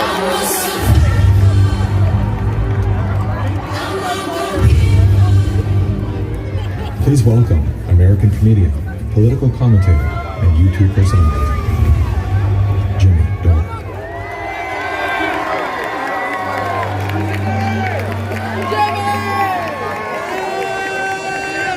I can't follow that kid. I didn't know that was going to happen. And now I'm a little thrown. Is that kid running for governor or something? What is he doing? Jesus Christ. So I just want to tell you really quickly what the science on masks are, okay? So here's the science on masks. When you walk into a restaurant or a nightclub and you're standing up, the virus is coming at you from all angles, right? But once you get to your table and you're seated, you're good. The virus then goes over your head and hits the wall behind you, and that's how we're going to kill the coronavirus. We shouldn't be handing out vaccines, we should be handing out chairs and tables. Even Fauci agrees, if you're seated, you're protected. The coronavirus, while being deadly, is respectful of mealtime. So when you sit down to have a meal, the virus comes out, and then it sees, oh no, there's a potato skin, everybody back. Are you staying? What? You know, nobody was more afraid of the coronavirus than I was. I got everything delivered, even my groceries. I was like, please leave it on the porch. If I have human contact, I'll die. But it turns out, if I don't have human contact, I'm going to want to kill myself anyway. 6 of one, half a dozen. So I was wiping down everything with a bleach wipe. One day I knew something was wrong with me, because out in the middle I go, I am bleach wiping a cantaloupe. And I stopped for a second and I was like, well, somebody breathed on it, I gotta wipe it down. And I knew there was a problem when I heard my wife on the phone saying, yeah, Jimmy's in the other room wiping down his banana. Wet wipes. So I went to get the vaccine, right? Because I was super afraid of it. And I asked them, I go, is it safe? That's and they a Convoy go, yeah, it's joke, safe. by the way. I'm like, is it safe? And they go, yeah, it's been tested for almost 3 months. So I'm like, all right, so they give me the vaccine, and it was like nothing. I didn't feel anything. I'm like, oh, that's no big deal at all. I'm going to go home. They go, you can't go home. I go, what? They go, you got to stay here for 15 minutes in case you die. I was like, you sons of bitches. You told me it was safe. They go, it is safe. What are you, an anti-vaxxer? I go, I just got the vax. You're the one who won't let me go home. Why can't I go home? We have to monitor you for 15 minutes in case your heart explodes. Hey, if that happens, I am suing the hell out of Moderna. and they said you can't sue Moderna if you get injured by the vaccine because they passed a law that says you can't sue Big Pharma for vaccine injuries. And I was like, why would they pass a law like that? And they said, because it's safe. And so, of course, I got injured, and I had to go through all kind of treatments. One of them was they put Botox in my neck for my stiff neck, and it worked, but it's still embarrassing because now nobody can tell when my neck is smiling. But you got to get ready. They don't tell you got to get ready because everyone's going to get coronavirus, Omicron. They knew this all a long time ago. And so I got ready, I got my vitamin D3, I got my zinc, I got ivermectin, and I bought a horse because I don't want to look like an asshole.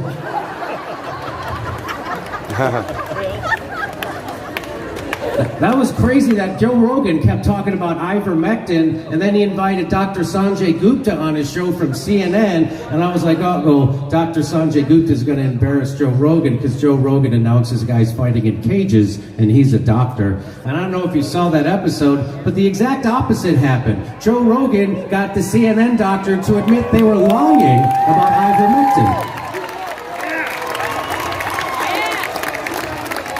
And that not only is ivermectin a Nobel Prize winning human medicine, it's on the WHO list of essential medicines. But they did that to confuse you. Because ivermectin without is a also prior used treatment, for horses, they could not have an emergency use authorization. And you're crazy for without taking prior it. treatment, But you know, they cannot have antibiotics, an 80% emergency antibiotics are use used in authorization. farm animals. That doesn't That's make why. penicillin a cow medicine. My dog takes Prozac. That doesn't make it a frickin' dog medicine. But that's how they try to confuse it. That's like saying, hey, I saw Joe Rogan drinking a glass of water the other day. Why is Joe Rogan drinking toilet fluid? Why would Joe Rogan use that stuff that killed all those people on the Titanic? So the story of ivermectin is how powerful corporate propaganda is, ladies and gentlemen. They can make you think an essential medicine that has saved billions of people's lives is somehow poison. And if they can make you think that, they can make you think that the president isn't demented.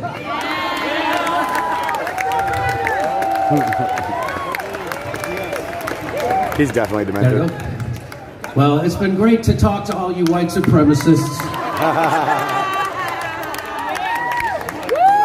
And in honor of your white supremacy, I'm going to read the statement from the Black Caucus of the Green Party, which got it right. They said, lockdowns, mandates, and passports are the major issue of the day, with millions of people protesting against them worldwide. In fact, what has become known as the medical freedom movement is arguably the biggest and most diverse international movement in world history. And you're part of it. Vaccine mandates, vaccine passports are among the most vile, unconstitutional, immoral, unscientific, discriminatory, and outright criminal policies ever enforced upon this population. That's the Black Caucus of the Green Party. Fucking white supremacists. Don't turn on each other. I have more in common with every person here than I do with Bill Gates. We have more in common than we do with the oligarchs. Don't turn on your neighbor. Keep your attention on the oligarchy and fuck authoritarianism. Stand together. Love your neighbor. Don't turn on them. Support each other. Thank you for being here. Stop the mandates.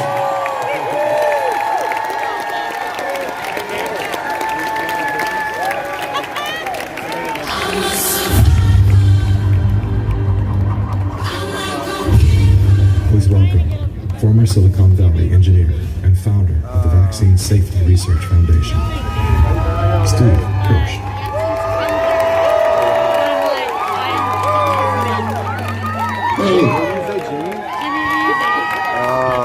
You know, I'm a rare species, and I'm an endangered species. I'm a Silicon Valley tech entrepreneur who believes that the vaccines aren't safe. I'm the only one in Silicon Valley, the only tech executive in Silicon Valley to realize the vaccines are not safe. Can you believe that? You know, I didn't start off this way. By the way, I have this great Substack. If you haven't subscribed to it, stevekirsch.substack.com. My fans are in the front row here. It's free to subscribe. Anyway, I didn't start off this way. You know, a year ago, I was just a Silicon Valley high-tech entrepreneur minding my own business and had, I did everything right. I had social media accounts, I had a job, had a family, had friends that would talk to me. And then all of a sudden, and I complied. I complied with everything. I trusted the government. I complied with everything they said. So I took the vaccine. My family took the vaccine. And then a month later, we started hearing stories from friends who were vaccine injured. And you saw one of them earlier. That was Tim Damroth. That was my carpet cleaner in an earlier video. And so I started looking into it, and I discovered that these vaccines are not as safe and effective as they were telling us. Right. They were lying to us. So I started the Substack, and as soon as I did that, I went from hero to zero. LinkedIn canceled my account. Twitter canceled my account twice. And, they called me a misinformation spreader. In fact, I am one of the top misinformation spreaders in the world.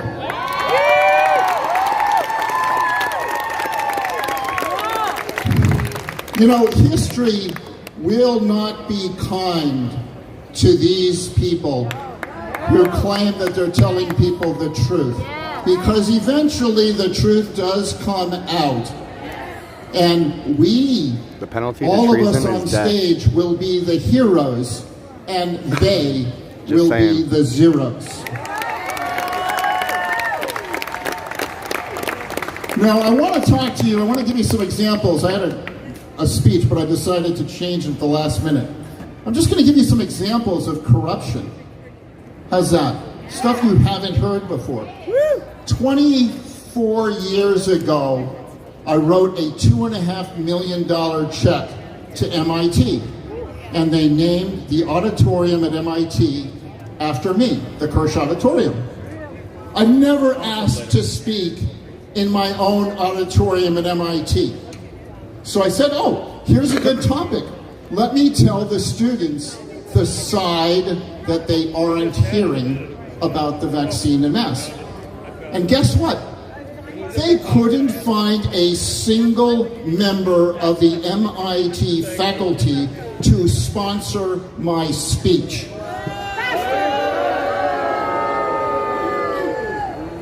I could do a 3-finger sign, but can't do that. Fluvoxamine. The government wasn't funding early treatment research. So I decided to spend my own money and fund the fluvoxamine trial, and it worked. There's a paper in JAMA, April 4th, a few days ago.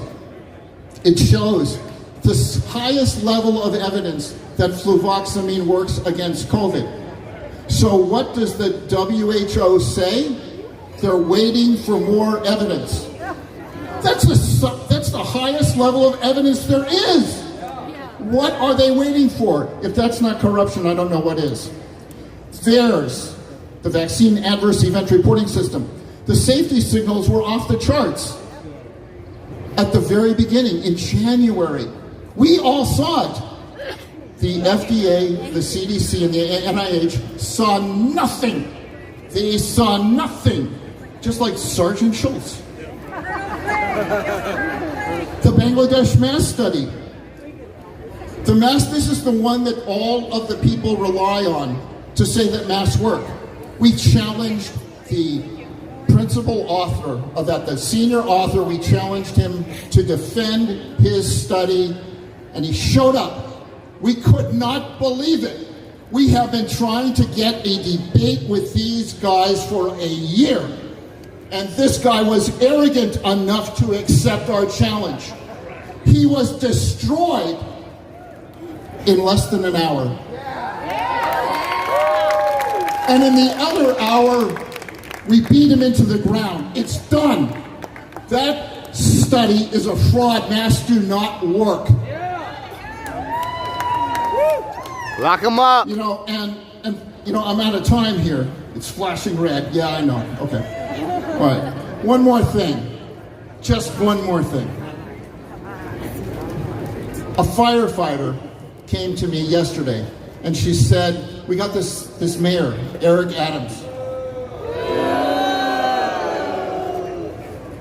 And we need someone to debate this asshole. So I said, I'll do it. And I want to bring 5 of my friends.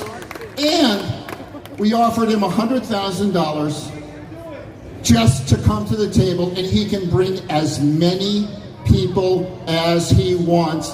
And then I extended the offer to the mayors of the 10 largest cities in America. This is $1 million offer, and these guys will never accept it because they know that if we have a debate, they will lose and we will crush them. That's right. Thank you so much for being here today. Thank you.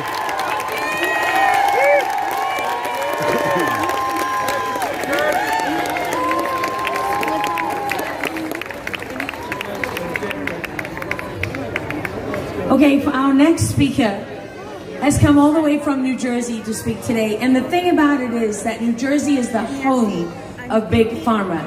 So it takes some big balls to do what he did, okay? He stood up to his own party, and he stood up to Big Pharma, and he said no. And he single-handedly defeated the mandates and saved religious exemptions in New Jersey. So ladies and gentlemen, please welcome our hero from New Jersey, Assemblyman Emeritus Jamal Hawley. California!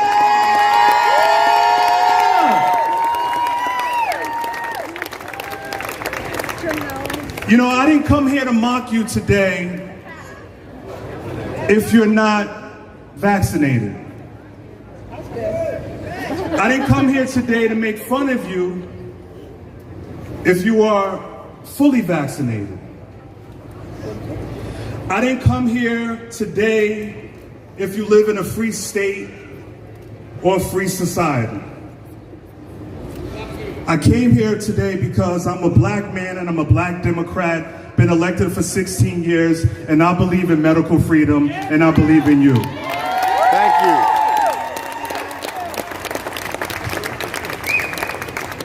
you. You know, our Declaration of Independence was founded upon the right that all men are created equal. I believe that. And there's been times in our history where the Declaration of Independence and the Constitution has been interrupted. And in those moments in history, there were heroes, men, women, all races, Democrat, Republicans, independents, who stood up as heroes to fight against that interruption. And you ever heard the phrase where history repeats itself? Well, history is repeating itself. Because at a moment in time, when we're fighting for our medical freedom, our Constitution and our Declaration of Independence is being interrupted. Mm-hmm. But guess what? We do not. Just like history repeated itself when those men and women, those Democrats, those Republicans, those independents, those vaccinated, those unvaccinated, came together to defend themselves back then, each and every one of you are doing the same goddamn thing right now. Yes, sir. And we won in New Jersey. We won in New Jersey, the head of Big Pharma, the headquarters of Big Pharma. And we can do that across America because we're doing that now, right now. That's why we are winning. They didn't expect you to stand up, but you did. They didn't expect you to stand up, but you did. And today is about men, women, black, white, Democrat, Republican, independent, unvaccinated, vaccinated, whatever vaccinated you want to be, that you are here standing today because you want to make a medical decision for yourselves.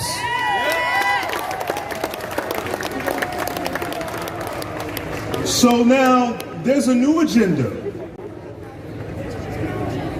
And we have to now step up and stand up and run for public office. Now, everybody's not an elected official or chooses to be an elected official. It's a tough job.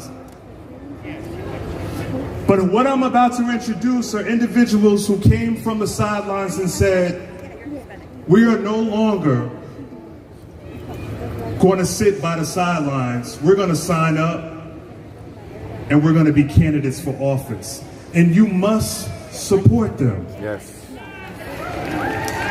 Before I introduce primaries them, are coming up, y'all. I want to just simply say thank you to all of you. Thank you to all the individuals who are watching on the high wire. Thank you for all the individuals who are watching this across the world. Because it was you. And I want to take a minute to thank all of the volunteers. I want to thank Del Bigtree. I want to thank Children's Health Defense. I want to thank Michael Caine. I want to thank Bobby Kennedy. There's a lot that goes on that takes place behind the scenes to make things like this happen. And what about those goddamn truckers? Hey! Hey!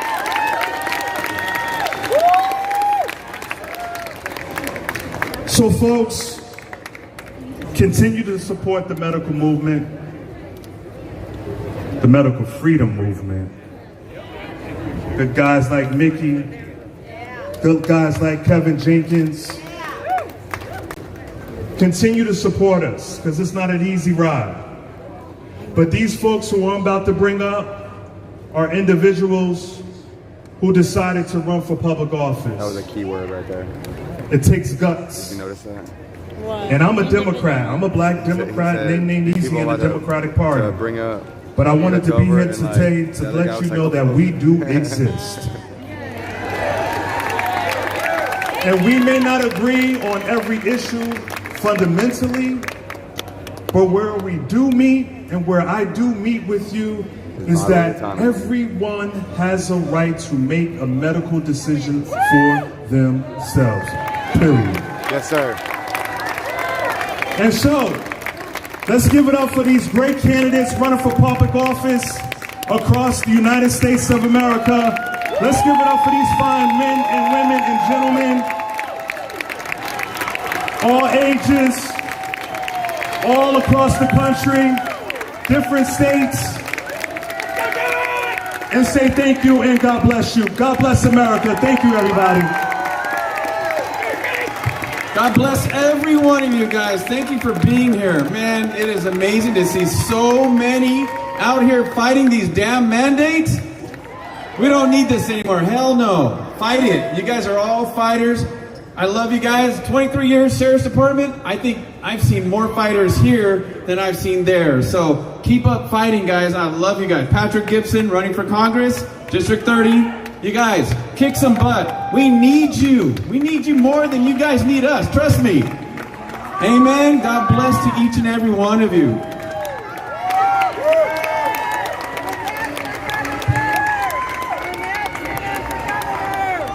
James Bradley. This life. Rhonda Kennedy. Many of you know me. I was the attorney that filed the lawsuit that opened the gun stores during COVID, one of the first lawsuits filed. I'm the attorney that kept businesses open, that did not close. I beat the county's lawsuits. They dismissed them. Good. I'm a constitutional attorney. I'm a civil rights attorney. And I'm going to continue fighting for everybody's constitutional rights, because that's what I'm governed by. I'm governed by the Constitution. I'm Rhonda Kennedy. I'm running for Congress against Adam Schiff in the 30th Congressional District.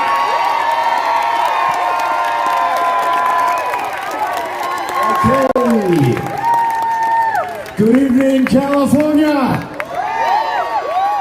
My name is James Bradley, running for United States Senate here in the once golden state we call the power of the free. I am a God-loving Christian. I've dedicated my life to be a servant to you all in D.C. What we've been doing, I've been working with Children's Health Defense, PERC, as well as VILE, trying to take down these mandates in Sacramento. Also, we are fighting against Remdesivir protocol. Fauci has to go, and we're going to hold him accountable. Fire Fauci! So we are commissioned as God-loving Christians to fight this, stand its course, and we will win this in D.C. and here in California. Thank you all. All right, guys, my name's Dr. Cordy Williams, United States Senate. I'm the only candidate in this race to out-fundraise everybody by 80%. We got Axiom Consulting. We got 18 major endorsements. The Tea Party Caucus of California, the CRA. But the biggest thing I'm proud of is I'm the only candidate that's been shoulder to shoulder with you guys the last 2 years in the fight, going to rallies, doing rallies around the state and around the nation. I haven't been sitting behind some desk talking about it. I've been living it and doing it. June 7th, it's an important date. Go to Cordy4Senate.com, CORDIE number 4Senate.com. Help us out. Let's save our kids and get the pedophiles and the dick pans out. God bless you and Semper Fi. Julius is MIA. I don't know where Julius went. I think he's talking to a girl. It's so great that you're here today on this blessed day. Thank you for coming out. My name is Joe Lasuzo. I'm running for State District 28. It's this district right here. Runs from City Hall to the ocean, from Wilshire Boulevard down to the airport. Please vote in the primaries. It's so important that we can go on to the general election. I'm running to remind government of the Pledge of Allegiance. We believe, right? That we are one nation under God, indivisible, with liberty and justice for all. Enough of these mandates. Enough of the lockdowns of our businesses, of our houses of worship. We've got to stop this now. Remember Psalm 23, though we walk through the valley of darkness, we fear no evil because God is on our side. Get out and vote. We can do this together. Thank you so much. God bless you. God bless America. Thank you.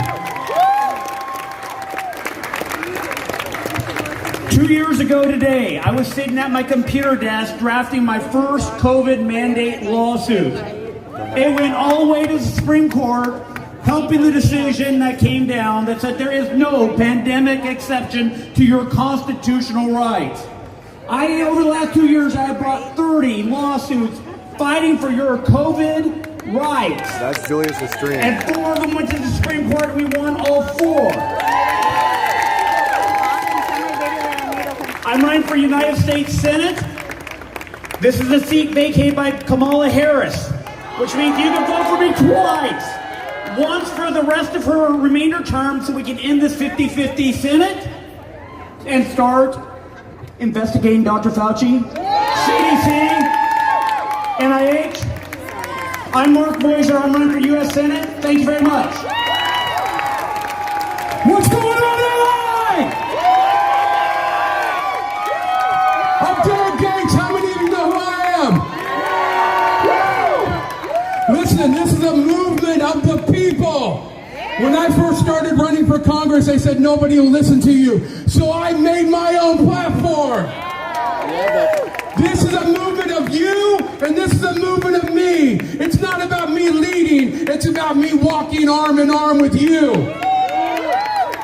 We've been out here fighting this since 2020 in the streets. I led thousands of people down these roads. I was bear-maced by Antifa, bleached by Antifa, but it can't stop me because I'm a lion. How many lions do we have? I'm going to do what I do everywhere. We're going to end this with me, and we're going to roar like lions. 1, are you with me? Yes. 2, I want you to scream and get stupid. 3, ah!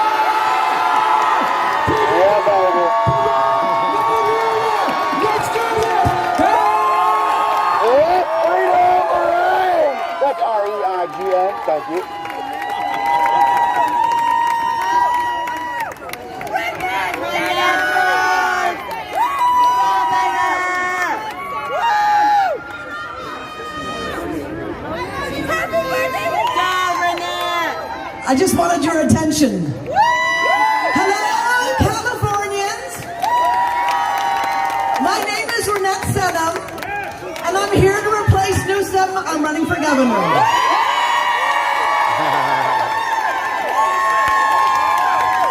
And you better believe I'm here to be his biggest nightmare. I am not running with any party affiliation because you cannot serve a party of the people simultaneously.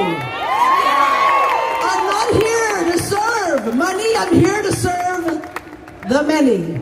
Yeah. And most importantly, is I'm here to serve the 7th-generation principle, which is every decision you make today should serve 7 generations from now. Because what we have done is we have let down the children and the children's children, and not on my watch. This is a game-changing moment in time. And do understand, though, one person's not going to save you. I'm going to get in there, and I'm going to make the changes. But we need every single one of you, because this is all hands on deck. That's right. That's right. So, on the count of 3, this is all about waking up the mama bears. On the count of 3, just like you were roaring, I want you to say, wake the bear, and 1, 2, 3. And I want 7 generations to hear it. Are you ready? 1, 2, 3. Wake the bear! Thank you, everyone.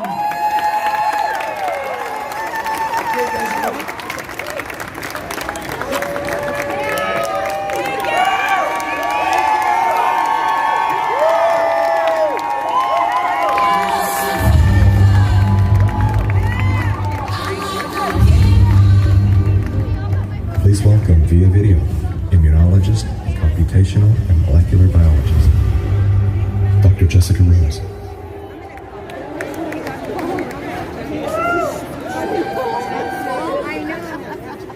Hi everyone.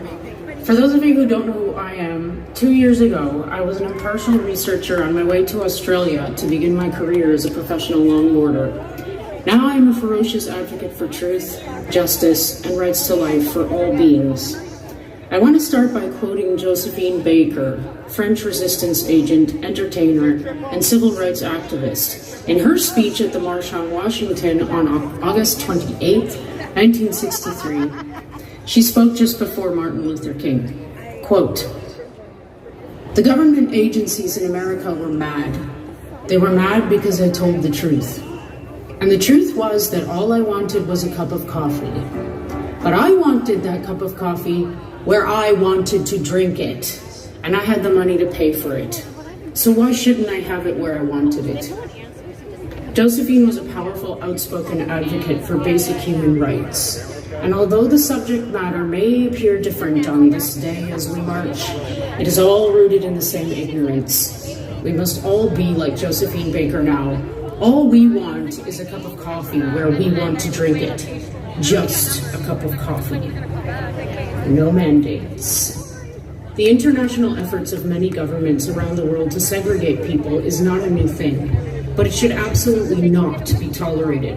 Our sacred documents were written to protect us, the people, from having to succumb to tyranny, corruption, deceit, malfeasance, medical experimentation, and undemocratic impositions. We are born free, and we must live free, else there is no life. Honor your unalienable rights. We are endowed with unalienable rights, life, liberty, and the pursuit of happiness. And not necessarily because a document says so, but because our very existence dictates it. It has been said that governments capable of securing unalienable rights are rooted in the people, deriving their just powers from the consent of the governed. We do not consent. Know that your governmental power is simply the derived power of the people, your power. Honor yourself, your perfect self, by always standing in justice and truth, just like Josephine did, now and until they back down. I thought long and hard about what I could say in conclusion to inspire you all, but then I realized something. You don't need to be inspired. You are inspired. You are the leaders of the future. You are the brave and the strong and the free, and you always will be.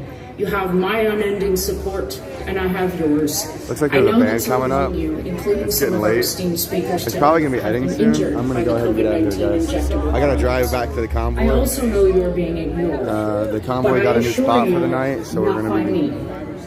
I want you to know that in every moment of data analysis, in every interview, in every waking minute I spend working on revealing the truth about this COVID-19 shitstorm, you are in my thoughts. You inspire me to continue when I feel the lights dimming. You are the candles in the darkness, and you matter. Today, we will remind them again about you. To close, I implore you all not to think about what you've lost in the past 2 years, about what you've gained. Think of all the amazing potential that we now have to build true and strong integral communities because of you. I love you all. I urge you all to hug the person next to you. Let's put the human back in humanity. Did you hear that? Oh, that's it's like perfect time. They're like, look the person next to you, or something about the person next to you, and bring the human Hello, back to everybody. Are you guys ready to sing? We need you to sing with us. So, what are you guys gonna? Are you guys gonna stay here the whole time? And the most banned I'd like to. doctor in I Yeah. don't know how much longer it's going to last, but Yeah. I'd love to. And stay we're going to here. sing a song, What? Love, because there's only fear and love. They've rid of us with fear so much. Well, so I'm that gonna take off. I'm gonna go head to the convoy. Please raise your Guys, voices if you want to watch with anything us that's and left sing it. over, Here's Julius the has song. abandoned his stream with his friend up there. So you know how to go watch his stream. And say goodbye to Simon. Any words of wisdom for the people, sir? Keep standing up for your rights. And know your history. and love. And love. Simon. United we stand, divided we fall. We gotta stand up together. United we truck and divided we stall. That's what somebody said in my chat once. We're gonna keep rolling for freedom. Yeah, baby. See you, buddy. Hi there. What's that? Do I want to film a sign? Sure.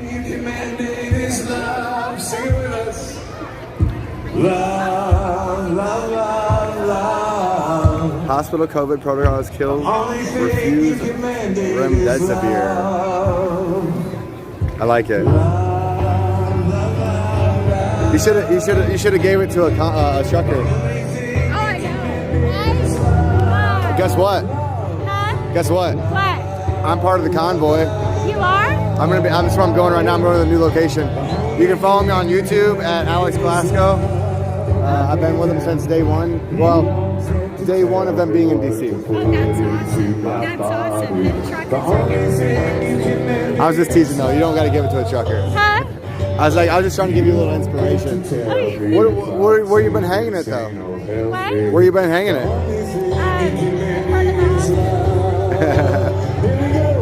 All right. Have a good night.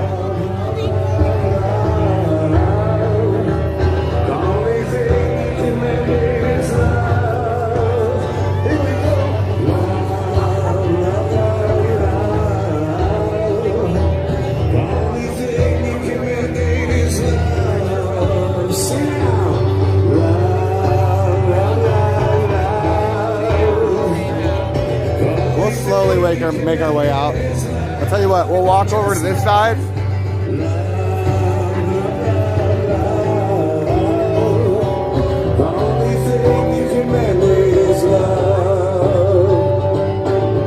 Don't be afraid to speak your mind. Don't be afraid. Don't be afraid to shine. Shine all the time. Don't be afraid to open your eyes. In a world that has gone blind, it's gone blind. You don't get to tell me what to put into my body. The only thing you can mandate is love. You don't get to tell me if I'm safe, insane, or healthy. The only thing you can mandate is love. Come on, everybody. Love, love, love, love. The only thing you can mandate is love. That's it. Love, love, love, love. All love, baby. The only thing you can mandate is love.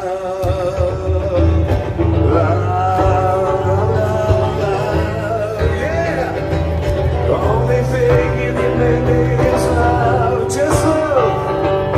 Love, love, love, love. The only thing you can mandate is love.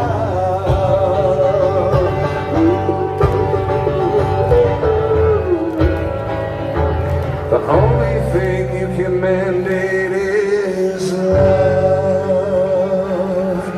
Thanks, everybody. Thanks for being freedom fighters. With love, we'll win this, y'all. We'll see you later. Keep Only being with love. courageous. Bye. I'm Joseph Wagner. That's the Sonic Universe.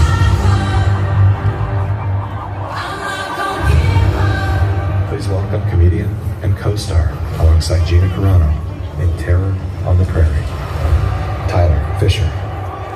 Oh, wow. Hi. Hi, everybody. Thank you. Hi. Well done. Well done. I tried mandating love on my last relationship, and she broke up with me. So, can everybody see me? I got the booster, and I shrunk 11 inches, and that's what I'm here to talk about. Nobody's talking about that, and now I can't match with anybody on Tinder, so I had to change my height to millimeters just to trick women. And oh, it's 3,000 millimeters.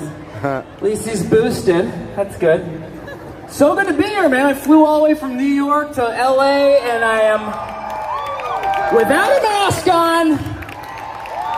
That's right, I followed the damn science, and I sipped on a juice box for 7 hours straight.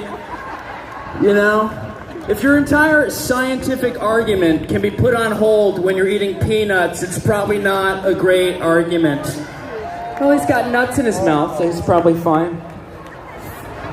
Big Pharma's taken over everything. We are 2 years away from Big Pharma taking over the airlines. Everybody, thank you for flying Pfizer Airlines. We want to give an extra special thank you to our gold triple vax, triple boosted medallion members. Thank you so much. And in case of an emergency, if we are heading straight into a mountain, just stay calm and sanitize your hands. Reach below your seat. We have a complimentary booster shot. You still will die, but during the autopsy, you will be a hero for doing the right thing. So, thanks for flying. Delta. A good Delta plug there. It's fun to be here. I'm touring around the country. It's so weird to see every state is like a different planet as far as what science they're following. I went to Texas, and they're like, man, if you test positive for COVID in Texas, the doctor will kiss you on the mouth and whisper in your ear, it's in the Lord's hands now. So then I come to LA, and my friend's like, I was in jail for 9 months for sneezing near a baby. It's not good. There's an underrepresented group during COVID that's not talked about, and that is single people, right? That was a struggle. You were the heroes. First responders. It's tough, man. It was hard hitting on a person when they had 3 masks and a face shield on. You don't even know who... I asked a woman out, she had a mask on. We went on 5 dates. She never took the mask off. My buddy's like, bro, is she hot, dude? What does she look? Is she hot? I was like, she's not Asian. That's literally the only data. Okay, cool. You guys can hang. You can hang. That would be considered a racist joke 3 miles down the road. So everybody's cool here.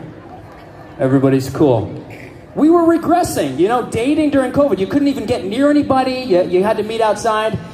Every Tinder message I wrote sounded like I was writing a love letter in the 1600s. Just like, Dear Catherine, I'd like to inquire as to your interest to meet me in the flesh. Should you feel safe, of course. As indoors are closed, perhaps we can meet in the park under the rusty bridge near the moss-covered pond. I'll vow to keep my distance at least 6 feet, and I wouldn't dare lay a hand on you without your consent.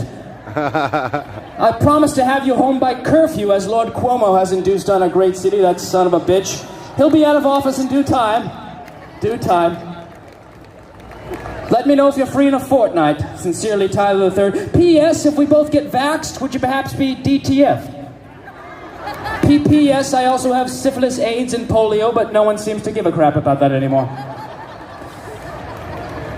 That's right, man. We lucked out. It's weird to think if Ukraine wasn't invaded, Fauci would still be on the TV every single night. Isn't that weird? A war started, but we're allowed to eat cheeseburgers again. It's a weird trade-off. He would be on the TV right now explaining why you need 30 shots. you know, really the first shot is just to loosen up the vein and sort of get it ready for the second and third shot. The fourth and fifth shot really are basically to create a COVID community. 5, 6, 7, and 8 are just placebos, which get us right to 9 and 10 and 12. 13's an unlucky number, so we'll go right to 14. Once 100% of the country is vaccinated, then we can dig up the deceased, revaccinate them, individually vaccinate every sperm, end racism, get Putin out of power, and then we can reduce the restrictions, but probably not. Hey guys, I really appreciate everybody watching my stuff, and you could go to tylerfisher.com and sign my mailing list, and I'm going to come to all your cities and do stand-up. So thank you guys very much. Good night. Thank you.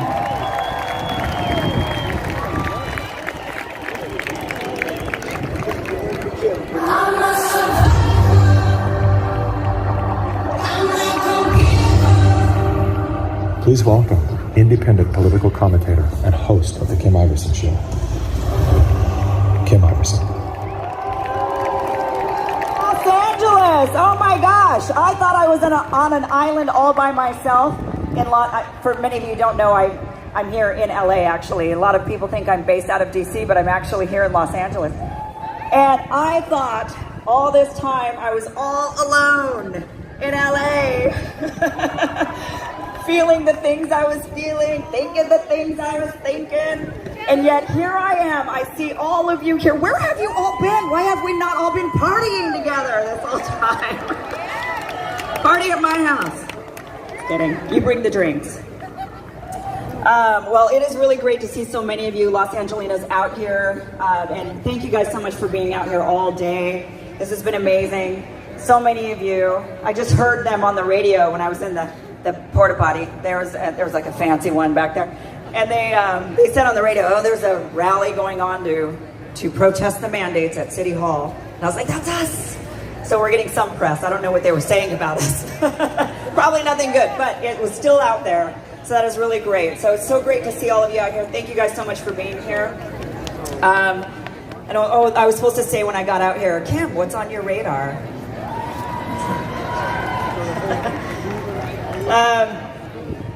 Yeah, thank you guys so much. Okay, I'm going back up. So I get the same question over and over. Being somebody who's coming from mainstream corporate news, I get the same question over and over, which is, Kim, how do you do it? How are you able to get in that studio day after day and battle it out, right? I'm taking punches from my left, from my right, figuratively and literally. Wow. How did I get up there before? And I'm still trying to hold it and still trying to stick to the facts and saying the facts really over and over and over again.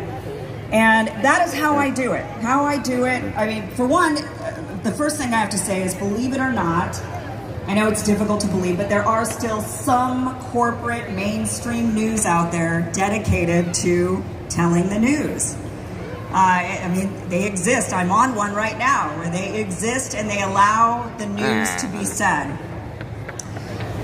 So there's that. That's the good news. The good news is there's still some good news. There's not much, but there's still some good news out there.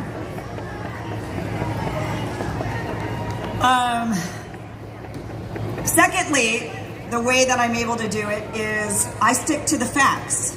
That's it.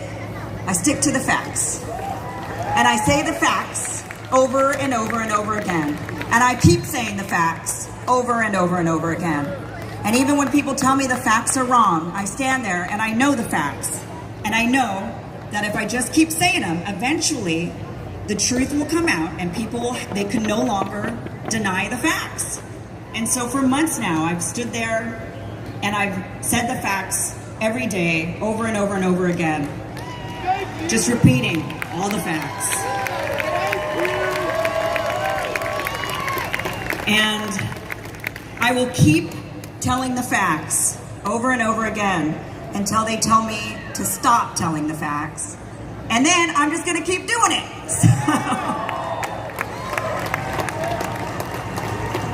But luckily, we do have facts on our side when it comes to defeating the mandates. We do have facts on our side. In the beginning, I was saying back in July, the vaccines don't stop the spread. And I honestly, funny story, when I first said that on the show, I really thought everybody knew this at this point. I was saying it thinking this is just a fact that everybody now knows, right? So I said it completely innocently, saying, oh yeah, well we all know now that the vaccines don't stop the spread, so why are we even discussing mandates? And all of a sudden I got this, whoa, no, the vaccines stop the spread. You will not get COVID if you get the vaccines. You will not die if you get the vaccines. This is the way it's going to be. And I honestly could not believe what I was hearing from the people around me, and wondering as if you I all should stick experience around in your or own head to my daily car. life, personal life, in your families. People telling you, no, you're wrong. It does, and we all must do this. And I just, You guys want me to stick around, everyone ears, in my chat? But I just kept holding to the facts and continue to hold that line of the facts. I know I keep saying it over and over, but it is what it is. I'll trade you. And here we are now. We still have those facts on our side. So thank you guys all so much for being here. Thank you so much for watching. Thank you guys so much. And we just gotta, like I said, party. Hold it like this. Party at my house. No, just kidding. Just kidding. Don't show up at my house. Thank you guys so much. You guys are all awesome. Everybody, Golden Chariot is about to kidnap the stream here. Zooming in, out and in and stuff, you know. What are the band? Please welcome co-founder of the New York Freedom Rally, Joe Rose. Give yourself a good break. Good evening, freedom-loving patriots! My name is Marcus Thornton. For over 15 years, I have served my country with honor, both here in the U.S. and overseas. I love my country, the people of the United States, and the freedoms and ideals for which we stand. Even with our imperfections, I want nothing more than to continue to serve. It is because I'm a proud, patriotic American that I cannot stand by, do nothing, and simply comply when I see injustice that betrays our values as a nation. When the federal government decided that millions of its employees had no right to medical privacy or bodily autonomy, I don't know, that thing's famous apparently. When federal employees and contractors who did not wish to comply with the mandates were disciplined, ostracized, and harassed, I saw injustice. When my colleagues gave unvaccinated peers color-coded identification that showed and segregated them based on private medical information, I saw injustice. And as the federal government and other employees seek to fire hundreds of thousands of people like you and I continue to see injustice. I believe Kim Iverson is the host of her own show. The president issued the vaccine mandate, the day that he threatened federal employees and contractors with termination if we failed to comply. That was 6 months ago. And today, despite being heavily censored, deplatformed, shadow banned, we have over 7,500 members. Some of us are vaccinated, some of us are not. Many of us have sincerely held religious beliefs that are incompatible with these mandates. The only reason we haven't already been fired is because we have achieved some success in court, where a federal judge paused the vaccine mandate and questioned its legality. That decision was recently overturned in a federal appeals court, but our legal options have not been exhausted, and we will continue to fight to end all illegal mandates and to push for accountability against those who have carried them out. There is another court that matters when it comes to issues like this, and that is the court of public opinion. The American people are watching to see what this administration's priorities are, and many are unhappy with what they see. In the midst of instability around the globe and a security crisis here at home on our southern border, our own government is engaged in a witch hunt to find out which diplomats, soldiers, border patrol agents, and national security professionals are vaccinated, and to fire the ones who aren't. I, for example, am an experienced political officer in the process of learning to speak Russian before I deploy again overseas. I have a colleague who's in training to learn to speak Ukrainian language. And he's in the same situation. With all that is going on in the world today, surely our skills and expertise are more vital to national security than our vaccination status. It is hard for me to believe that firing hundreds of thousands of people like you and I helps to restore peace and stability to Europe, or for that matter, to restore peace and stability to our southern border. I am blessed to live in the United States, where we have the Constitution, which limits the power of the executive branch, which protects life, liberty, and the pursuit of happiness, and which gives no person or institution the power to compel you and I to be injected with something we do not want in our body. And I am blessed to work with thousands of people who are willing to stand up in defense of those rights, no matter the cost to us or to our careers. Ultimately, our greater purpose is to stake a claim that exists beyond legal rulings and the power of courts. It is a claim that exists in the hearts and minds of people across the country, people like you. The claim is this: the self-evident truths and the inalienable rights Still learning how to control this thing. Give each of us the freedom to control our own bodies, the right to make medical decisions for ourselves, and the right to say no. I know that you who are here today are fighting for those rights. Say what? And I thank you for being here. Gave me an idea. God bless you, and God bless America. Honor first, hold the line. Yeah. You need a counterweight too.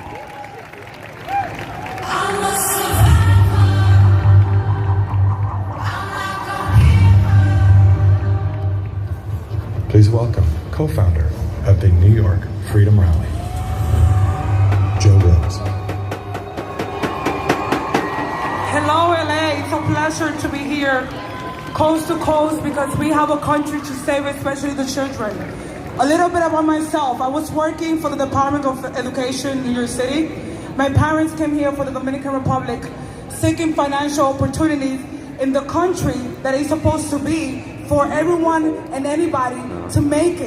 This is the American dream, so they say. In March 2020, when they told me that I had to stay home, that I couldn't go back to work, I immediately told people that something really, really wrong was happening in this country and happening all over the world. I was called a conspiracy theorist, they said. They told me that I was crazy. As time went by, I was proven right. Today, because I speak for the children and because I'm standing up for freedom, I'm being called a white supremacist and a white nationalist. To that, this is what I have to say. If standing up for freedom makes me a white supremacist and a white nationalist, then I'm going to claim that I'm a white nationalist. Identify! I don't care if I had to stand in the cold, if I had to stand in the rain or the snow. There's a group of people that are here, New York Freedom Rally, my team.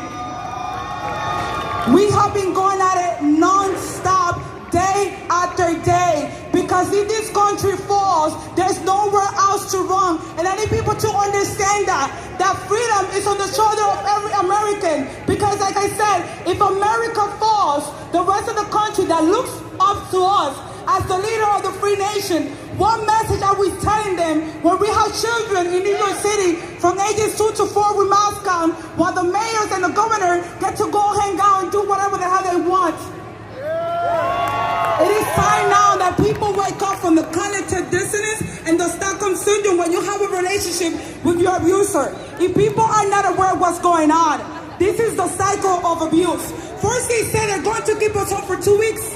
They're doing it for your safety. I love you, right? Right? 2 weeks, right? To slow down the spread. 2 weeks, year number 3 now. And we still haven't gotten back our freedom, and I'm going to tell you why.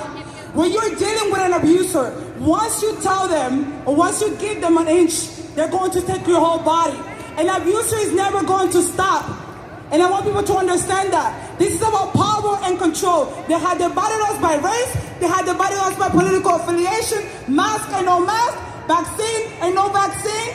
This is all tactic, because at the end, they're going to discard both the scapegoat, those of us that are standing up for freedom, and then the golden children, those that keep complying. I want people to understand that we have been dealing with a narcissistic relationship within our own government. The same cycles of abuse that you see in the family unit is the same thing that's happening today. And until we realize and understand psychologically and spiritually and emotionally what is being done, we're never going to get out of it. Because if you want to defeat your enemy, you have to understand the tactics that your enemy is using against you, that is using against your children, is using against your businesses, is using it against your schools. Because guess what? If you want to be able to control our population, you have to target the young. The younger you can get a child that learns from his environment, then in the next few years to come, that's it. You have taking control of the whole nation. And if you're not going to fight for yourself, fight for the children that are the next generation that are going to come. And if the children are not free, then we are not free. So I want you guys to share this with me. We, the people, will not comply. We, the people, will not comply with the mandates. Will not comply. The tyranny. We, the people, will not comply. We, the people, will not comply. We, the people, will not comply. We, the people, will not comply. We, the people, will not comply.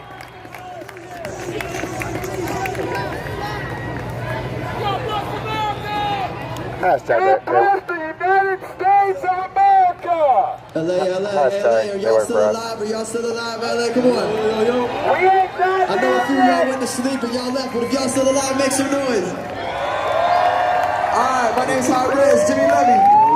Let's make some noise. Let's go. We got one more song for y'all. Oh, this is such a good song. Put your hands up. Put them up. If you ever sing it.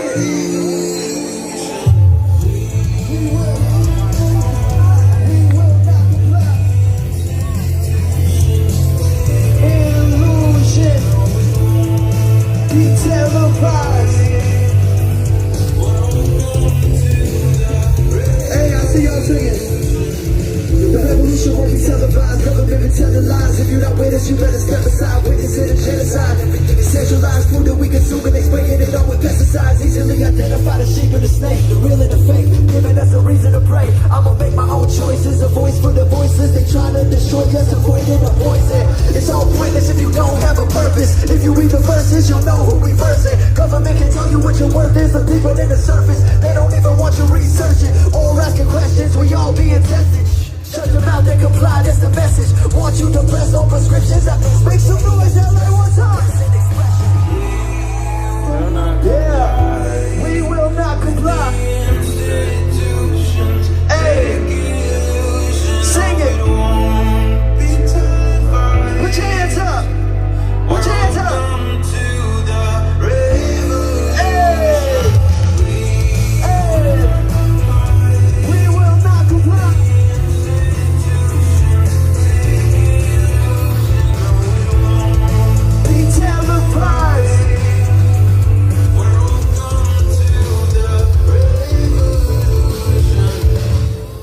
Make some noise. The money I would rather have my soul and my power and control. If they number one, all my friends turn the pros. Look how easily they fold. Even Nazis say they were doing what they told. Walking down the road all alone in the cold. But my soul never sold. I'm exposing them. Under those who were those, won't be those. Listen, won't be, hey, let them know what I'm both. Hey, I'm just trying to turn them all back to flood. I can feel it in my bones, I can feel it in my blood. Came up out the mud, only God is my. I don't listen to these politicians, they the real. Won't comply with the lies in disguise and in science. Once you comply, you're the media's bias. Corporate giants. Hey, Douglas. What's up, dude? Make some noise. How you doing? Back there, make some noise. Yeah, you know, my chat was just like, Alex is the only streamer here. Yeah. Psych! Douglas, what's your channel? Golden Renaissance Productions. Okay, Golden Renaissance Productions, guys. Alex Glasgow, Glasgow. Did you go all day? For the most part. Yeah. I'm like almost 5 hours in right now.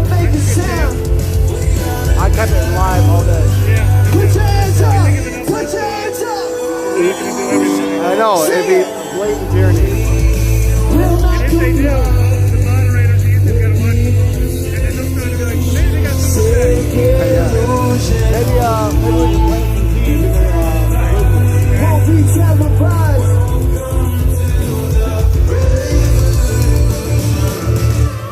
Make some noise, LA. Yo. God bless you. Oh, we got one more song. Apparently we got time for it. Can we do one more song? Can we do one more song? Yeah, baby. Thank you, thank you. Hey, hey. They want you locked in your home without God and alone. Don't want you looking up Dr. Sebi and Robert Malone. The truth blocked on your phone. They call the shots from the phone. My politicians and these hackers, they are not in control. Jimmy, uncover the place that the Lord created so it can be seen. Make some noise for Jimmy. Tired of the fake taking all of the place we just want to be free. Yeah. There's no fear that this present you are hiding underneath all the passive grits and trauma that came from this tyranny. We won't bow down to the golden cow and do it. Put your hands up. We don't care what they say. It's God over government. God over government. Sing it. Put them up. Understand. Amen. Hey, hey. Okay, so let's turn this to customer loss. This is suffering, but they don't think that you're covered in physically. Trying to struggle, they want us so sick and don't want you to recover. Want you to best of the opinion, the pills that they give it. Not trusting decisions of these politicians. Right in that wing is not really that different from Fauci and prison. Want you dependent on them as a sickness. When God is my witness, I don't need permission. They cause the division to what's other. They coming for children and other traditions. So get ammunition, prepare for the war. The revolution is in store. I'm waiting for them at my door. Removing our freedoms through force, of course. Hey, judgment day is more carrying in court. I'm feeling sick with my bones in my court. I'm going out to I like you. Hey, what's your name? Valerie. Valerie? Yeah. You're looking extra patriotic today. Yeah, I'm trying. Do you have a live stream? No, I don't have live stream. Are you live right now or are you just recording? I'm just filming. Oh, okay. What's your channel? I don't have a channel. Oh, okay. I don't. You have one? What is it? It's Alex Glasgow. Glasgow, like in Scotland. Glasgow. Okay. With a W. But like it's like Glasgow, like in Scotland. Hold on. I'll show you. I ain't trusting no CNN, MSNBC, and no Fox. Hey, I'll get money from the same people trying to keep us all in that box. Hey, I ain't doing this for money. I ain't doing this for no props. We got to stop the politicians accountable to that. We don't make some noise, That's your name? Okay, cool. Hey, Have a good night. God over government. Don't understand.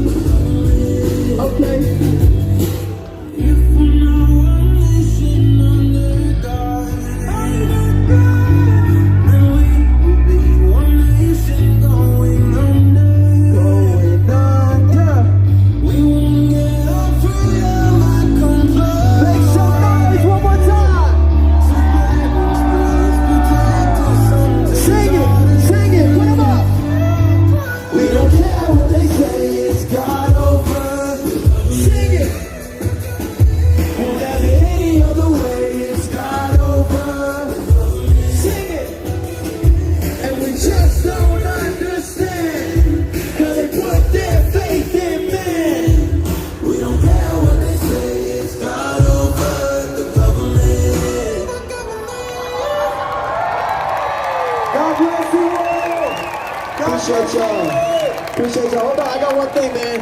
I've been dating this girl 10 years. Please, Rachel, will you marry me? Yeah, but with the inflation, there's a ring. I'll get it soon. Sorry. Make some noise, LA.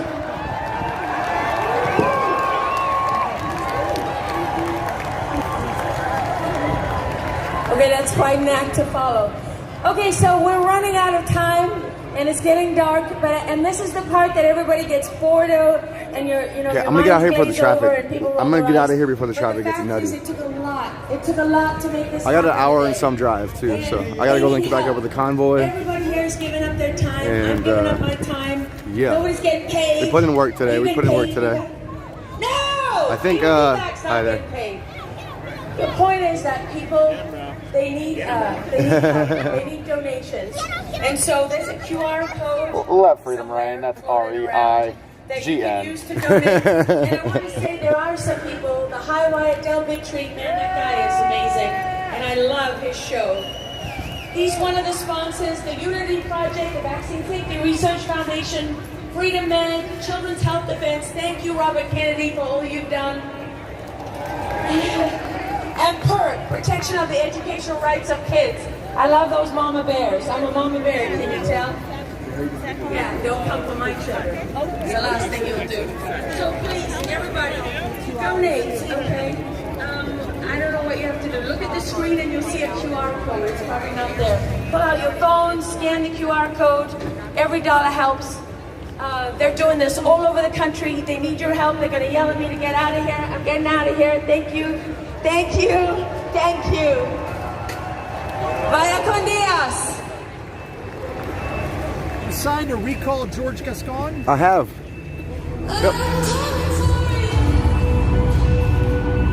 What's up, LA? Come in, come on!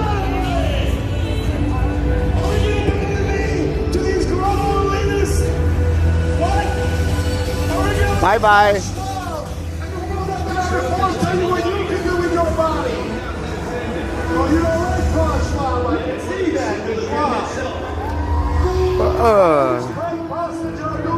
I'm an independent media journalism commentator. I have a show. I've been demonetized on YouTube for quite some time. We're talking the truth. And I got one small message for you today if they cut that. This was packed, but like 4 hours ago. Ladies and gentlemen, thank you so much for coming out today. You guys were awesome. I really appreciate it. Hear that? Thanks for coming out today. They just ended it. I just left at a good time. That means that I'm getting out of here at a good time. We're going to try to beat the traffic a little bit.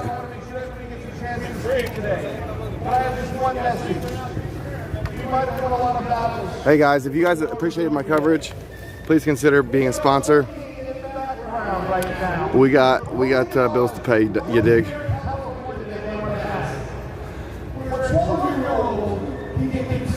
And thank you to Spider who gave me the logo. It was very nice. I'm going to start using that. I got to convert it into a JPEG. That's a lie. The children, you don't mess with the children. Does everybody know about the WEF floating this treaty around? You guys know about this. This treaty, if it's passed, will override our Constitution. And I don't know about you out there, ladies and gentlemen, but you don't mess with our Constitution. You have to say what goes in the body.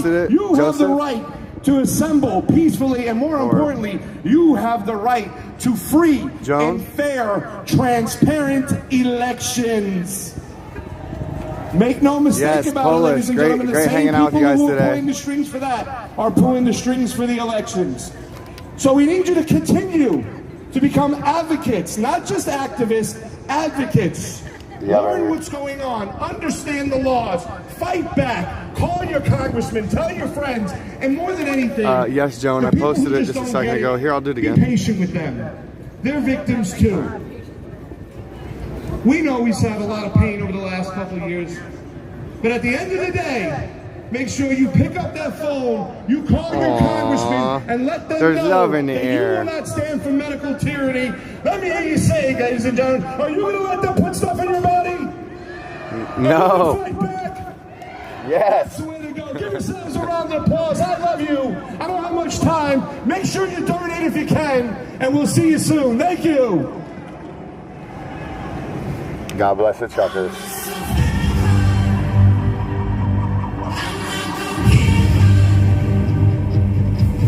Please welcome chiropractor and proud member of the Disinformation Dozen. Okay, I'm sorry. I gotta go. Dr. Ben Tapper. I can't stand here in the entrance forever. More than 12, baby! I think California! Julius's stream might still be there. I don't know.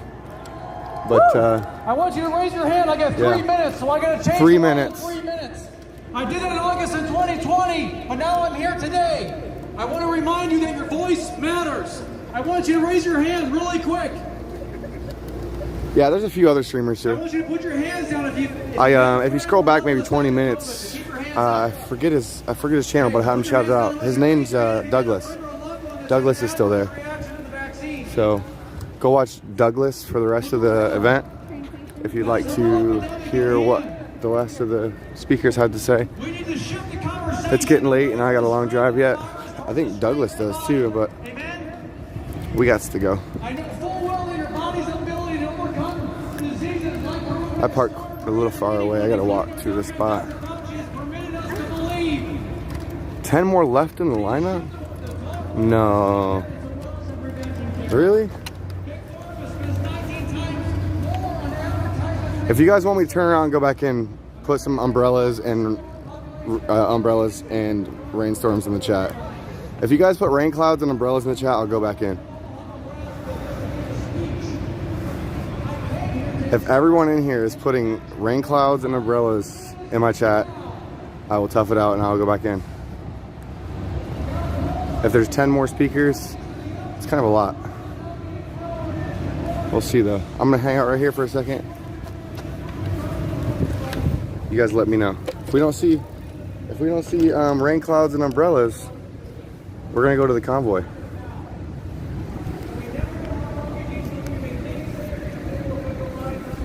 Seize the day, thinks we should go back in.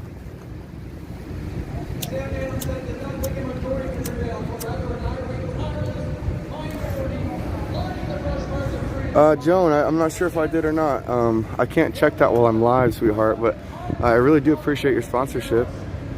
Big shout out to Joan for donating.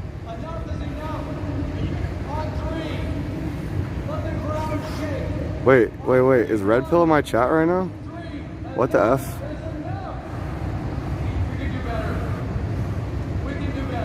Oh no, Red Pilly, no. Oh yeah. I had a, no, don't go back in. Okay, Convoy, yep. All right, thanks guys. I really would like to kind of get out of here, so I appreciate the lack of rain clouds. That's something I'll probably never say. It's been a long day. Been a long day.